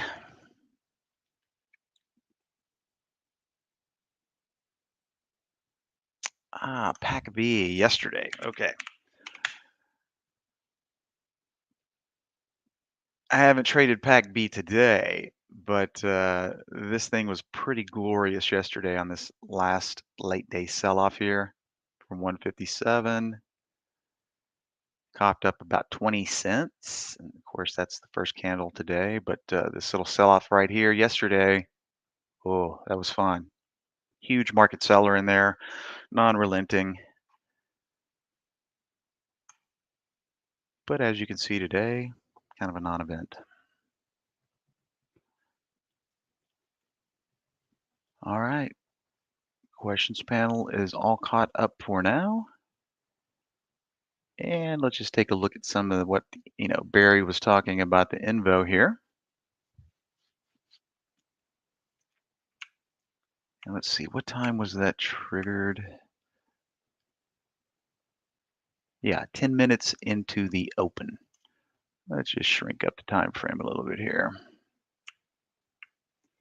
So right here, as we can see with the blue line, a little pullback, right? But as Barry was talking about, that's the most optimum way to use the AI, especially with AI being the most popular topic on the planet, it would seem, as of late. Been going on for months and months, if not, years with the Chat GPT phenomenon and all that good stuff. But the AI is not a magic money machine. It is a high quality data stream, and its oomph, so to speak, the sauce behind it is statistical probability. And just because we have statistical probability behind us does not ensure anything, but it gives us an edge, right? Assuming we like what's going on. So after the AI, called this buy, I think the entry price is covered up there, but I do believe it was 288. Sometimes they go immediately, sometimes you sit a little drawdown. So yeah, 288 up here, pulls back a little more than halfway to the stop area, right? So this was a 1 point risk, right? So as far as position sizing goes, if you're only risking 100 per trade, right? We got to risk a point, and you're only risking 100 per trade. You should have only been in 100. You would have to sit a little bit of a drawdown, but then boom, once we revisited it, the entry level, and took a nice pop up to 347.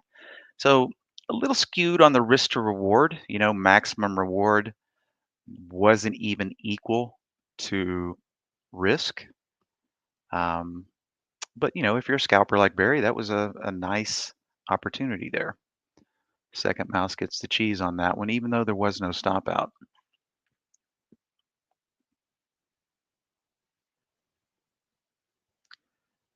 And what about the ALXO? Yeah, entry price 1568, bumps up to 1637 before pulling back here. So the AI is positive on conservative mode today. But if you're taking more risk in moderate mode, you're barely up anything. And if you're aggressive and just holding everything, well, then you're down a smidge. So on a day like today, where we've had this type of action, no surprise to see the AI not knocking it out of the park today, but making a little bit in conservative mode. Invo also showing up on some of the high volatility tree maps and top lists. And I haven't even had time to check out my Dawn of the Dead top list, but you can see there's Invo again. Spec, a lot of the usual suspects here.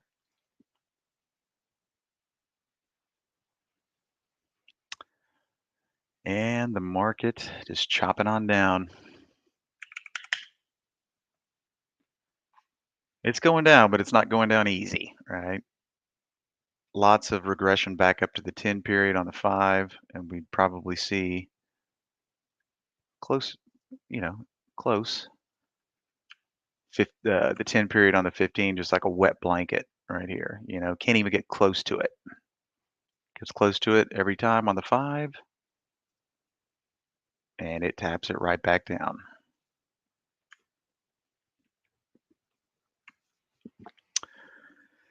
Now, people tend to get quiet on days like today, all right? So you guys are pretty quiet, and a lot of times when the market's grinding down, things get quiet, right?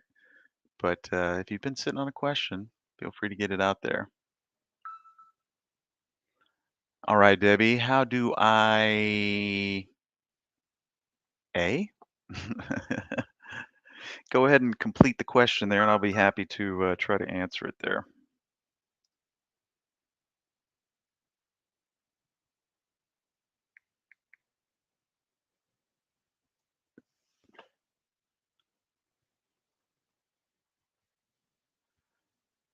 And I do like to watch the range breaks, but they just haven't been that productive today because to the upside, well, look at what's going on in the market. Looks like one of the only ones I was keeping eyes on. No. CGM went up a little bit, but they just weren't that pretty. Interestingly enough, range break right here on the RANI, which is also a AI play. So this is when I see things like this, okay, and what strategy did that come from? Let me check it out here.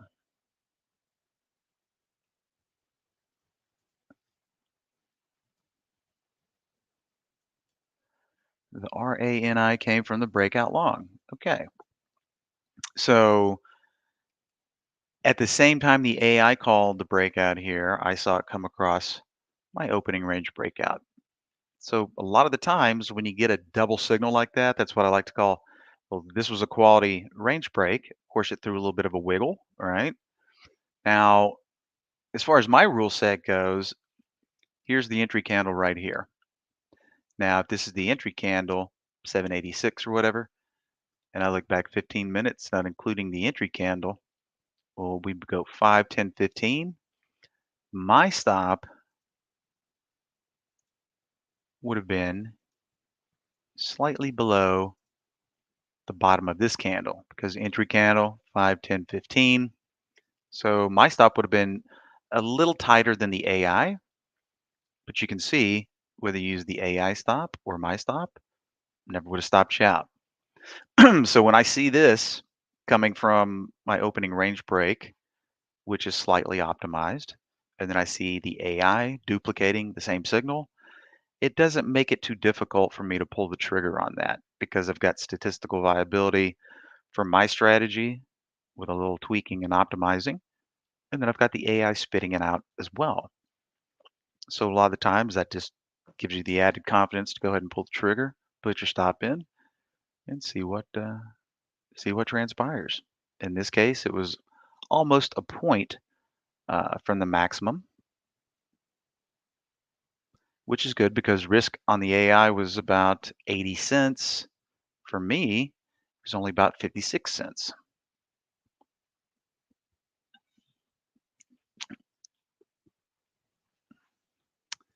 Okay, Debbie, how do I make an alert for a bounce from a 10 period SMA? Well, my brain immediately goes, now, are we talking about on the intraday, Deb?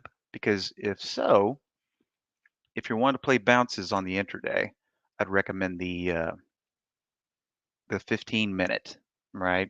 That's where the 10 period is typically very accurate. So you can see on this rainy right here, dip to the 10, wick to the 10, and then came back up. So the filter that you would want to use, watch what I do here. I'm just going to right click in this alert window. I'm going to click configure. And we'll just put this on the filters only.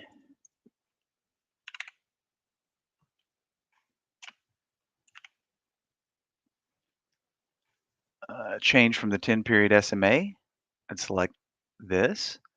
And then we could add it and, fold this filter in basically to say, and I think the in words is not in this one. So what I'm going to use is a substitute for now because it's got the words. Well, I thought it did.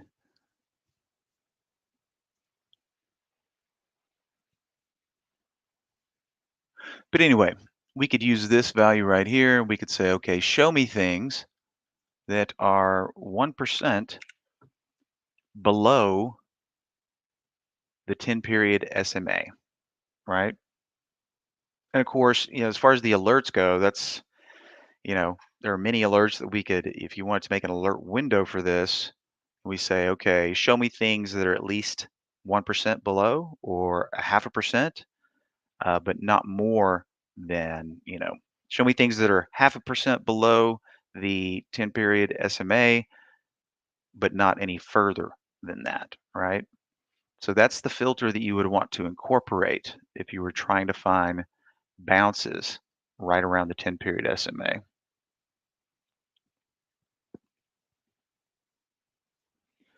And I wanted to show you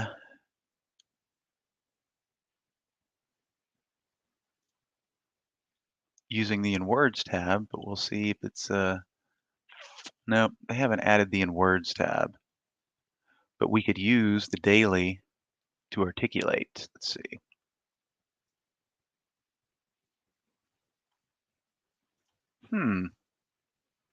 That's odd that they're not in there for any of those.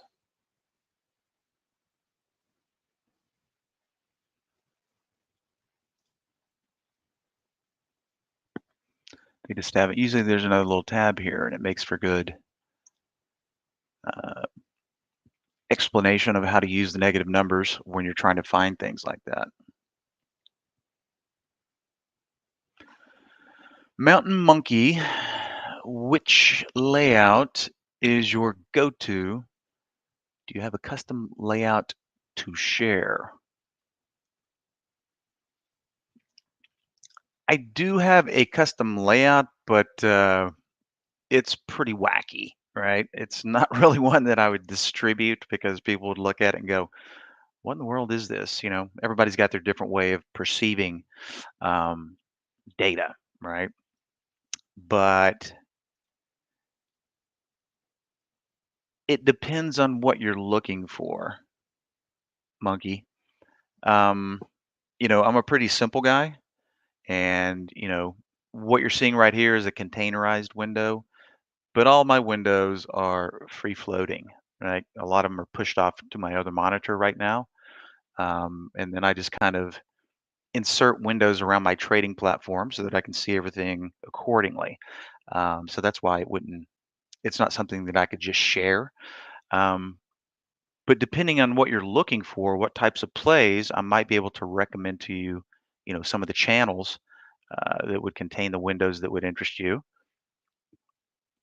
Or if I have a window, for example, when I say I'm kind of a simpleton, you know, some of my favorite alert windows are just watching new highs and new lows and then sizing up the chart, right? So I have to filter through a lot of symbols most days to find the things that I'm looking for, but that's just the way that I like to do it because I'm old, right?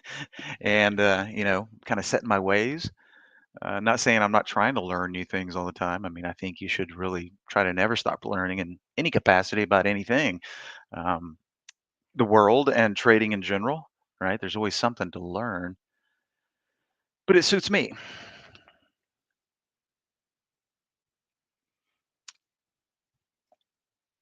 7-7. I've been so busy with some of my pet stocks. Here's my NR7 pointed to my list, right? But I haven't really. It's been so busy and you know other things. Let's just see if any of the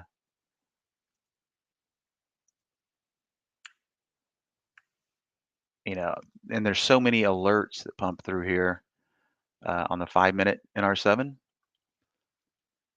Funny thing, I tried to short NWG pretty close to the open today, and it's like, that looks good. Try to hit the button, get the little deet doot, deet doot, deet doot. Not shortable.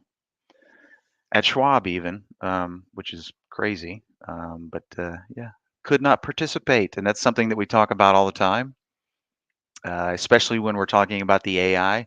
Sometimes the AI will spit out a great short, and it's the biggest winner of the day.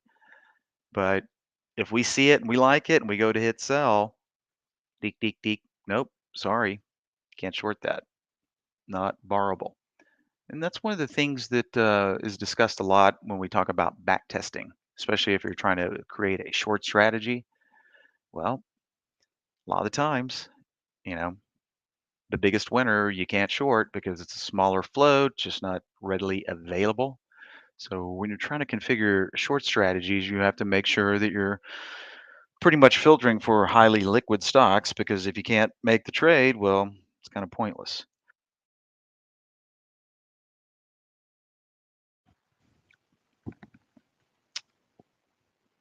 And some of the best trades, Trader 77, when things get really quiet, that's when I'll go to the NR7s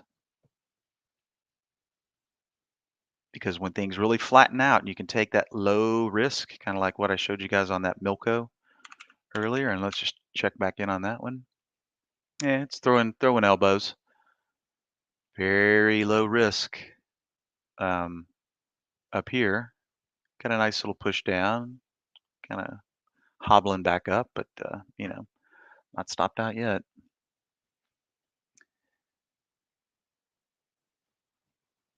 All right, Habasha, if you can demonstrate scanning for near or at pre-market high as well as near pre-market low.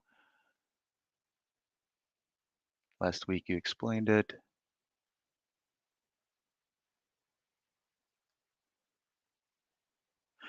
Sure, we're going to talk a little bit about the pre-market here for Habesha, and then Debbie, uh, I will show you the back tester.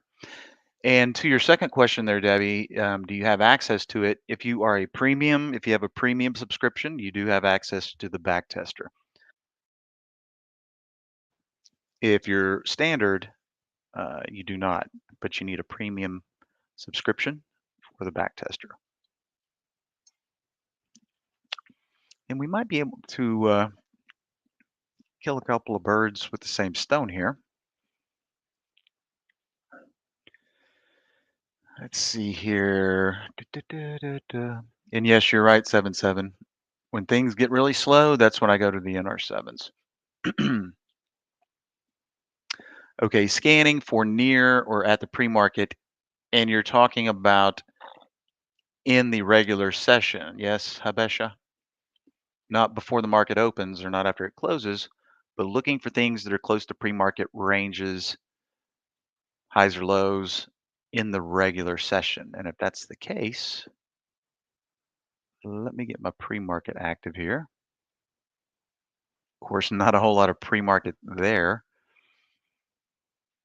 And of course, just remember we've got a great pre-market channel over here if you do like to get busy, or not necessarily get busy trading pre-market, but find some things that might be interesting. Um, so let's do this. Let's just duplicate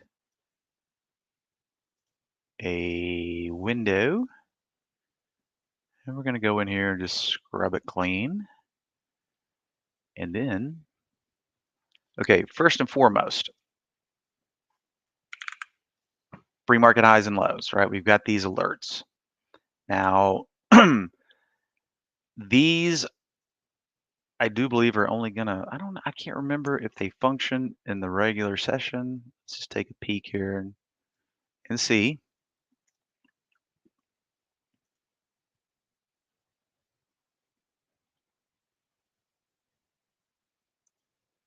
Make sure we're not pointing to any list here. Okay, yes, I was right. So notice right at the open, these quit because the pre-market is over, right? But with the filters that we have, let's say we scrub these guys out and just attach regular new high, new low. You know, and we can see tons of stuff hitting highs and lows right now. But to the second part of your question, Hab, now we bring in the filters.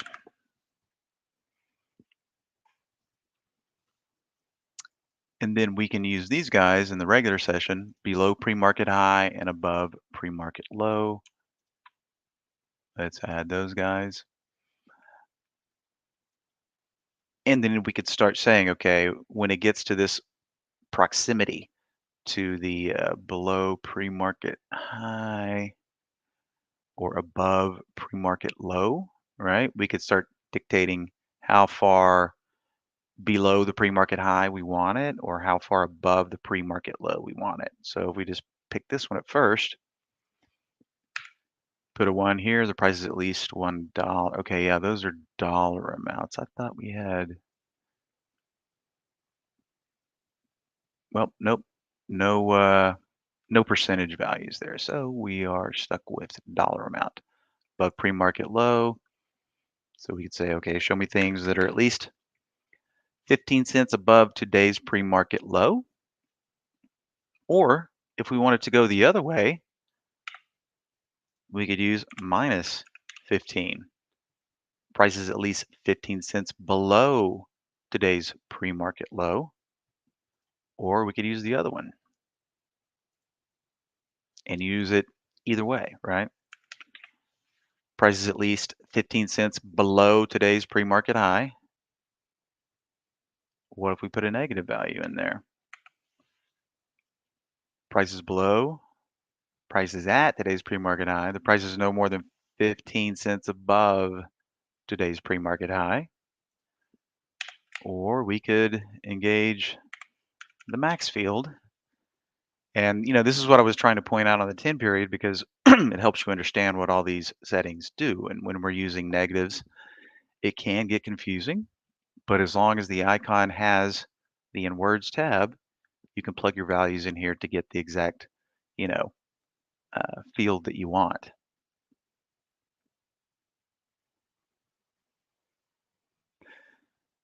So Habesha, is this making sense to you? Give me a thumbs up, or if I need to explain it in greater detail. But it's really these two filters right here, below pre-market high, above pre-market low, that I think are going to get you, what you'd like. So if let's see, if we wanted to find things, let's see, above pre-market low or below pre-market high, let's just try this one real quick. Okay, so it's not at the pre-market high, it's 10 cents below it. So we'll just plug that in, just so we'll have something to look at here. I'm just kind of waiting for the last thing to cycle through, but might need to give it a little oomph. Of course, there might not be anything in that area, but I'd be really surprised if that were the case.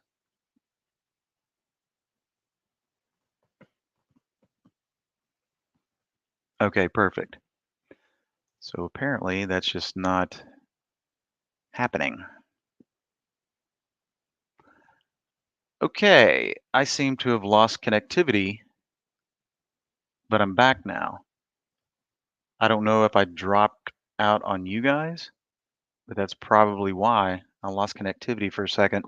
Okay, so yeah, we got symbols in here. And the last one, okay. So BOBD, pre-market highs. Yeah, certainly 15 cents below. I mean, you can see the pre-market high way up here. Of course, you would have been getting them earlier. We're just way down here now. And it looks like the release is on. Whew, just a grind down, just a slowly grinding down. Okay, so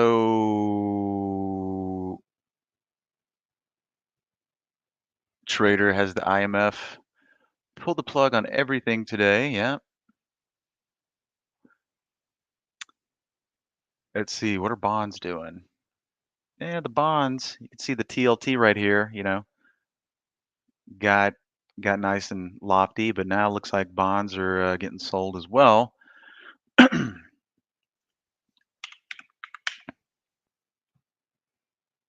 Energy usually runs counter-cyclical, kind of getting pounded. Um,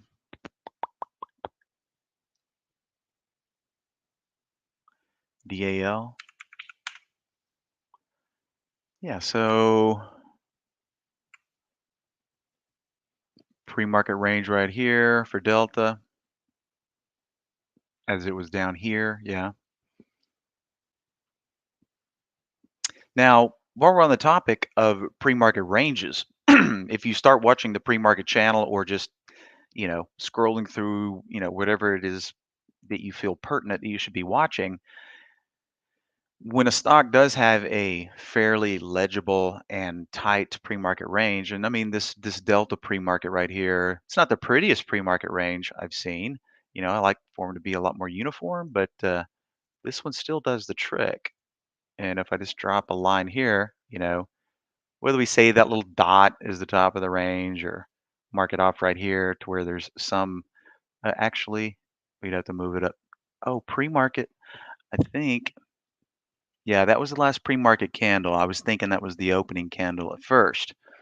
But a lot of the times you'll see this, and then the first candle of the regular session will breach the pre-market range.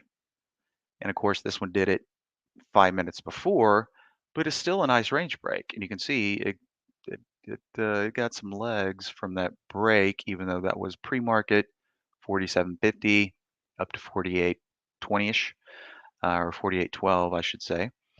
But a lot of the times, assuming they don't break that range pre-market, and then they put in a nice green candle and punch through that range, a lot of times that's a really good trade. It's the same old concept as a range break.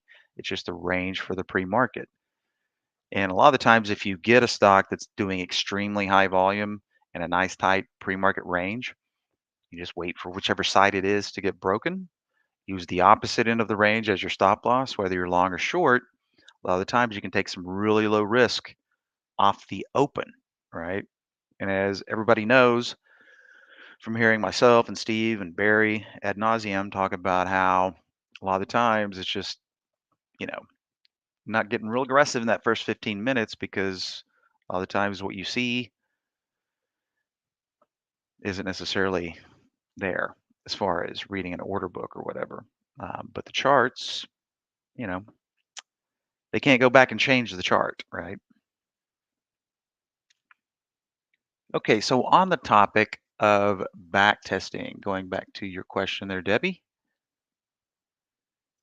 here I have an opening range break scan, right? And it is not optimized. It's just got some basic, we're using the 60-minute opening range break. And we've got a very basic filter set here. Stocks between 1 and 30. We want to have a little volume, so that's why we're using a relative volume of 2. 1 minute volume has to be 50% above normal because this is a percentage value, and 100 is normal for that time frame. And then we're saying got to have at least traded 300,000 shares, try to keep the thin stuff out. Now, to access the backtester, if I right click and I say backtest strategy, that's how we get to it. So once again, backtester only applies to an alert window. You can't backtest top list, just alert windows. So we right click, we say backtest the strategy. And then we have our 1, 2, 3, 4, 5 panels to deal with within the configuration area of the odds maker. So first we map out, okay, what time do we want to backtest? Most of the time, things are too volatile to get, uh, continuity or smoothness in that first 15-minute period. And really, since these are 60-minute opening range breaks, well, then what's the point in testing, anything before 9:30? I always like to set it just a little before, even though, we're talking about things that should start up at 9:30. So we'll just set the start time a few minutes before because that is when the first hour is up here in the central time zone since the market opens at 8:30. And we'll just leave it wide open here. We'll just, this is a fishing expedition just to see, well, what's out there. When I'm typically doing an initial scan, I'll set it for maybe start a 45-minute if it's an intraday scan. Of course, if it was a swing trade, we'd have to use these fields down here at market open, at the close. But for day trading, we'll just say, okay, let's see what happens if we hold these things for 45 minutes. Risk management, nothing's in play here. No, there's no risk. We're just running a scan. So when I'm doing initial scans, a lot of the times I don't even bother putting in profit targets or stop losses because I just want to see what the averages are across the board. Advanced, where we tell it how many days to backtest, we can max it out at 64 trading days, which is just slightly over, 3 calendar months, assuming there's approximately 20 or slightly more trading days in a month. My go-to is 40, which is about, 2 months. Summary, just telling you what you do here. So then we can say, okay, well, let's just see what happens when I buy these things. And of course, we're going to get a gazillion trades back.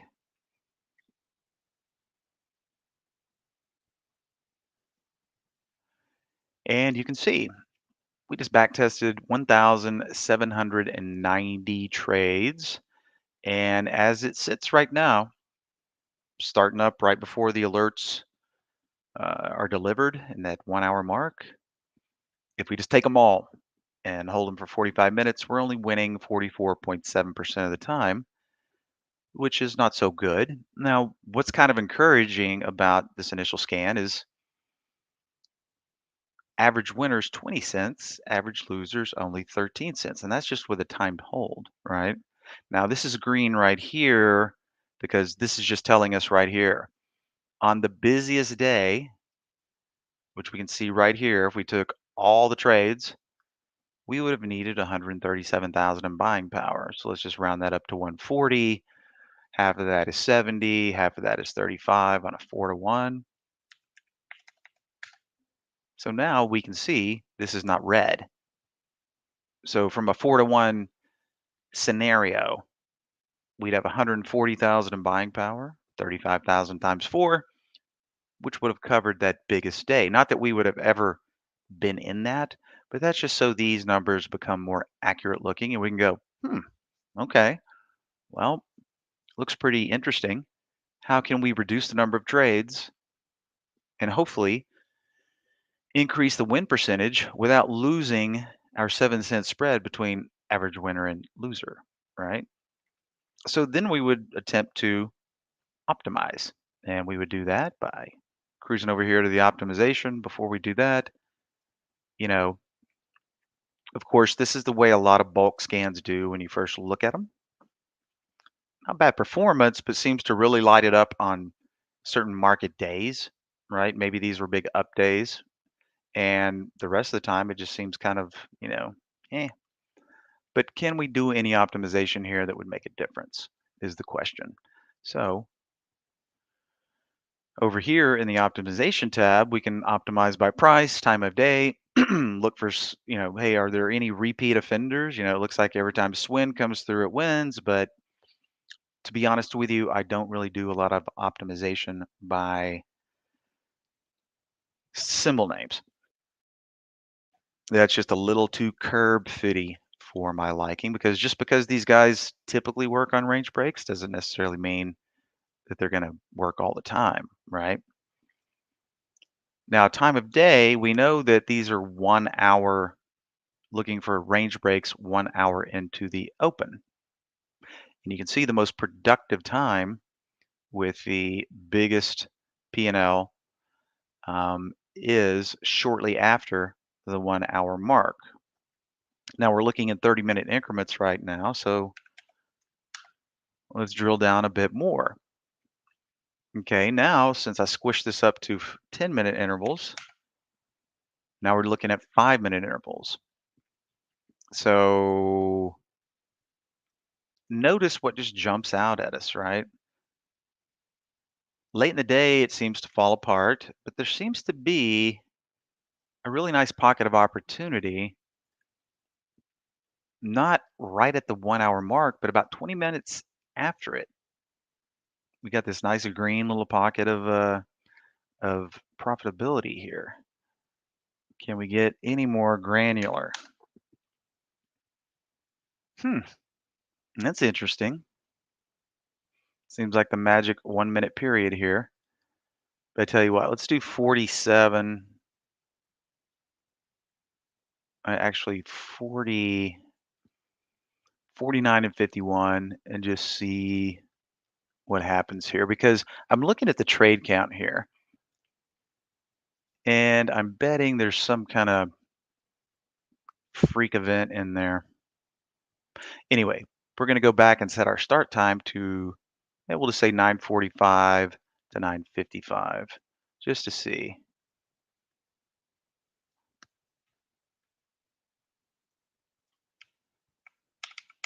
Now, does this change things drastically? And it doesn't. Woo. Okay. So, well, it did change things quite drastically because we went from a trade count of 1790 down to only 175. Average winner and loser really went Richter here, and we need a lot less buying power, so that'd only be 6,100. So we got really crazy expectations, but anytime I see something like this, something's going on. So yeah, okay. All the money was made on one day, right? So when you see something like this, eh, you know, it's a little anticlimactic, but it is what it is. So what that tells me is I shouldn't try to optimize by time of day, right?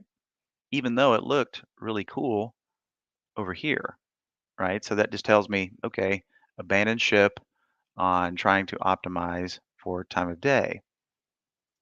Now, what about other filters? And when we come over here, you got all of our filters, right? And we can go and take a peek at, okay, if you're an RSI person, relative strength, regardless of time frame, maybe you're a 1 minute RSI person. But I tell you what, let's take a look at the 15-minute RSI, and we'll just chop it up into 5% blocks. Okay, we've got a nice little pocket. Okay. If 15-minute RSI is at 55 minimum, but no greater than 79.99, we get a nice pocket of green here. And of course, we got a little red. Things can't be perfect. So, for example, if I wanted to add this RSI filter and go, ooh, I want to isolate my scan down to this, this pocket of profitability here based on these RSI settings, all we have to do is right click right here, and then we can easily configure the strategy. Set min value to 55. Yeah, that's what I want to do.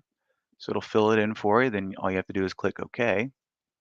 And then to set our max, we would just do the same thing. We right click here, set the max to 79.99, and we've made that adjustment. So it's always good just to confirm. Okay, there it is.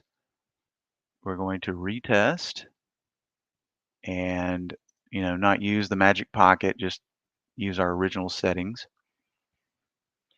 And then see if we helped or hurt, or sometimes it's a nil effect because more trades get factored in. Okay, so you still got the big day, but now you're having other days of average profitability along with, some smaller losing days as well. But we're still at 1,154 trades. So we'd still need to do a little bit more optimization. So, what might come to mind is, okay, maybe the market conditions. If the market's obviously like today, more than likely opening range breaks at the 60-minute mark probably aren't doing too good. So we can always try to fold in market directional filters. So let's see. If these aren't starting until the after the first hour, well then maybe if the S&P is up or down a certain percentage up into that point, maybe that's what we need to focus on. So let's just put it in half a percent blocks. And, interesting little pockets here of profitability.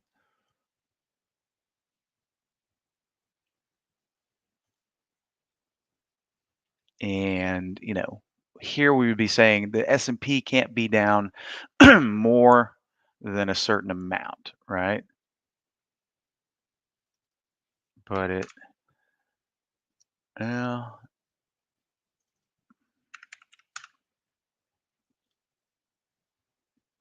so let's try this. How many trades are in there? Yeah, that's a good bulk of trades there. So what we'll do is we'll set that. And then maybe here. And then we will simply keep this up for comparison. Make sure those changes stuck. Now you can see, and by the way, this is a great example of the show me tool. What does that mean? What is a negative quarter and a positive 0.99 over here? The S&P was up no more than 0.99% since the previous close. The S&P was down no more than a quarter of a percent since the previous close, or the S&P is flat. So did we help it, or did we hurt it, or is it not really that big a deal? Well, at first it looked like, win percent went up a little bit there, but still looks like a mediocre adjustment. Yeah, what did we bottom out just now on the SPY? Around 4.99 and change. Yep. She's going to put up a fight here. But it still looks like, you know, so after a couple of optimizations and we still have a good winning spread here between winner and loser, you know, what this tells me, what I've discovered thus far is so far this is not a good one to optimize, right? What we want to see here on the daily, we want to see winning and losing days, but we want to see an even distribution, right? Because how are you going to know when this is the day? When it spits out a gazillion trades, you go, oh, I got to take them all. So, you know, this is the way most backtesting ends, right? A lot of the times we have an idea in our head and we start back testing it and optimizing it, but it just doesn't work, right? And some of the times, some of the things that we don't think are going to work look a lot better in a statistical format like this. So, what is this telling me? Well, not saying that opening range break on the 60-minute alert with a decent filter set cannot be optimized, but what I've tried thus far isn't really working because there's too many trades on this one single day. But in the end, what I will say about opening range breaks is if we just take a look at one right here, like ship, well, we can see the opening range here. And yeah, right here, it did try to pop out, but it didn't make it, right? Of course, with the wet blanket that is the market today, no big surprise. Now, that wasn't a bad looking setup because it was a tight risk level, right? But it didn't work. And today, that's no surprise. So, when I'm doing the opening range breaks, it's more of a hey, audible alert goes off, I take a peek, I like it, I hit it. It's not really something that optimizes that well. Not in this iteration. It can be optimized better. I did some of that last week actually, and it really does reduce the number of trades. So I think it was Debbie who was asking about the back tester, and hopefully maybe you're a premium subscriber, Deb, in which case you do. Um, but hopefully you saw what I was doing there. Now you know how to access the back tester by right-clicking in the alert window only and coming down here to backtest. Now, be warned, it is addicting. Once you start, I forget how many gazillion uses I've racked up, but I don't know, since I started using the backtester, it's probably hundreds of thousands of uses. But then again, I'm old, and the backtester came out, I believe, in 2006. So just a short 18 years ago. All right, check in on the big boy here real quick because I do know we are trying to put in a bounce here. Yep, bouncing right here. And did I hear Barry sneak in? You heard me breathe. I don't know if I snuck in, but I'm allowed to breathe. Yes, yes. Okay. So, Phew, I I was mean, holding my breath for a while. Barry, I'm no Michael Noss CMT or Chris Farley, but if we don't put the brakes on here, Hmm. Do looks you like an interesting remember? level. Well, do you remember how long it seemed to take anyway for us to get over 480? That Yeah. was that was sort of the line in the sand for many, many months, it seemed. Mm-hmm. When Mm-hmm. we broke that, then we were away to the races. And we really didn't look back until this this is the third week. We really didn't look back, but you're right. 500. I mean, it's a I mean, what is the number? It's 500. I mean, it's a Yeah. psychological level, Uh-huh. though. I mean, that's all it is. I don't know if there's a lot of, if you look at the VWAP for that price, I have no idea if there's a lot of action right there. But it's a psychological number to be sure, because Yes, and of the course, headlines were. we go up on the staircase and we come down in the express elevator. Hmm. Because you know what this is right here? This is fear. This is fear. This is fear. This is This is fear. greed. And this is fear, right? Hmm. Yep. That's why the down moves are so much more violent because, I mean, as Steve likes to say, charts in general are just human emotion, right? Hmm. But we're definitely in a little bit of a fear mode right now. So No, there's no lots of question. fear, and then everybody might get a little cozy once the fear subsides, and then the greed and fear of missing out will kick back in. But yeah, the self-fulfilling prophecy, so to speak. Hmm. Well, and I love this. I have my doubts. But listen, you know what? I had my doubts this morning, and just to completely change gears here. Look at United Airlines. I mean, I am stunned at the move it's made in the face of the What's the market. symbol on that one again? UAL, UAL, UAL, yeah.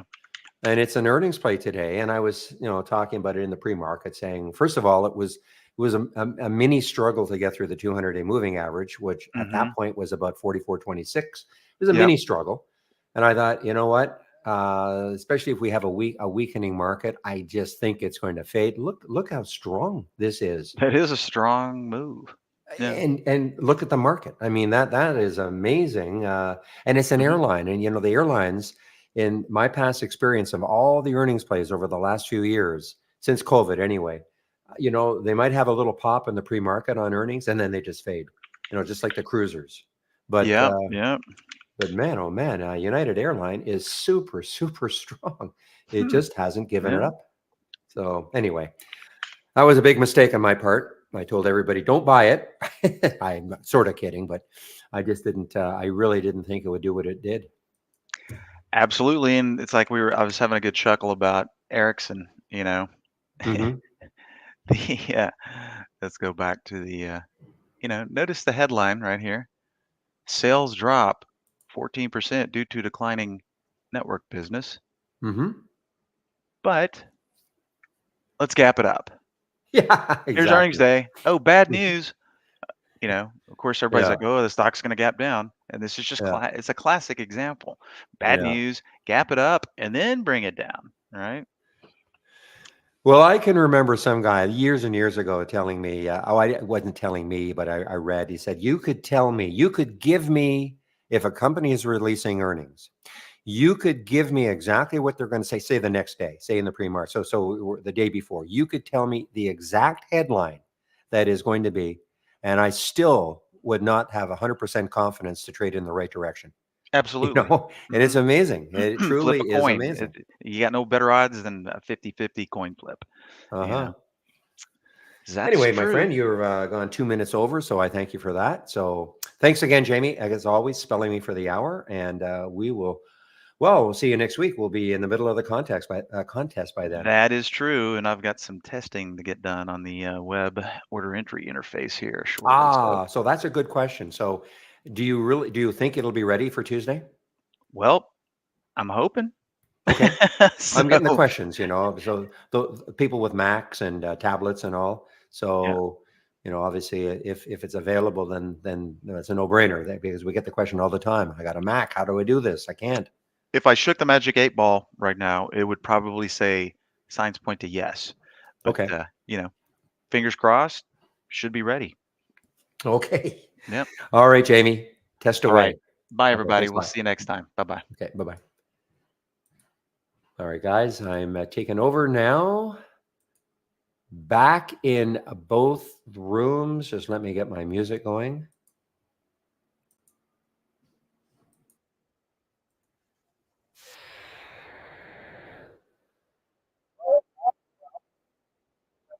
Um, the break of the 500. And so it's hovering right around the 500 mark now.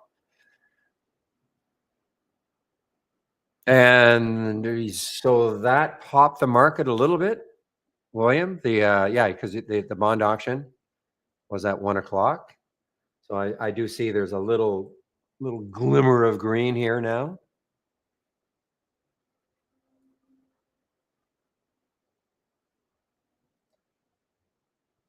So you're saying, of course, with it being higher, that shouldn't have happened. Yeah. No, exactly. So who knows?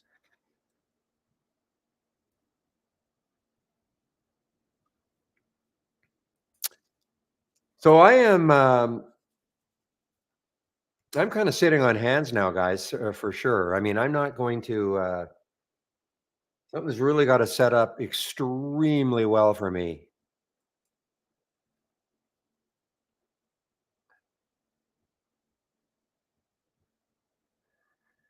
And so more than likely, if it's any, I was actually thinking about the INVO, the Invo, when it was still hanging around in this area. That I mean, remember the alert from the AI was around 288. So when it was hanging around this area, I thought, okay, could be one of those. Later on in the day, they get some more volume coming in. See how the volume has been dwindling ever since 11 o'clock. You see how the volume bars are getting smaller and smaller and smaller. Just no enthusiasm right now for this stock.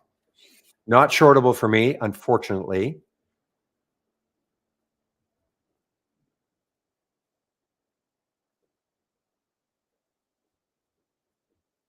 Well, you shouldn't have been terrified because you would have been up at the. I just said, listen, I was just talking to Jamie in the YouTube room about United Airlines. I mean, in the face of this market, it doing this on earnings, I think is unbelievable, quite frankly, because I've seen United Airlines and Delta and all the rest of them, even in a good, solid market, releasing earnings in the pre-market, and then the market, and then they just kind of fade. They certainly don't do this. So this is a. I never would have held it. I never would have did what you did. Okay, but like I don't hold through earnings. Never. Not sure what you saw, to be honest. I mean, this was in a decline, but I'm glad it worked out for you.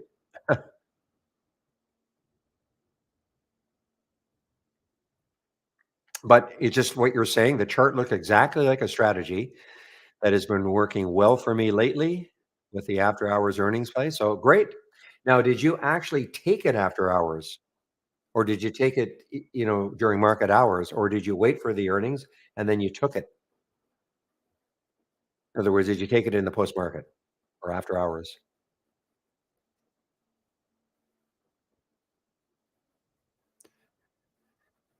7 p.m. Oh, so right around here. Was it leveling out? Okay. Well, excuse me. I'm glad it worked out for you.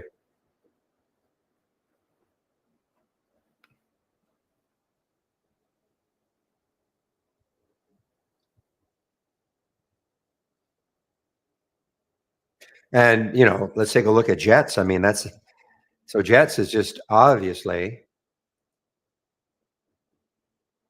Jets is basically UAL today, the ETF for the airline industry. Let's take a look at Delta. I'm sure they've all got to be up, varying degrees. Even American Airlines. I haven't seen American for a long time. Yeah, look at well, not even American Airlines. Big percentage move. Would be very interesting. Now, what are you going to do? How long are you going to hold it?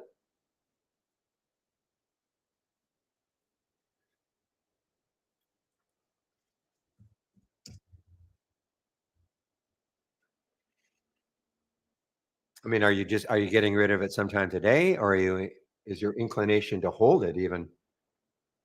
In a better market, I'd probably maybe, but I see. Sold that at the open. Okay.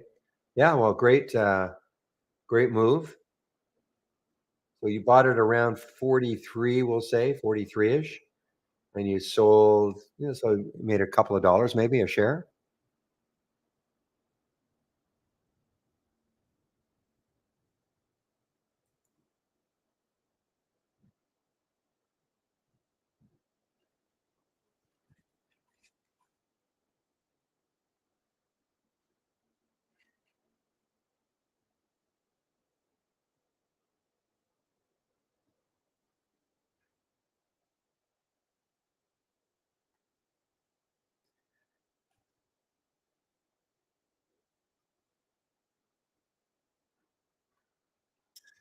All right, guys. Well, maybe. How's this Tcon doing? It's probably run away. Yeah, it's sort of run away a bit. Saw it around here, but again, this whole market is, even though this is, these are the sort of stocks that don't really care what the market's doing within reason. They're kind of trading on their own.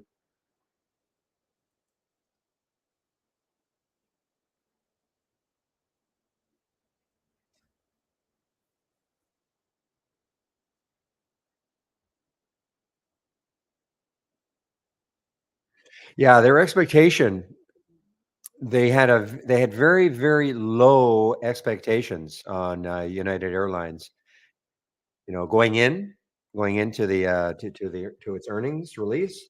And obviously, they blew it away. I mean, they only lost 15 cents versus 57 cents. So still lost money, but not as much as the analysts thought.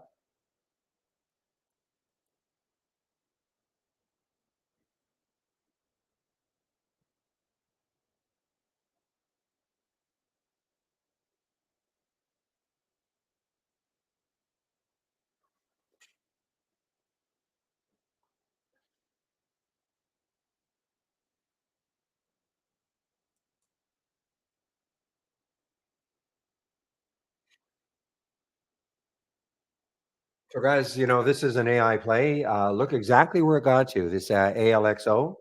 I mean, it's still looking interesting, but look where it got to. Here's the high, 1637. And look at that high right. I'm sorry, right over here is 1639. So that's basically right where it got to within a couple of pennies.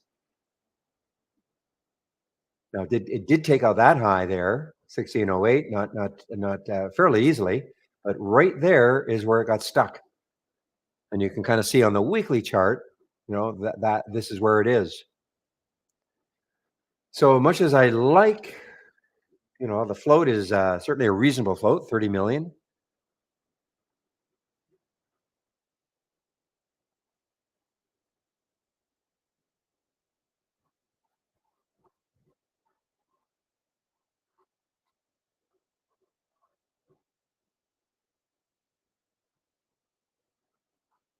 Mm.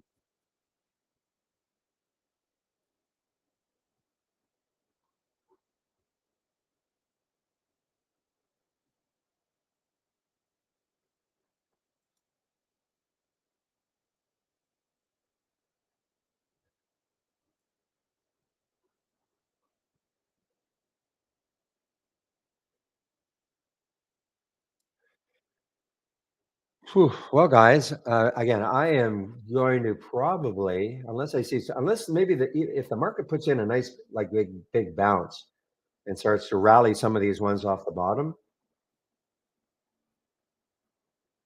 but I have my doubts that the market is going to put in a big bounce.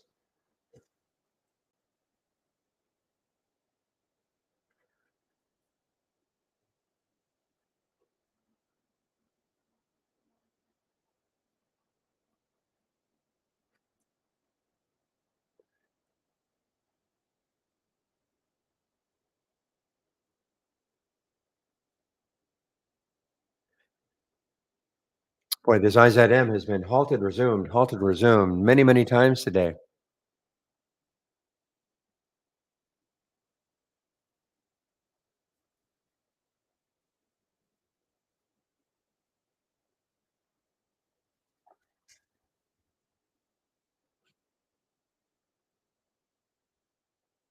100%. How's that? I don't think that I think this bounce is short-lived. Get over 500. I'd love to be wrong.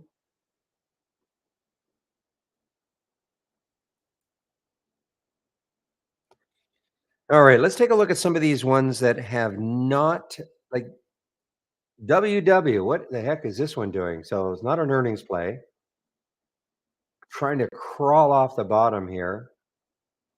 Don't like it. Just look left. Look at all the obstacles between here and two. So I don't like it.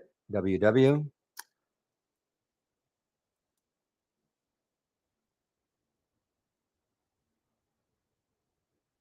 The Massimo Group.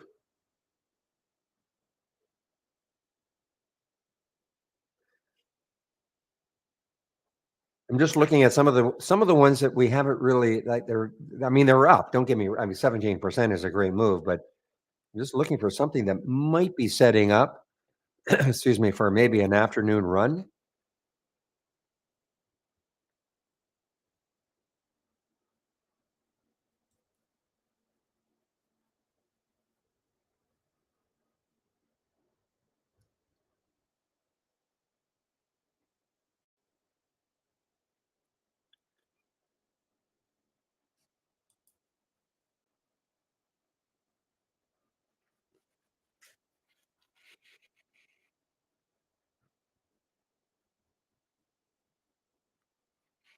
All right, perfect circle. Let's take a look at the 10 SMA on the 15-minute chart for the SPY. Now, right there, okay, that's Steve's favorite. That orange line right there, that is the 10 SMA. So, can the SPY get through it, or is that going to be resistance?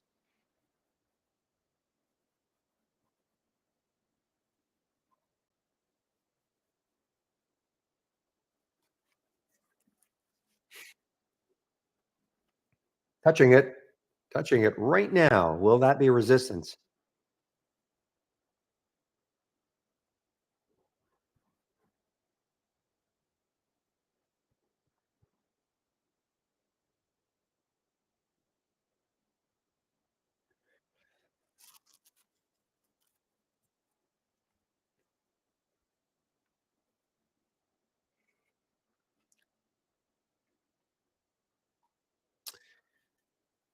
Yeah, I just can't really get too excited about anything, guys. And this is an earnings play, FULT. It is an earnings play. I guess it has some room to 15 or so, but I just can't get too excited about any of these things right now. Next week, we are going to see how many companies releasing earnings. I'm sure these companies are going, why are we releasing earnings if the market is going to be doing this?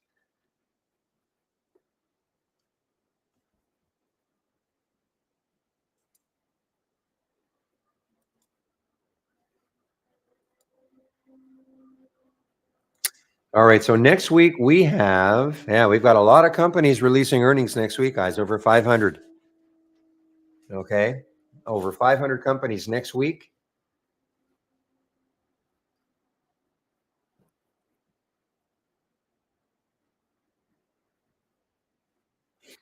So we are, as opposed to this week, just to give you an idea,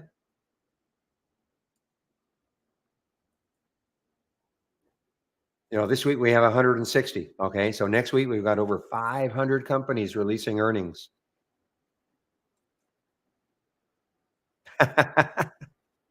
William. Alcoa, or whatever it's called now, still called Alcoa. Okay.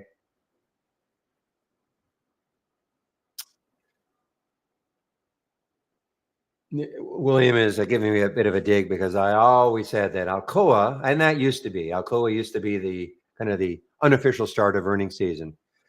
And then I got severely reprimanded saying, come on, last week we had all the big banks and we had bigger banks this week.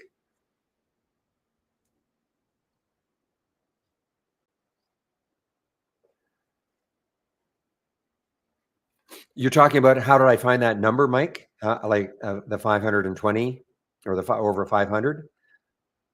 I just went to FinViz, okay? But there are many, many sites out there. I'm just sort of interested in the number. I don't care what they are in terms of the companies releasing, and I'm not into I mean, you're going to see, I don't know when Amazon and Facebook or Meta, Apple, Google. I don't know when the big guy, Microsoft. I don't know when the big guys are releasing. I care more, as I always term them or describe them, the second, third, and fourth tier companies releasing earnings. We could do it from Trade Ideas with a histogram.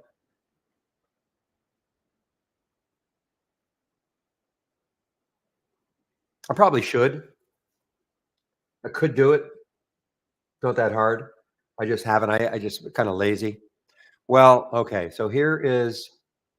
Let me see if I just want to duplicate one.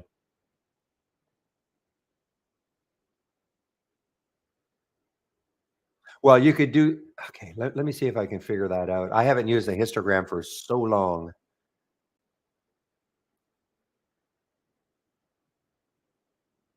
Meanwhile, Zuo, guys, Zuo. Wow. Never mind. I'll talk about that later. Okay, Mike. Remind me. Yeah, Zuo halted on the way up, exploring a potential interest after receiving an acquisition interest from potential buyers, sources say.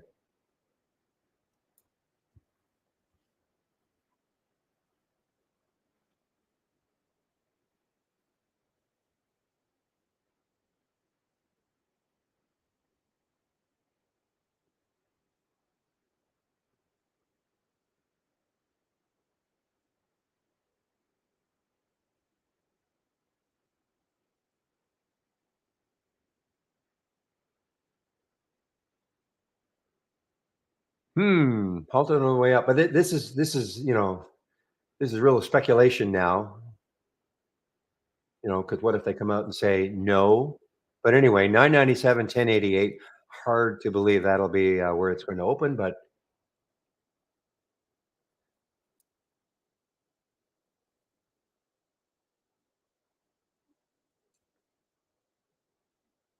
ha, Interactive Brokers. I didn't even see IBKR. Didn't even see IBKR.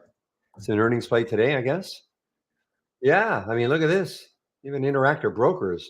Now, this fell kind of with the market. In fact, it looks just like the market, other than the opening. But you can see right here, here's the fall, here's the fall, a couple of green candles, two green candles right now. Let's see if this remains green.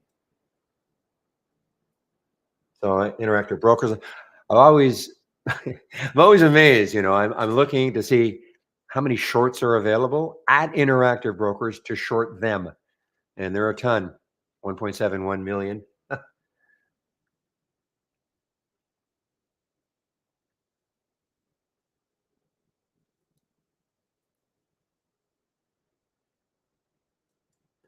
So let me see if I can even do this. I can't even. I'm going to see if I can do this on the earnings.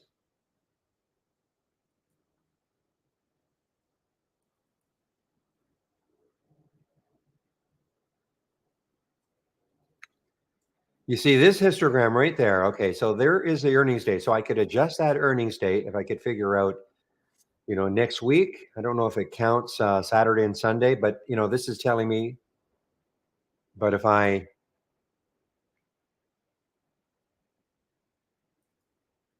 see, there's the count. There's the count today, 107 from yesterday after the market closed. But actually, let me go to a calendar. Let me see if I can figure this out. If I go here, Pepe probably can help me. So what I want to do is go here Monday to Friday.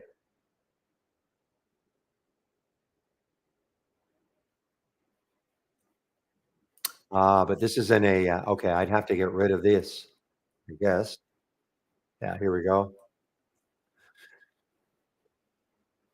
Today, so let's go here. How do you do this? I'm embarrassed.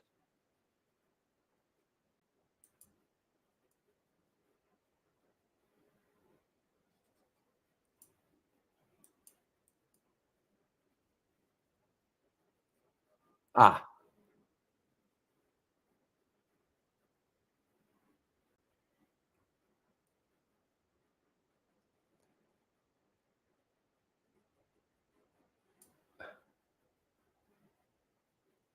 I think I've done it. I think this is, yeah, this is next Monday to Friday. So let's see. Histogram is telling, yeah, 637. Okay. So what I did was I haven't done this, quite frankly, ever. So you have to get rid of any. Well, I had minus 0.25 and 0.25 in here, so I had to get rid of them. And then you just kind of fiddle around with the min and the max, and that's what I did. I fiddled around. You see how if I wanted, so I fiddled around and I got it to the right to there. Eh, well, you get the idea. Just fiddle around with these sliders. There we go, and that now is next week. So that would be so if you're looking at a using the earnings date filter today, I guess you would put 3 and 7.75, and that will give you next week. So that kind of answers my question, I guess, because today is Wednesday, right? Yeah. So Thursday, Friday, Monday. So it doesn't count the weekend. I wasn't 100% sure of counting the Saturday and Sunday. So that's where we get the three. One, two, three, right there. Yeah, Pepe, thank you. It does not count the weekends.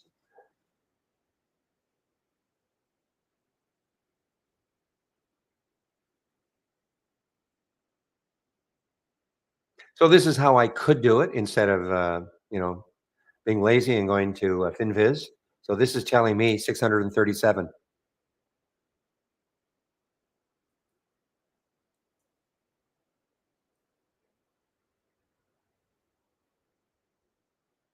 Ah, it's a little.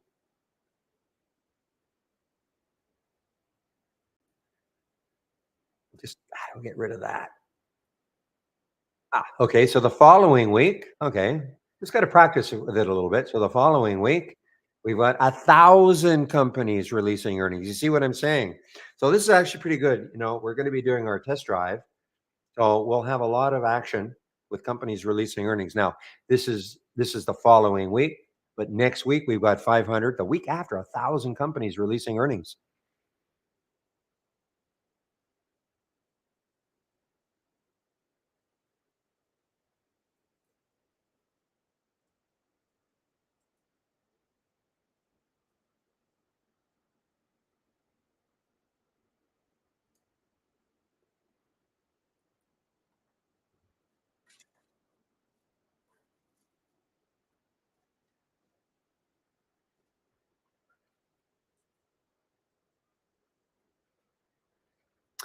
All right, what happened to Zuo after? Zuo resumed at 997, and so it got halted at what? It got halted at 997, and it basically didn't really move. This is one that I won't do. As I don't think I will. It would really have to take. See, the next high is 1021.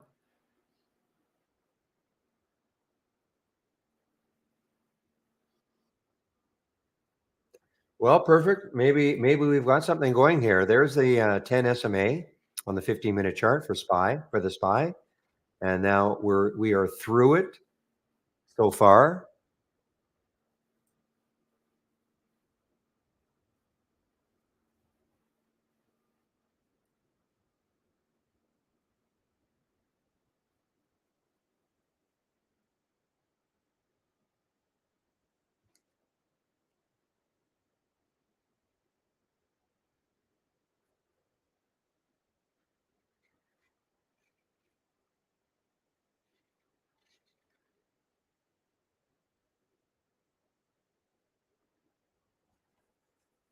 So, man, I disabled the hardware accelerator. So, am I still displaying in the same fashion?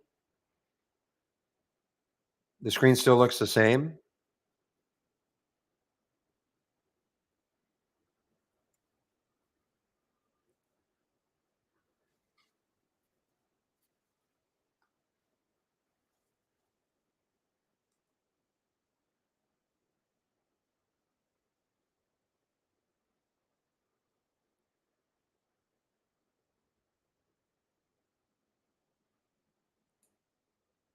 Okay, thanks, Pepe.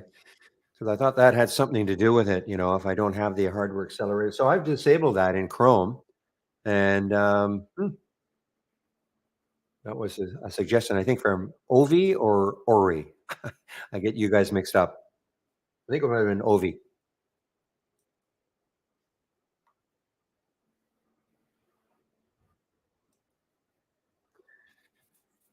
Well, I used to have to do it years ago, but then, oh man, then Sebastian was saying you have to do it for those. Remember, we had all those problems with some people not being able to see the screen or was to disable it.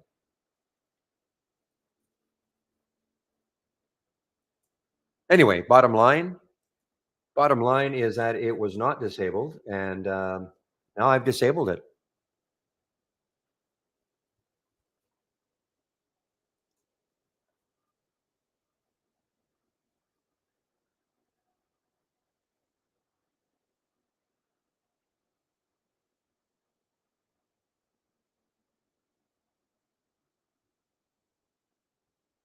I'm not saying we'll never get any spikes at all, but hey, I haven't had to do a reboot. Okay, guys. So,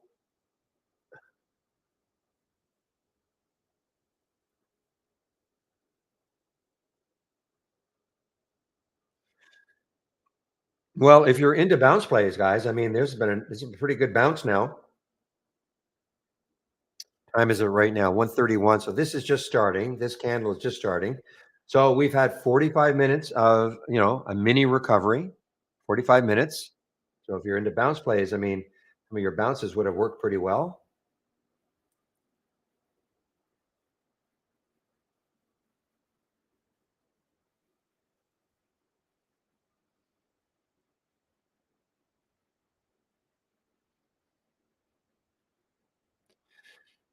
No, I'm not sure, William, that most of the customers are having the same. Maybe with the, I mean, I've actually been running, yeah, this HTML chart all day.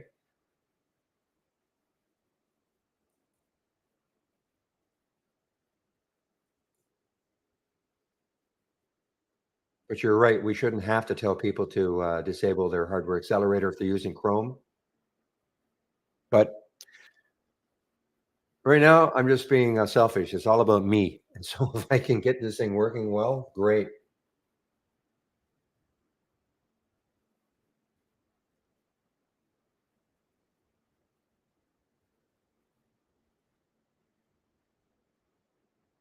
So you guys are talking about Snap and what banning TikTok where in Ukraine? Oh, I see. I see. This is the battle that in your country.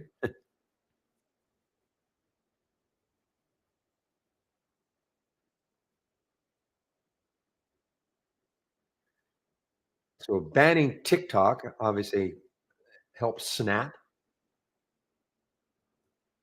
So traders are circulating TikTok divest or ban bill moving on fast track through Congress.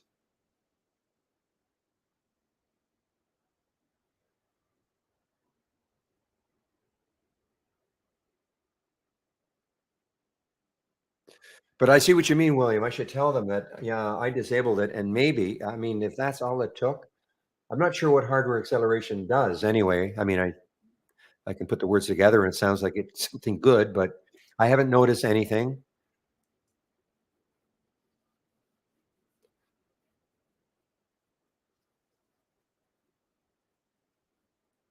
Meanwhile, my goodness, meanwhile, United Airlines just made another new high, 48.74. Another dollar, approximately another dollar till that next high.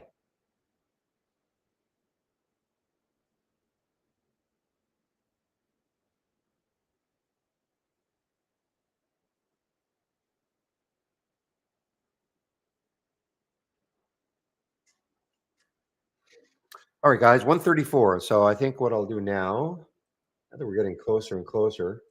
Now, Jamie, well, I've got 32 gigs of RAM, so I don't know how much more I can have. I guess I can have more, but let's look at the contest.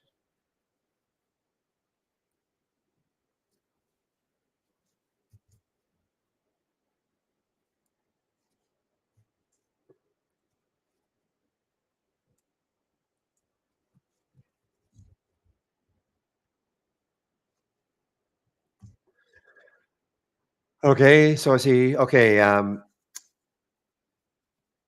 so what Shady is saying, let me get Edible up. So it has not triggered for him. Just so to tell you what he means by 970, 850. So he's saying, is that right? 970 or 870? 970. You don't mean 970, do you? I mean, you might.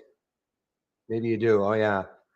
I see what you're looking at. You're looking at the highs of these candles right there, right? Okay. So what he's saying is that he will take the trade at 970 with an 850 stop, so a $1.20 stop.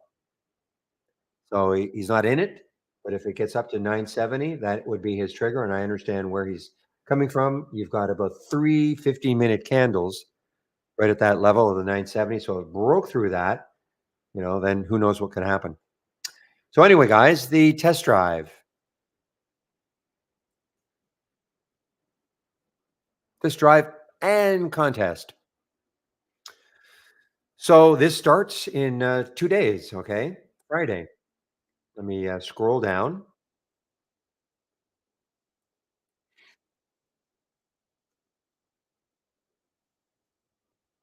Too much. There we go. So the test drive starts on Friday. 4 o'clock, 4 in the morning, Eastern time, you should be getting data. Okay.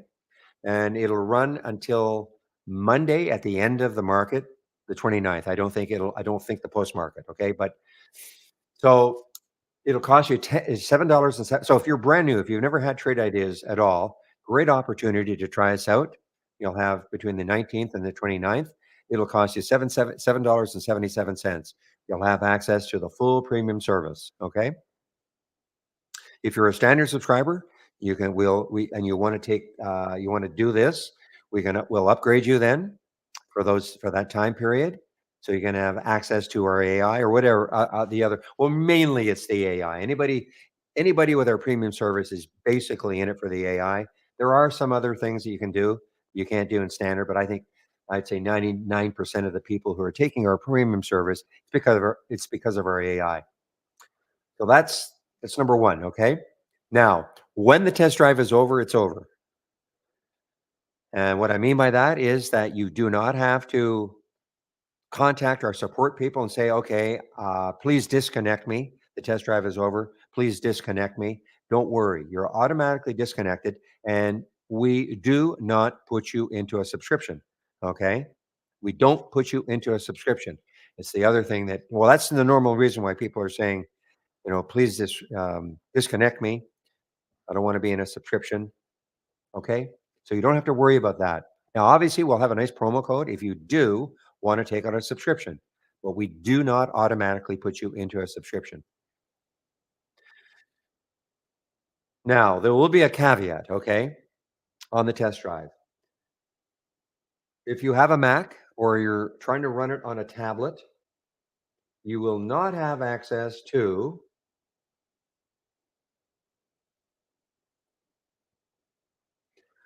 I'll call it the full version of Brokerage Plus, okay?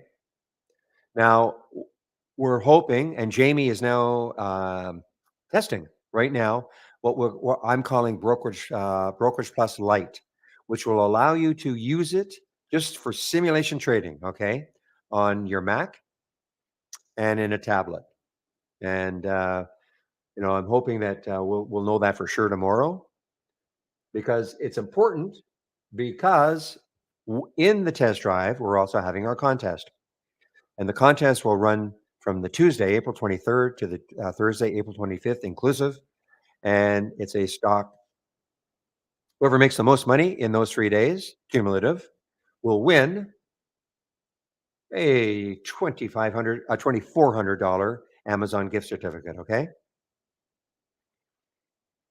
Now, it's important that we have that. I'm hoping that we'll have this light version of Brokerage Plus because then you can do simulation trading on your Mac or in a tablet, no problem.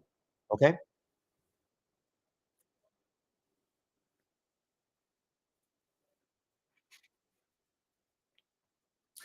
So that is and we've done. I think this will be the fifth one, and I have a lot of fun doing it. Or what I do is I display the leaderboard most of the day.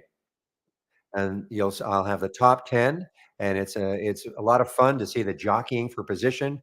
You see some guy who might be tops, and then all of a sudden he disappears because of some bad trade, and somebody who is comes out of nowhere and is at the leading the pack. But it's a lot of fun. It's a lot of fun. And if you're a premium subscriber, you can automatically get into the contest. Okay, you don't have to pay the 777. Okay. Now, the only other thing I want to say is that if you sign up right now, what you're doing is you're pre-registering. Okay, you will not get live data until Friday morning, and I'm going to say 4 in the morning. Okay, Eastern time. That's when we start getting our data. So that's when you should probably start getting your data. Okay. So you're pre-registering. So please don't contact our support people and say, "Hey, I just registered. How come I have no data?"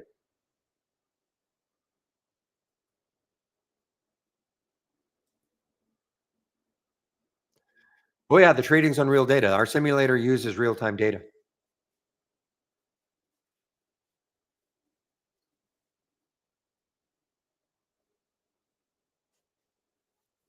Always has. Oh, DJT taking a bit of a pop here, guys. Yeah, quite a bit of a pop here. Next high looking left is 2974. Volume coming in, coming out of this kind of a congested area.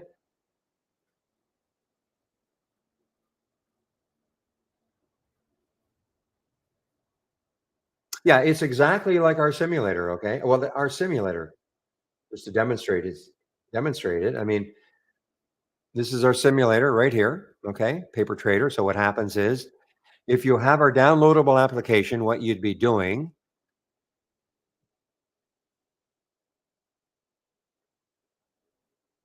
Give me a moment.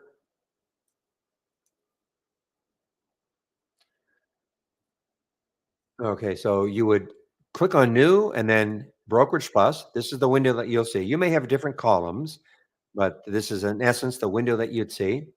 Again, if you're going to be using a Mac or a tablet, it'll look different. I don't know what it's going to look like. I've never seen it. But the bottom line is you'll be able to buy and sell. And that's what it's all about. And it uses our real-time data. It'll say not connected. You click on SIM.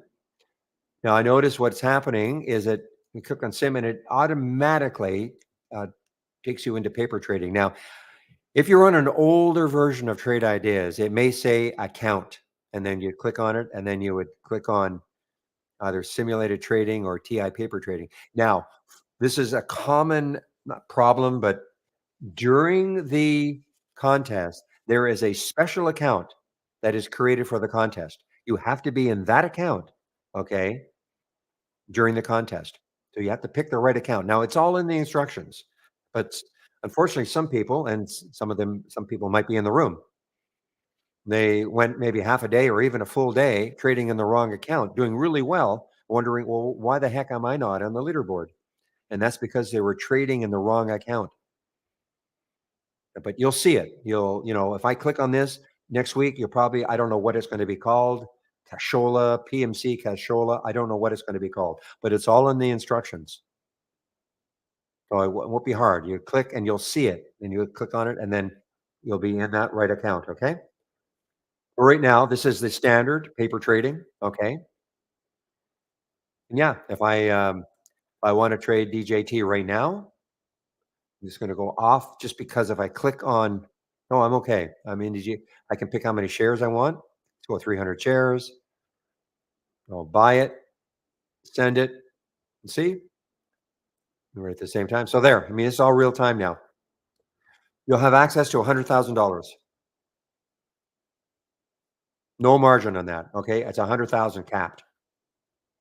So think of it like 25,000 with 100 with 4 to 1, but it's in essence, it'll be $100,000.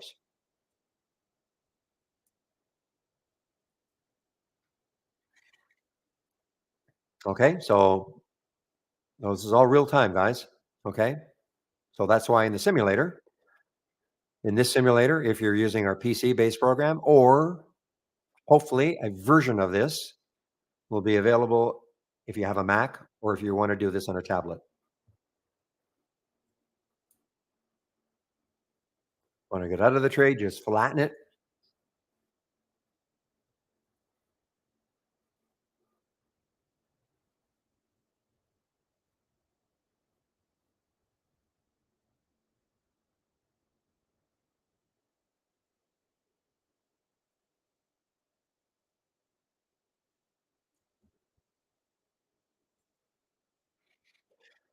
And in the simulator and for the contest too, you don't have to exit at the end of the day. You want to, I mean, in general, if you want to practice swing trading using our simulator, if you don't get out of the trade at the end of the day, then it becomes a swing trade. Okay, for as long as you want. So the same thing is for the contest. You don't have to get out of a stock at the end of the day if you want to keep it because you think it still has a maybe a good run left in it. You can do so. So what did TAN do? You guys are talking about tariffs. So let's take a look at the ETF for solar. So TAN, a little bit of a pop.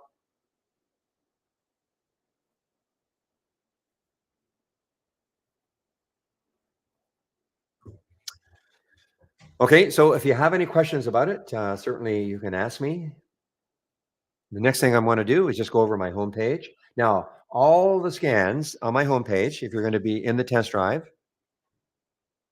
are available to you.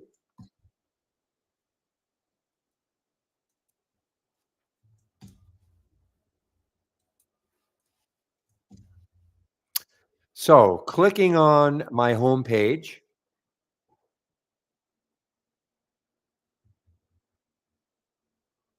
and I'm just crossing my fingers. I don't want to have to keep repeating this over and over again. I'm crossing my fingers that when people download our pro version of Trade Ideas, which I'm talking about is right here.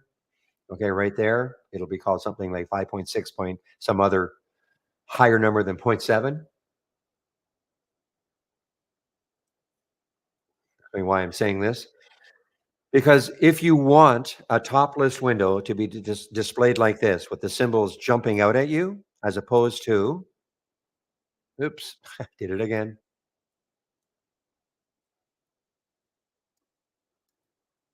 Okay, so this is a typical presentation of a top list window. This is the grid format. Nothing wrong. You can sort on different columns. And listen, if that's what you want to do, you can keep doing that. Okay. I much rather see it presented like this, though. So when I right click on a top list window and show tree map. So if you do not have that option, if you do not have that option, when you right click on a top list window, then you must download the latest beta. Okay, so scroll up to the top here of my homepage, click on the download and download the beta. I'm hoping that by the time the test drive comes around, it'll be here and I don't have to keep telling people to have to do that.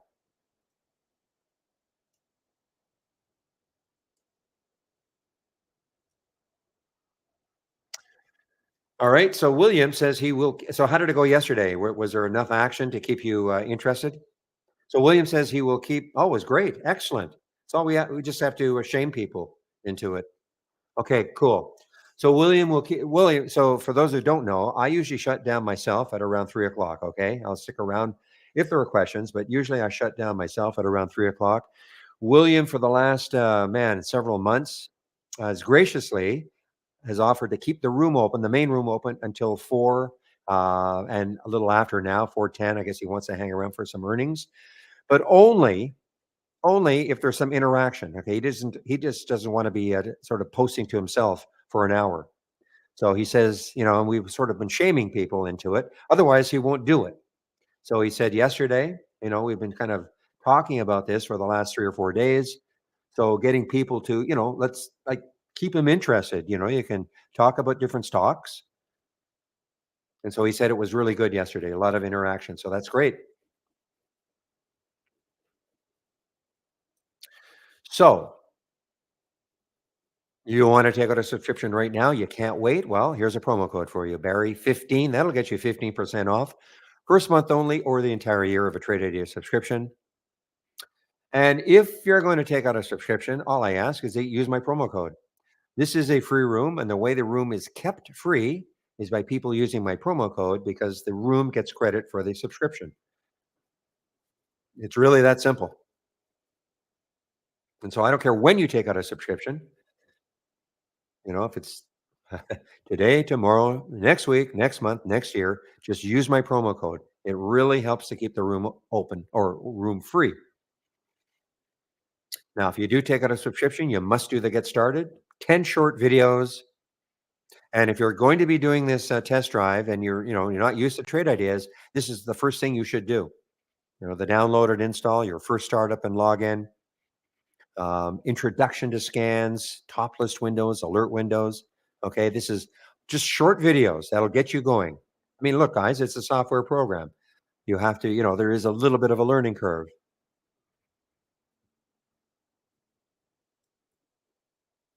If you're new to trading, Trading 101. This is a free series of videos put on by Michael Noss at Trade Ideas. Okay. And so it's not third party. You're not going to inundated with emails if you sign up for this. And I think it's a great resource for you. Okay. Well, the AI will be, yes, when you say test AI capabilities, you'll have access to the AI. Yes. Full package, Bragg, and anybody else. just as if you're a premium subscriber, okay? I do a daily stock of the day video, free, of course, and the trade of the week is free. You'll get it.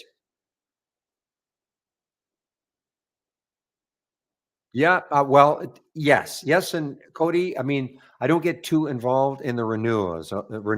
So the best thing, when are you due to renew?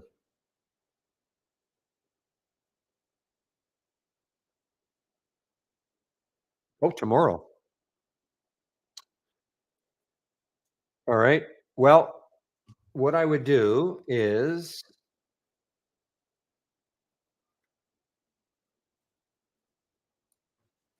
so if you click on my homepage link,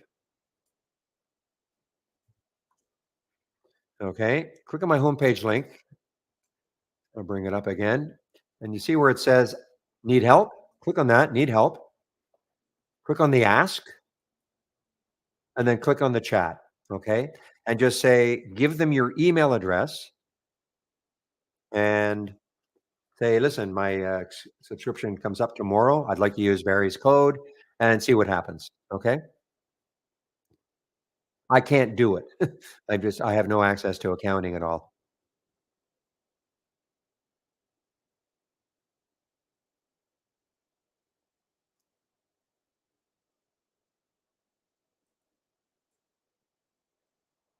Oops. Okay. So where was I? So the trade of the week, you'll get the trade of the week. Now, let me keep answering your, when you say, I mean AI alerts and simulation environment, well, you can take any trade, I mean, any alert, and use it in the simulation environment. So, I mean, if it came from the AI, you would just go into the simulator and use it. Okay.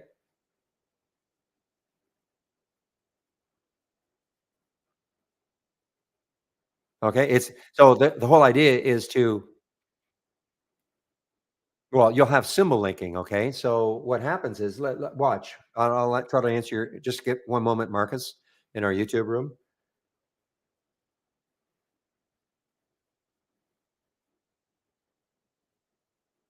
Okay. Now, I don't think this is going to disappear, but let's see what happens. Okay.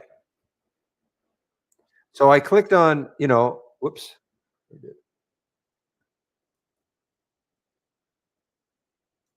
Okay. So I clicked on Urban from Urban is an AI alert today. I clicked on it from the AI, okay, from the AI, and then it just loads in here. Now you pick how many shares you want and all of that. Okay. So it's just like any other symbol. It's nothing special about the AI in that regard, if that makes sense.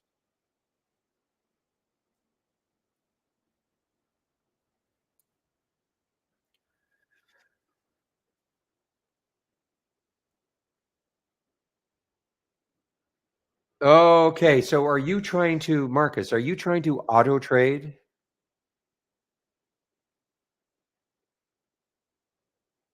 No. No auto trading anymore. Okay. We don't support auto trading. You want to manually trade it? Fine. Okay. So I'm sorry. When you say yes, you know what? We're on a. I apologize. We have about a 7 or 8 second delay in YouTube. So if you're asking if you can auto trade the AI using E Trade, no, we do not support it. Well, you can't. We don't support it.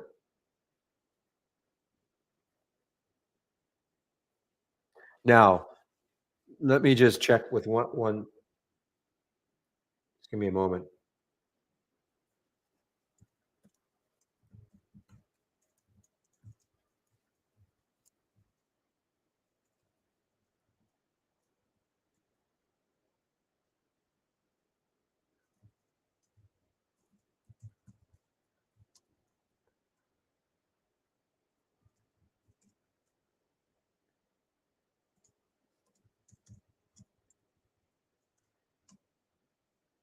Just give me one moment, Marcus. Okay.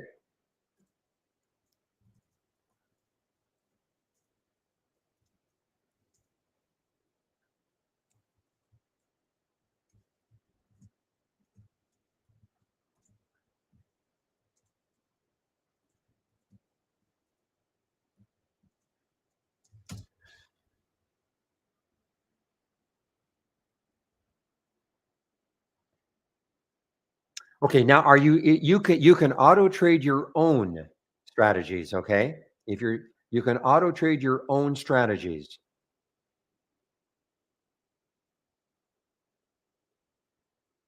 You just cannot auto trade the AI. We don't take any responsibility for somebody who wants to auto trade the AI. But if you want to trade your own strategies, auto trade your own strategies, that's completely up to you. So when you say, "Can I configure preset?" What do you mean by that exactly? And let me just keep going. Okay, here's their education section, and here are the scans that I'm sharing. Okay, so if you do take the test drive, these are the scans that I'm sharing.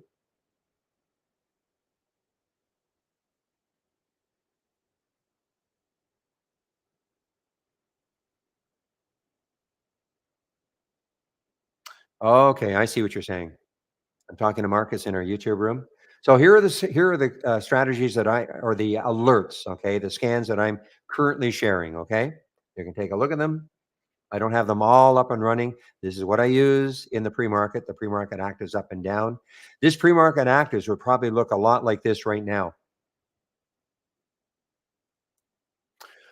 Okay, can I import the AI trades into your own strategies as a component in filtering? So, well, okay. Have you ever created a symbol list?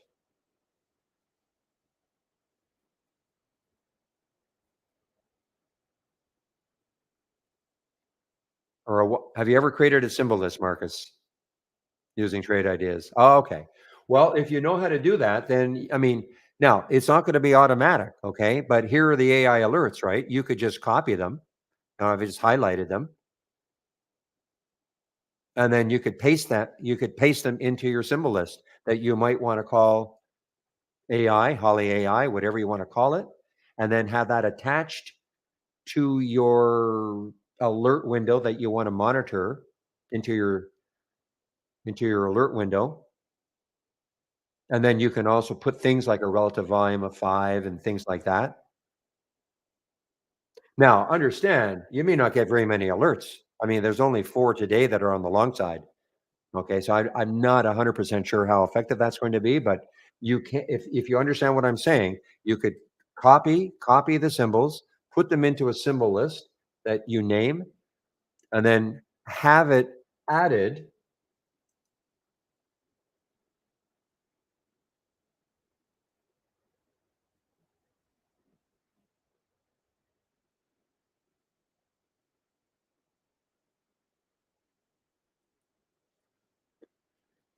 Here, give me a moment. So what'll happen then.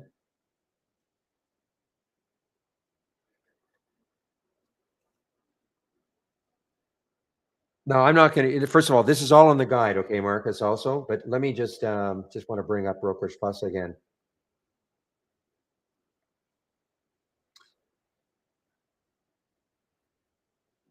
Ah, oh, here you are. So you would have to put your strategy in here, okay? Okay, you'd have to put your strategy in here, and then you would turn it on. So your strategy, you could create your now this is all in the guide, okay? But you would create your strategy, put it in here, you right click, load from cloud, you would create a strategy, load it from the cloud, it would show up here with the symbols that you're from the AI, which you would have to, edit every day and put, minimum RSI and things like that, and only buys. And then you could auto trade them, I suppose, but I don't know about that. I am just not big on auto trading at all. I mean, to me, I would always want to be able to, click on the alert, no matter, I don't care if it's coming from the AI, from one of my scans, click on the alert, check to see what the chart looks like before I make up my mind. Because how are you going to know? What if the 200-day moving average is right above it? What if there is a lot of resistance just above it? If you want to go long, what if I don't know, maybe the market all of a sudden, you want to go long something that's kind of a little bit market dependent, and all of a sudden the market starts doing this. I don't know. I mean, I don't think I don't see the mad rush, and especially when the AI is only going to give you maybe 4 or 5 or maybe up to 10 max. I mean, there is no max in theory, but alerts a day. So it's not like you have to say, man, oh man. And look when they came. Now we did have 2 at 940, but you didn't have to take it right at the price. Okay. But it's very manageable, the number. And in my way of thinking, you are best served, taking those alerts and just manually making the trade. So David H, how often do other strategies? Not often anymore. You notice that Holly Neal is probably the predominant one. Were you the one who asked the question? Somebody asked the question yesterday I saw in an email. Okay, yeah. Well, yeah, I mean, in the old days, when we used to have, I don't know, 50 or 60 or even 70, and it would go through an optimization procedure and overnight, and then those strategies that made the cut with the proper win percentage and profit factor, et cetera, they would make the cut. Ooh, there's the info again, guys. But just because a strategy makes the cut, like I don't even know, I don't even look at that anymore. I don't even see the strategies that make the cut, because just because a strategy makes the cut doesn't mean you'll get an alert from it. But I can tell you that, yeah, the Holly Neal is looking for, really, and you'll notice, and we do have one Holly Grail here, but mainly the ones that are really the active ones are the Holly Neals. And all I would do, I wouldn't even care about how many strategies are making the cut anymore. Just have this window open and just use it. I mean, I in fact, I don't even know why I have the segment here. I really don't even care. Just show me the alerts, click on the alert. What do I see? Do I like it? Trade it. If I don't like it, don't trade it. But you're right. There have probably been strategies that haven't triggered for years now.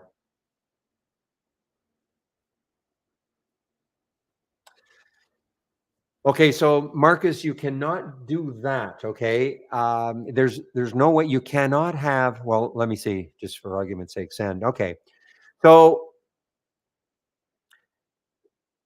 in the AI, if I right click on a symbol and you want it, you could send it to, okay, and to the watch list, to a symbol list, okay, but it's not going to automatically do it.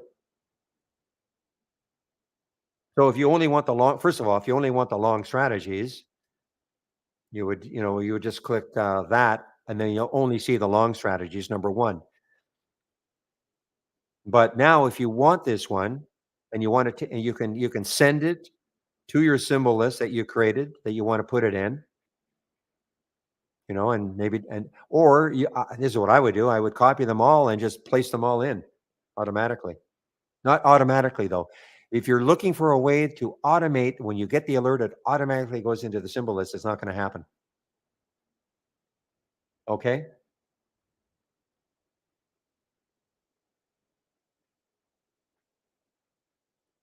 But again, we don't get that many alerts. So it's not that, my opinion, it's not that big a deal. And I never get hung up by, you get an alert price of 288. And by the time you send it to the symbol list, it's at 293. It's not that big a deal. For the most part. I mean, maybe the odd stock. Look at WISA yesterday. I love doing I did my video on WISA yesterday. And WISA, jog my memory. Well, in fact, I don't have to. So look what happened with WISA. At 940, we had the first alert, 277. 277 was the entry. Okay. I wish, I'd love for them to change this to just say alert price. Okay. Because I think people get too hung up on entry. You must get in here. You don't have to must get in. But look what happened. I mean, from that price, from that 277, yes, it went up and then it came down, and we had an opportunity almost an hour later to take it at 302. And remember what WISA did yesterday. I mean, it got up to 860. So that's why I'm saying I don't think there's a mad rush to take anything right at the very second.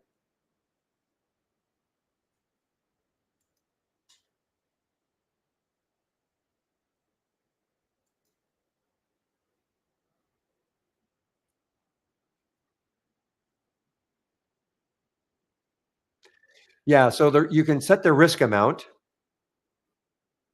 If you click on new, is it new? I understand. I do not use Brokerage Plus. Okay, I think it's in tools.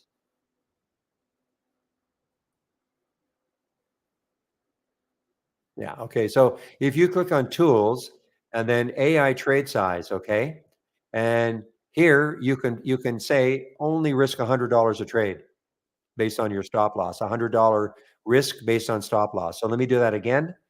So you can click on tools and then options and then go to AI trade size. And here you have the three options. You can either commit a fixed dollar amount per trade, a fixed share amount per trade, or what you're talking about is say $100 risk or whatever that risk amount you want per trade, and then apply it. Okay.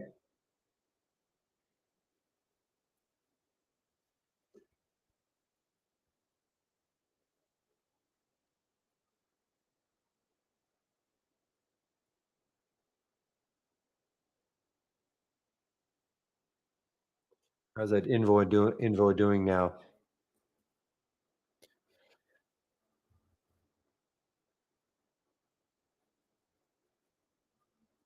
So is that a question, Brendan? 777 gets your well, 777 gets you access to the full program. Okay. The full program, live data. Okay. And yeah, it runs to the 29th, I guess. Okay. I'm answering Brendan in our YouTube room.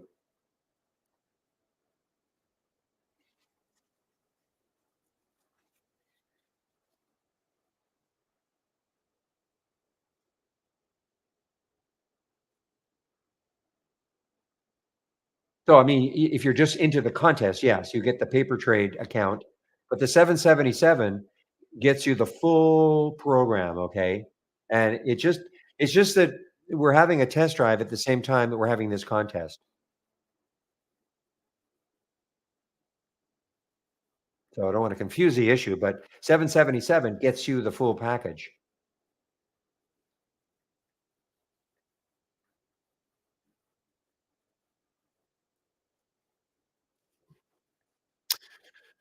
Okay, so you're starting to get questions that let me see if I can answer that one. I'm pretty sure I can.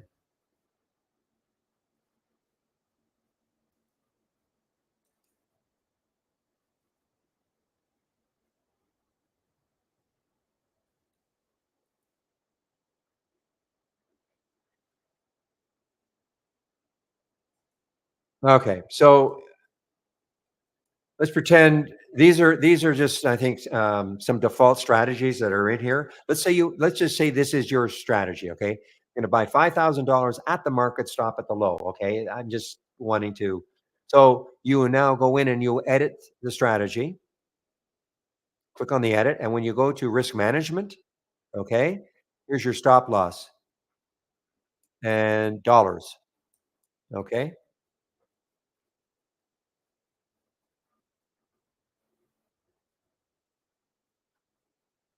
Hmm.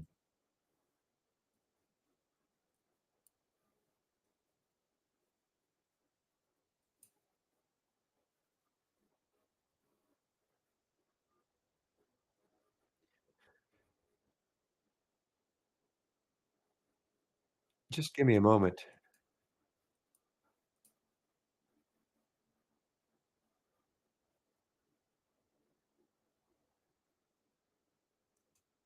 I'm sorry, I'm sorry. What I don't use this at all.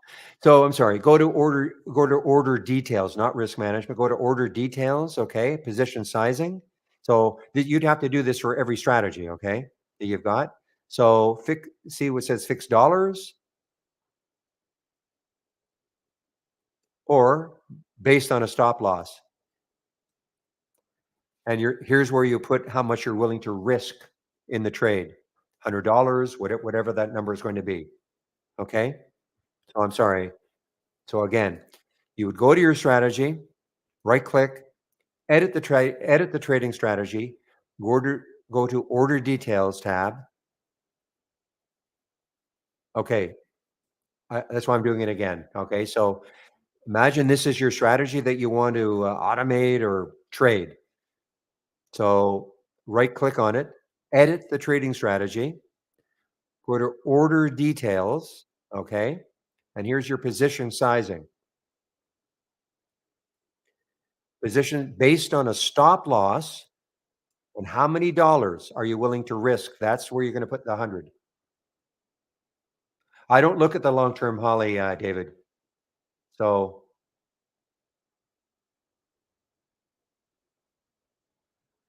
okay, so that's where you're going to put. There's a lot in this. Okay, I am not an expert. If you want to really get into it, Chris is way more of an expert than I am. But a lot of this is in our guide. Okay, because now you have to have your stop loss and where you're going to put your stop loss and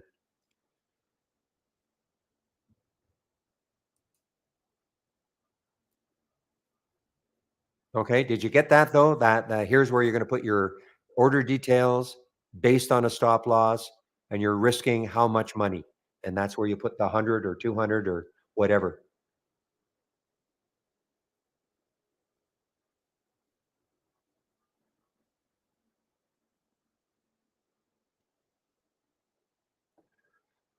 I'm sure this is all in the guide though. If I look at our guide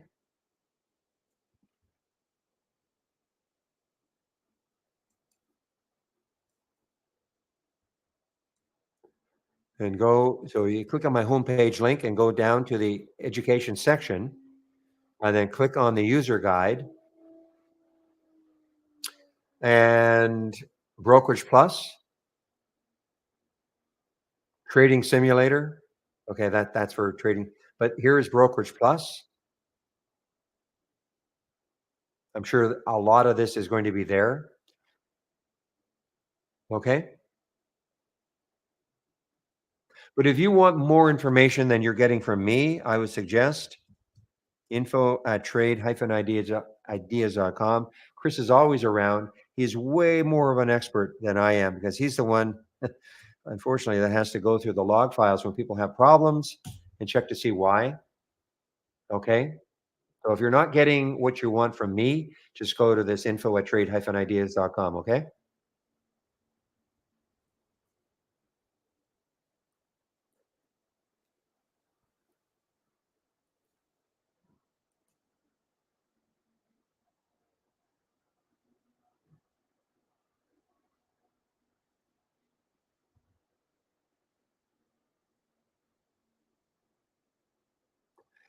Yeah, I refuse to, even if it's, well, Jamie said he had somebody, customer saying, or some friend of his saying,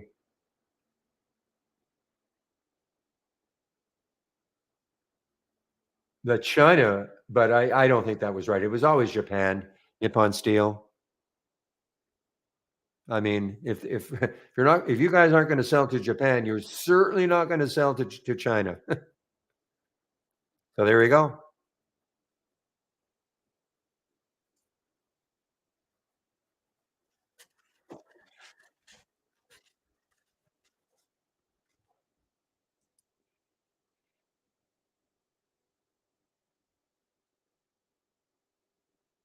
Oh, excellent. Thank you, Cody. Appreciate that. So yeah, David, I really don't look at the long term Holly. Okay,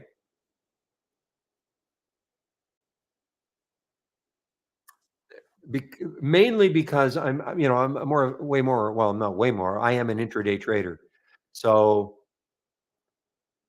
I'm more interested to see the action today and not so much what happened the day before. Now, having said that, the WISA. I mean, I traded that in the free market. Now, how did I know about it? Well, of course, it was an AI alert from yesterday. So the minute I saw it in the pre-market, mean, I knew that was an AI alert yesterday, so it had a little bit of continuation for sure. For a while. For a while.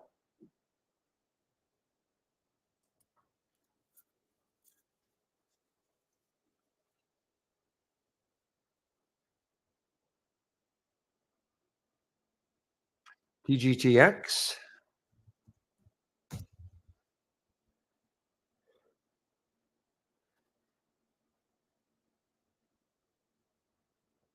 Now that is a big contract. Now, over how many years? This is what I'm seeing here. Over how many years? $186 million contract? What? How many in the float here? It's a reasonably big float, but that is a lot of money. But it doesn't say over how many years. And it's always. I mean, these numbers look awesome. Okay, but always have to remember how many years and how much money will they actually make from this contract. And that's in general. I mean, you see these big numbers and you wonder, wow. But I don't know. I mean, I just don't have the details here.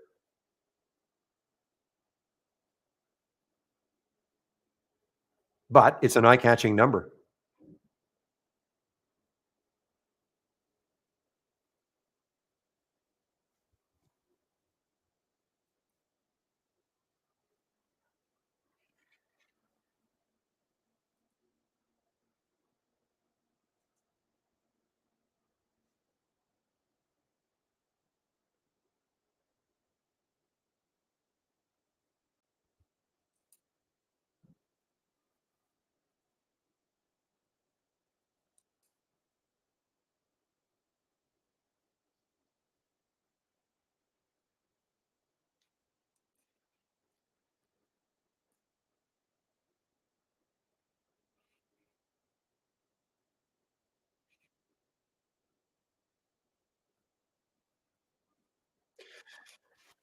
Yeah. So yeah, as William is saying, a government contract goes to the lowest bidder. So who knows how desperate they want the? I mean, it all depends. How much money can they make on that, and spread over how many years? But hey, listen, it's a great looking headline, fantastic looking headline. All we can do as traders is try to take advantage of it for a while anyway.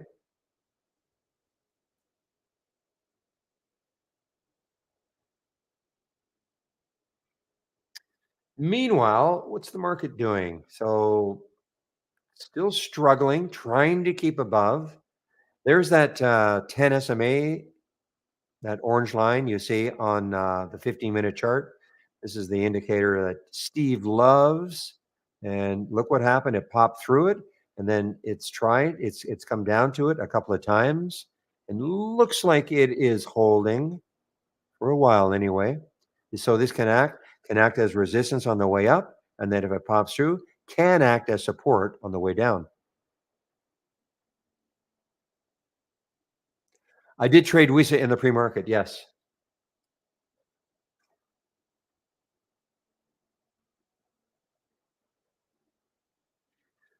A little over 10 and up to a little under 11.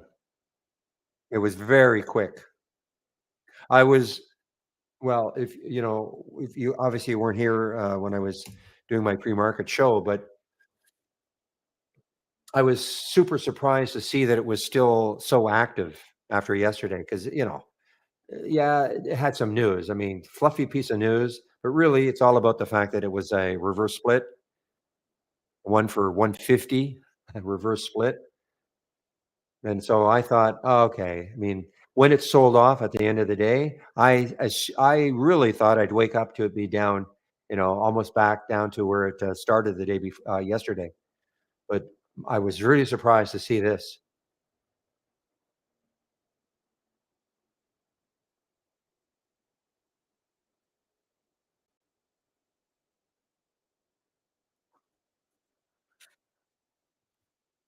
and it was right here, right around here, and see how the popped up. I, I sold just before 11, and it kept moving 11:59, and then it came back down, and I think what was this? This was 9:15. It looked like it was going to take another Another look at the high in the pre-market, but then it stopped, and then once the market opened, that was about it.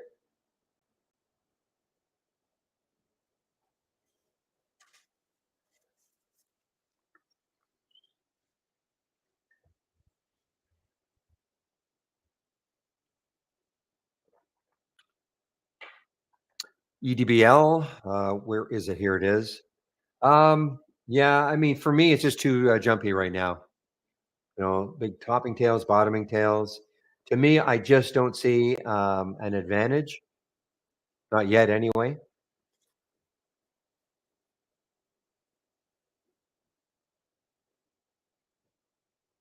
Now, that's me. I'm certainly wrong a lot, but that's what I see. I'd be more inclined to keep an eye on INVO. Now that it's over 3 again, and who knows, it might have a shot. If the volume picked up. You can see what time is it now? 2:22. So this candle still has 8 minutes. So this is the previous candle, and you can see what happened. You can see how it was declining on the decline, like the price was declining, kind of not doing much on the declining volume, right? Look at the volume in the 15-minute chart declining. Then all of a sudden, you get the enthusiasm back. For how long? I don't know.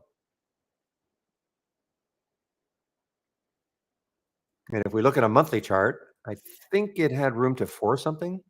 I think it's got to take out yeah, 465. Got today's high, of course, 350, but on the monthly chart, the next high is 465. So I mean, if it really gets running, I mean, it does have some room. And it's an earnings play. So I mean, that is the reason. That's the reason why all the excitement of it today. I mean, look how many shares traded. 196 million with 3 million in the float. It's about 65 times the float.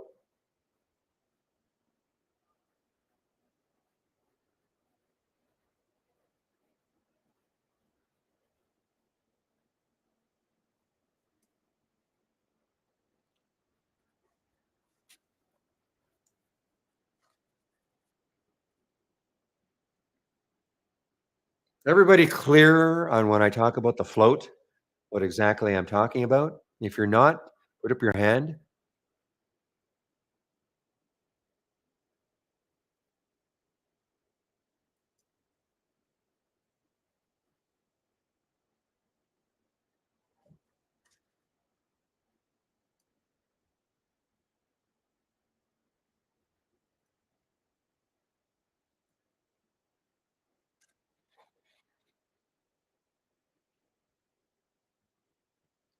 All right, guys, I got a little over half an hour left for me.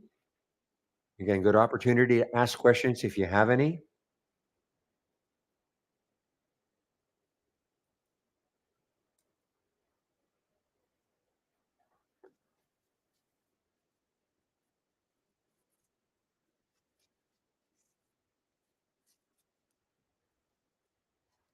Well, the single stock window will show it, but you can put float any column. Well, you can, or any I mean, you can add the float number to any alert window or top list window.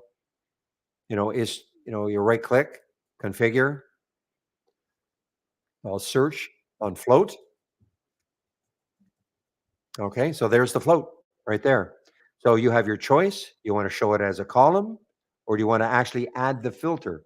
So it only see stocks with a certain either minimum or maximum float.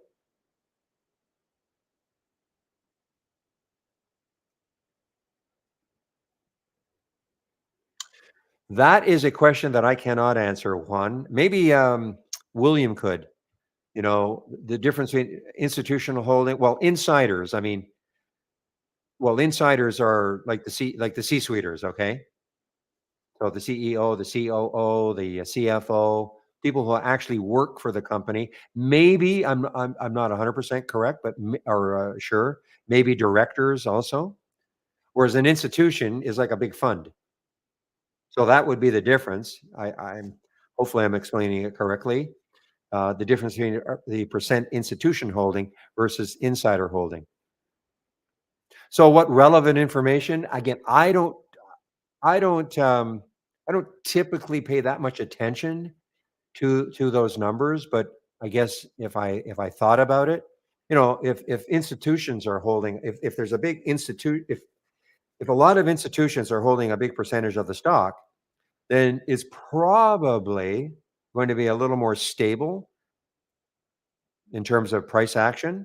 Assuming one of the big institutions just doesn't decide they want to dump it. Okay,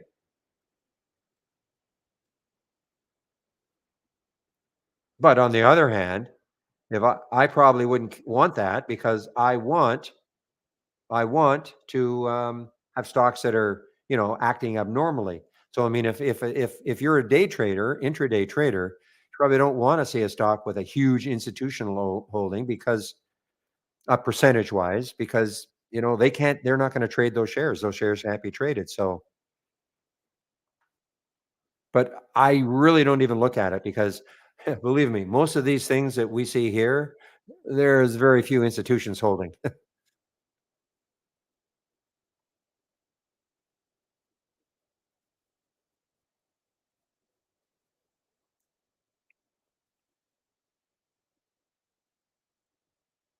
So what William is saying, yeah. So if you're a C-suite employee, you have to file. Now, what about buying? I think you can buy anytime. You still have to, but you still have to notify the Edgar or it still has to be a notification, right? Even if you're buying.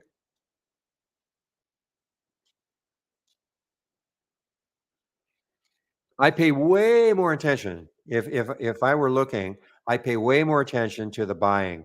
Unless you get everybody dumping it, selling it.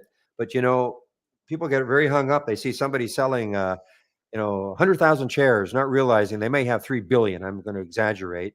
And who knows why they're selling? I mean, maybe they want to buy a mansion. Maybe they want to buy a new car. Who knows why? Sending kids through college. To me, the buying is the buying is more important because nobody typically forces them to buy. Nobody forces them to sell either, but nobody forces them to buy. Can you add the float data on the charts? Okay, so Habisha or Habisha, you notice here, this is, you know what? And I'm telling you, I wonder if that's the answer. Sorry, I'm talking to myself, but the hardware accelerator. I wonder if that was been the problem all along. Because I've got this. This is an HTML chart, okay? So Habesha, if you have one of our charts, okay, and if you right click, and if you have the option that says use browser interface, okay, let me know if you have that.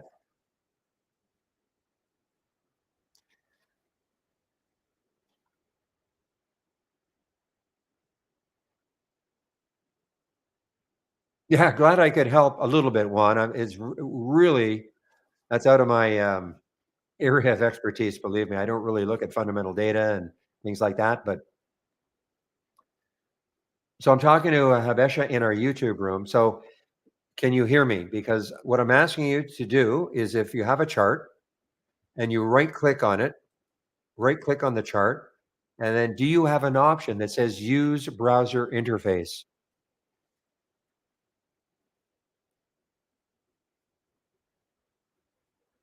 I'm pointing to it.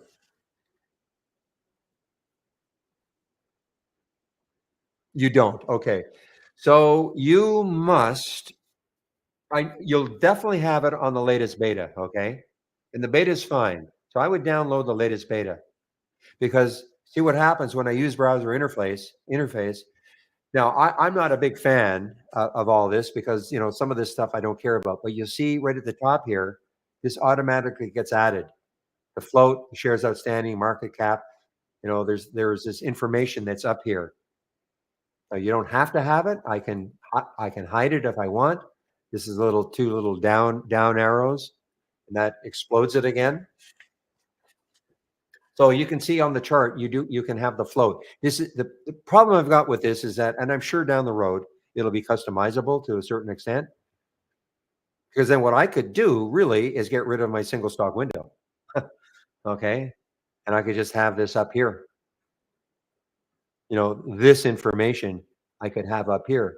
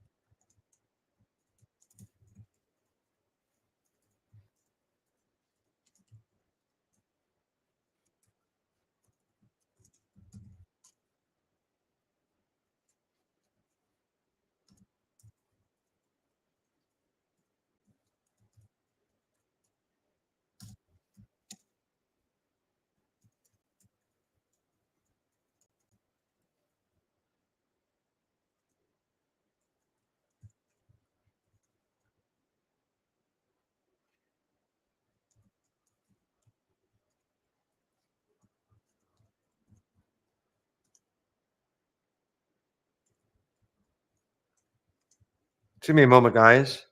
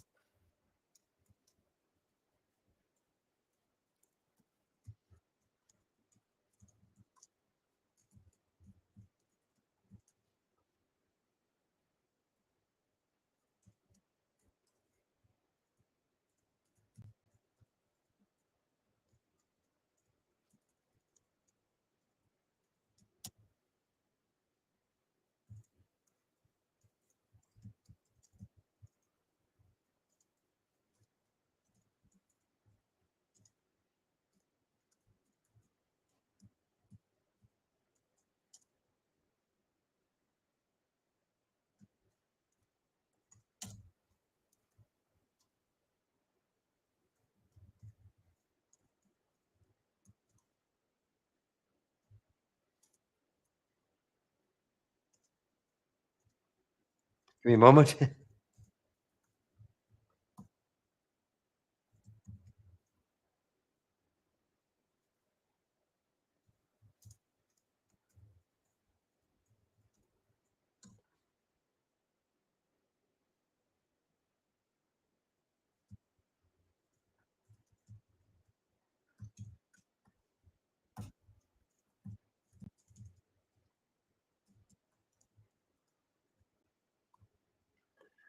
Okay.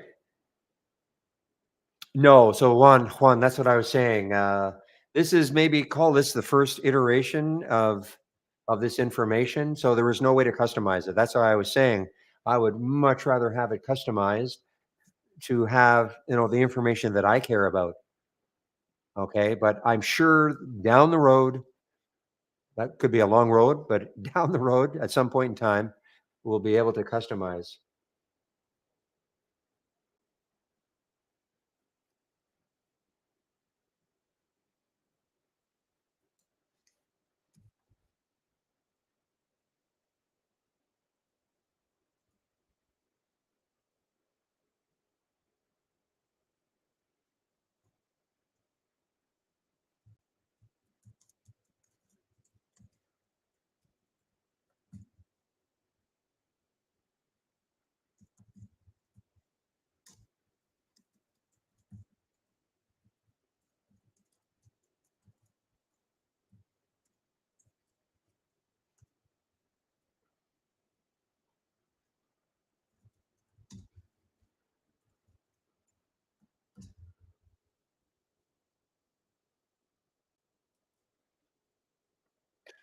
All right, guys, 2:36. So this has been just moving along here. So Invo, guys, I mean, I don't know what it's going to do. And look at man, the ALXO. I should have got in it somehow. ALXO. I should have found a way from our AI to get in it. We had an alert. I don't mind showing this now. Okay. We had an alert at 10:01. 1568 was the alert. Now let's see what it did from the alert price.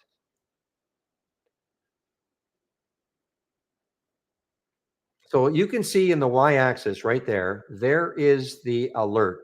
Okay. That's the candle it happened on. But look what happened. It spiked up, came right back down, had all sorts of opportunity to take the trade later. Okay. 30 minutes later. That's what I'm saying. There's no oh, there's the info. No mad rush, and it didn't move. It still took about 45 minutes of kind of chopping around. But since then, it's been relatively smoothly moving up. Oh, I see. Info went down. Oh, this is what happened. It popped up and then came right back down. This reminds me of WISA yesterday. I was going to take the WISA yesterday, and it did almost the same darn thing. It had a huge top, and I was going to take it, and I was, thank goodness, I was somewhat distracted. And then before I could take the trade, it did this.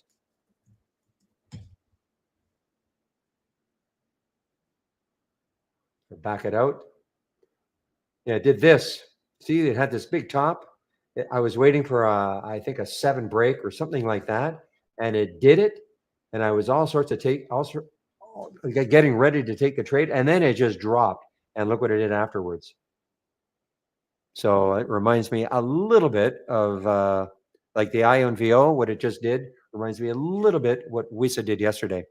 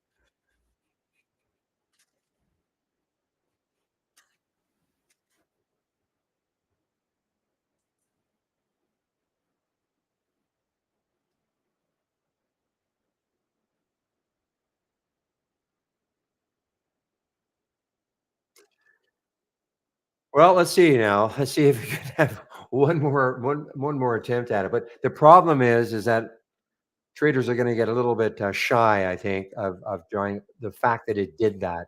I mean, what did it do? It got up to 325 and all the way down to 250. That's a massive, massive percentage drop in like a short period of time.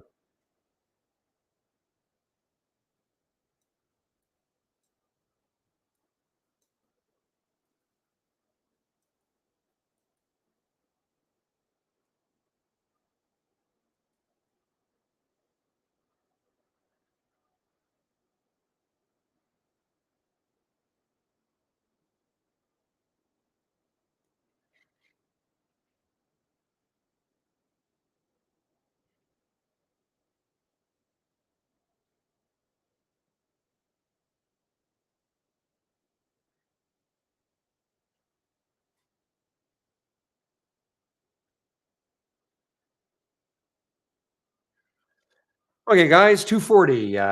Getting close. I usually am now sort of taking off at around 10 to 3, but again, I'll stick around if there are questions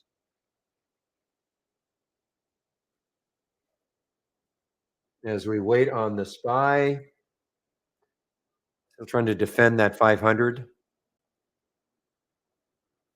It may be futile, but right now, it's the defense is in.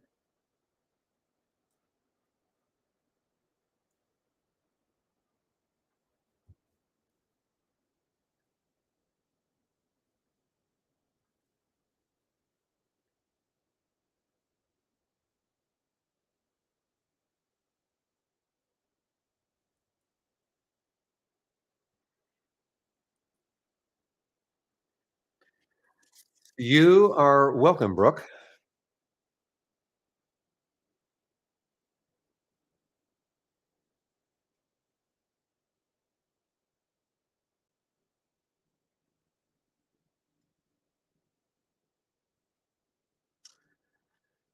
So, Bitcoin, it can't be this easy, but this is IBIT. Okay. So, I guess it's the 20th. That's the big day, right?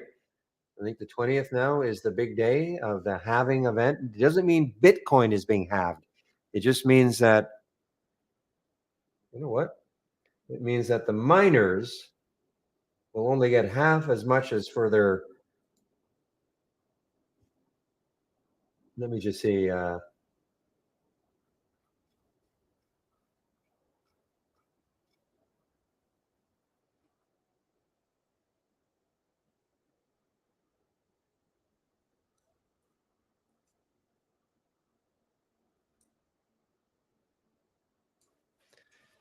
We were talking about this.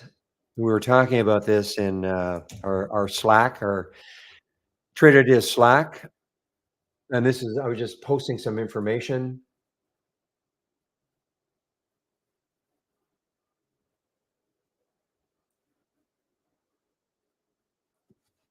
I'll just post some more.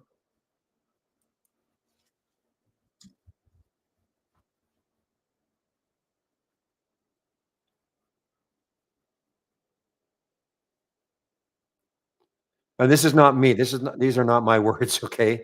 I'm just posting some stuff that I read, trying to figure out. So it would appear, okay. I mean, yeah, you would not want to have Mara or Riot, but I think Jamie, who was in our YouTube room between 12 and 1, he's actually, believe it or not, one of the Bitcoin pioneers as far as I'm concerned. He was doing this back in, I think, in 2012. He was mining when people probably thought he was crazy.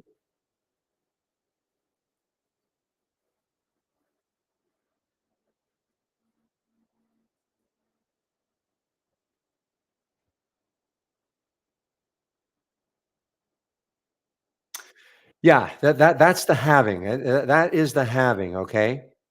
As Aplock said in YouTube, it's going to cost the miners double to mine 1 Bitcoin, which is the halving. Because right now they're getting 6 or 3. What's it costing them? It's costing them. Well, I posted that. Yeah, it's costing them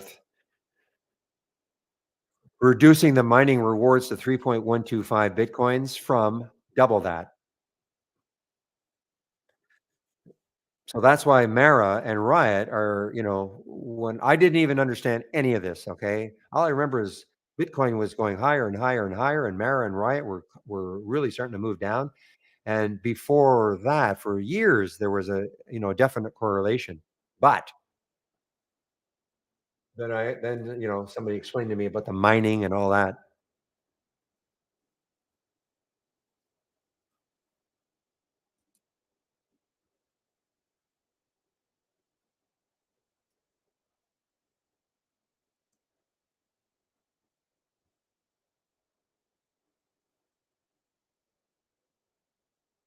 Oh, I'm with you.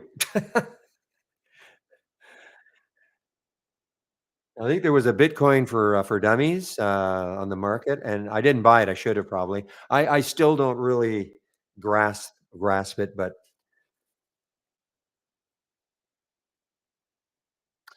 well, most of the time, David, if you notice the ones that okay, so the question is, why does Holly AI stop alerting after the first couple of hours? Now, that's not written in stone. I mean, there are the odd time. We've seen, 11:30, all times Eastern, 12, sometimes in the afternoon, but typically because Holly Neo is sort of the big one. Okay, that is the one. Let me get them all. It's looking for gaps, okay? It's looking for gaps, and they happen, at the beginning of the day. It's not often that you get a gap that's going to meet all the parameters that are in the and I don't have them. Okay, I don't know what the parameters are, the filters are, the values. But it's not that often you're going to see something that gaps later on. And so that's why you see Holly Neo, you can get them firing right at 940. That's the earliest. And it's on purpose, okay, to delay it because things can go up and down so quickly. I'd rather delay it to 945, but that's just me. Because there's no they used to fire almost at market open, I think 935. And what we're finding is that, man, I mean, the stock go up, down, up, down, up, down. So they added 5 minutes to the delay.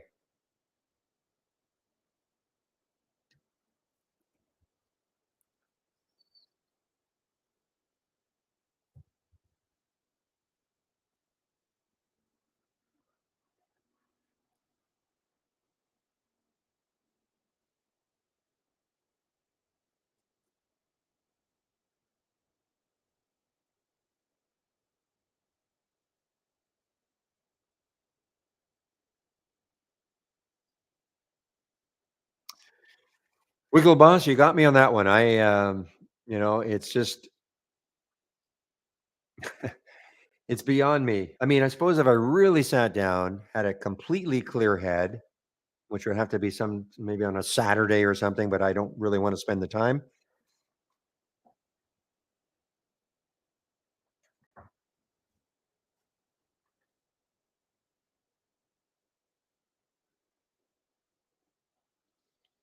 And we're talking for those on YouTube, we're talking about the mystery of Bitcoin.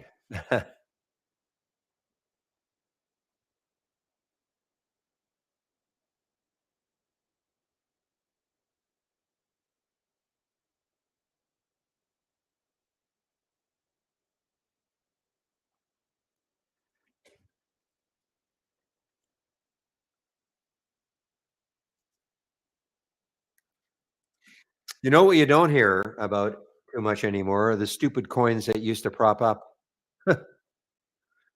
These stupid, stupid named coins that would go from like a millionth of a penny to 2 cents.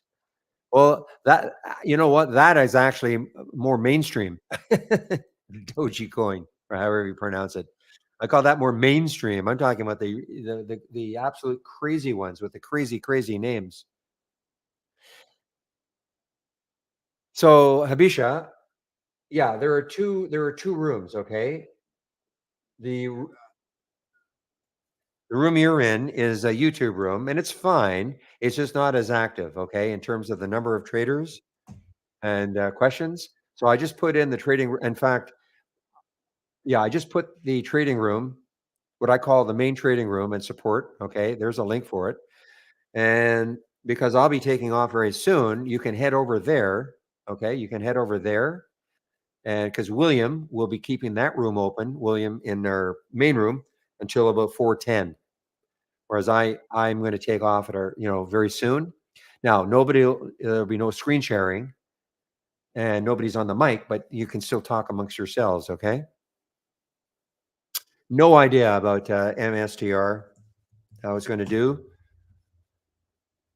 Let's see ahead of, well, you can see the month anyway it's having. I don't know if it's because of the having event. I really don't know.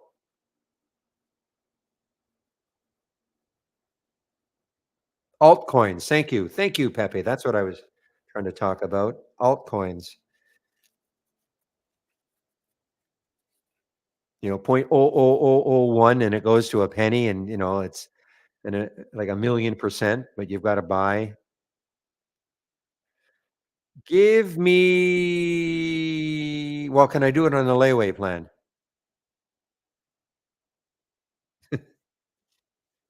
Talking to William in our YouTube room. Web based, web based, Habisha. Okay.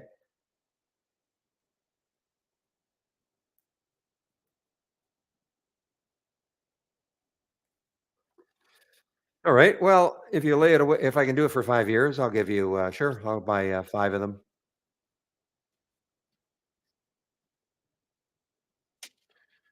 All right, guys, I think that's it for me, unless there are any more questions. Again, I'll always stick around for questions. Don't talk to me about UAL. Wow. Yeah, you're right. Just absolutely grinding higher, coming into a monthly high, which is probably about the same as the weekly high.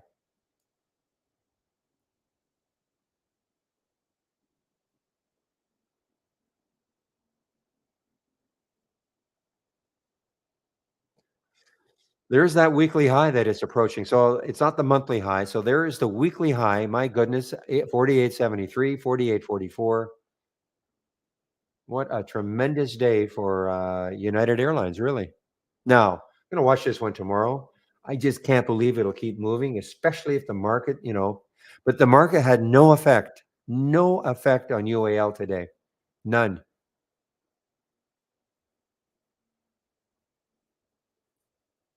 Now, XLE, let me take a look at XLE. No, I mean, XLE, if oil price is going down, helps the airlines, but it's a huge component, of course, of their business, the price of oil, their jet fuel.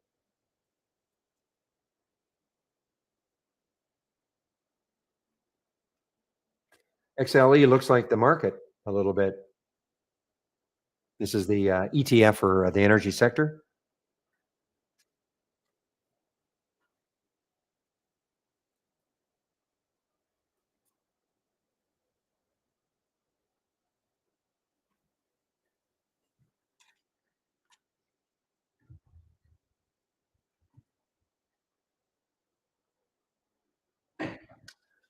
Okay, guys, if there are no more questions, I think I will wrap this up for me. Just checking. Any more questions? I do have to shut down the YouTube room, but again, I put the link in to get into the other room if you still want to talk about trading and stuff. You're welcome, Curie. Okay, I don't see any questions, so I think I'll wrap this up for me. So thanks a lot again for all the help. I'll get on the mic tomorrow at 9 o'clock Eastern time in the morning, of course. Have a great evening, and we'll see you tomorrow. So I'm going to stop the screen sharing.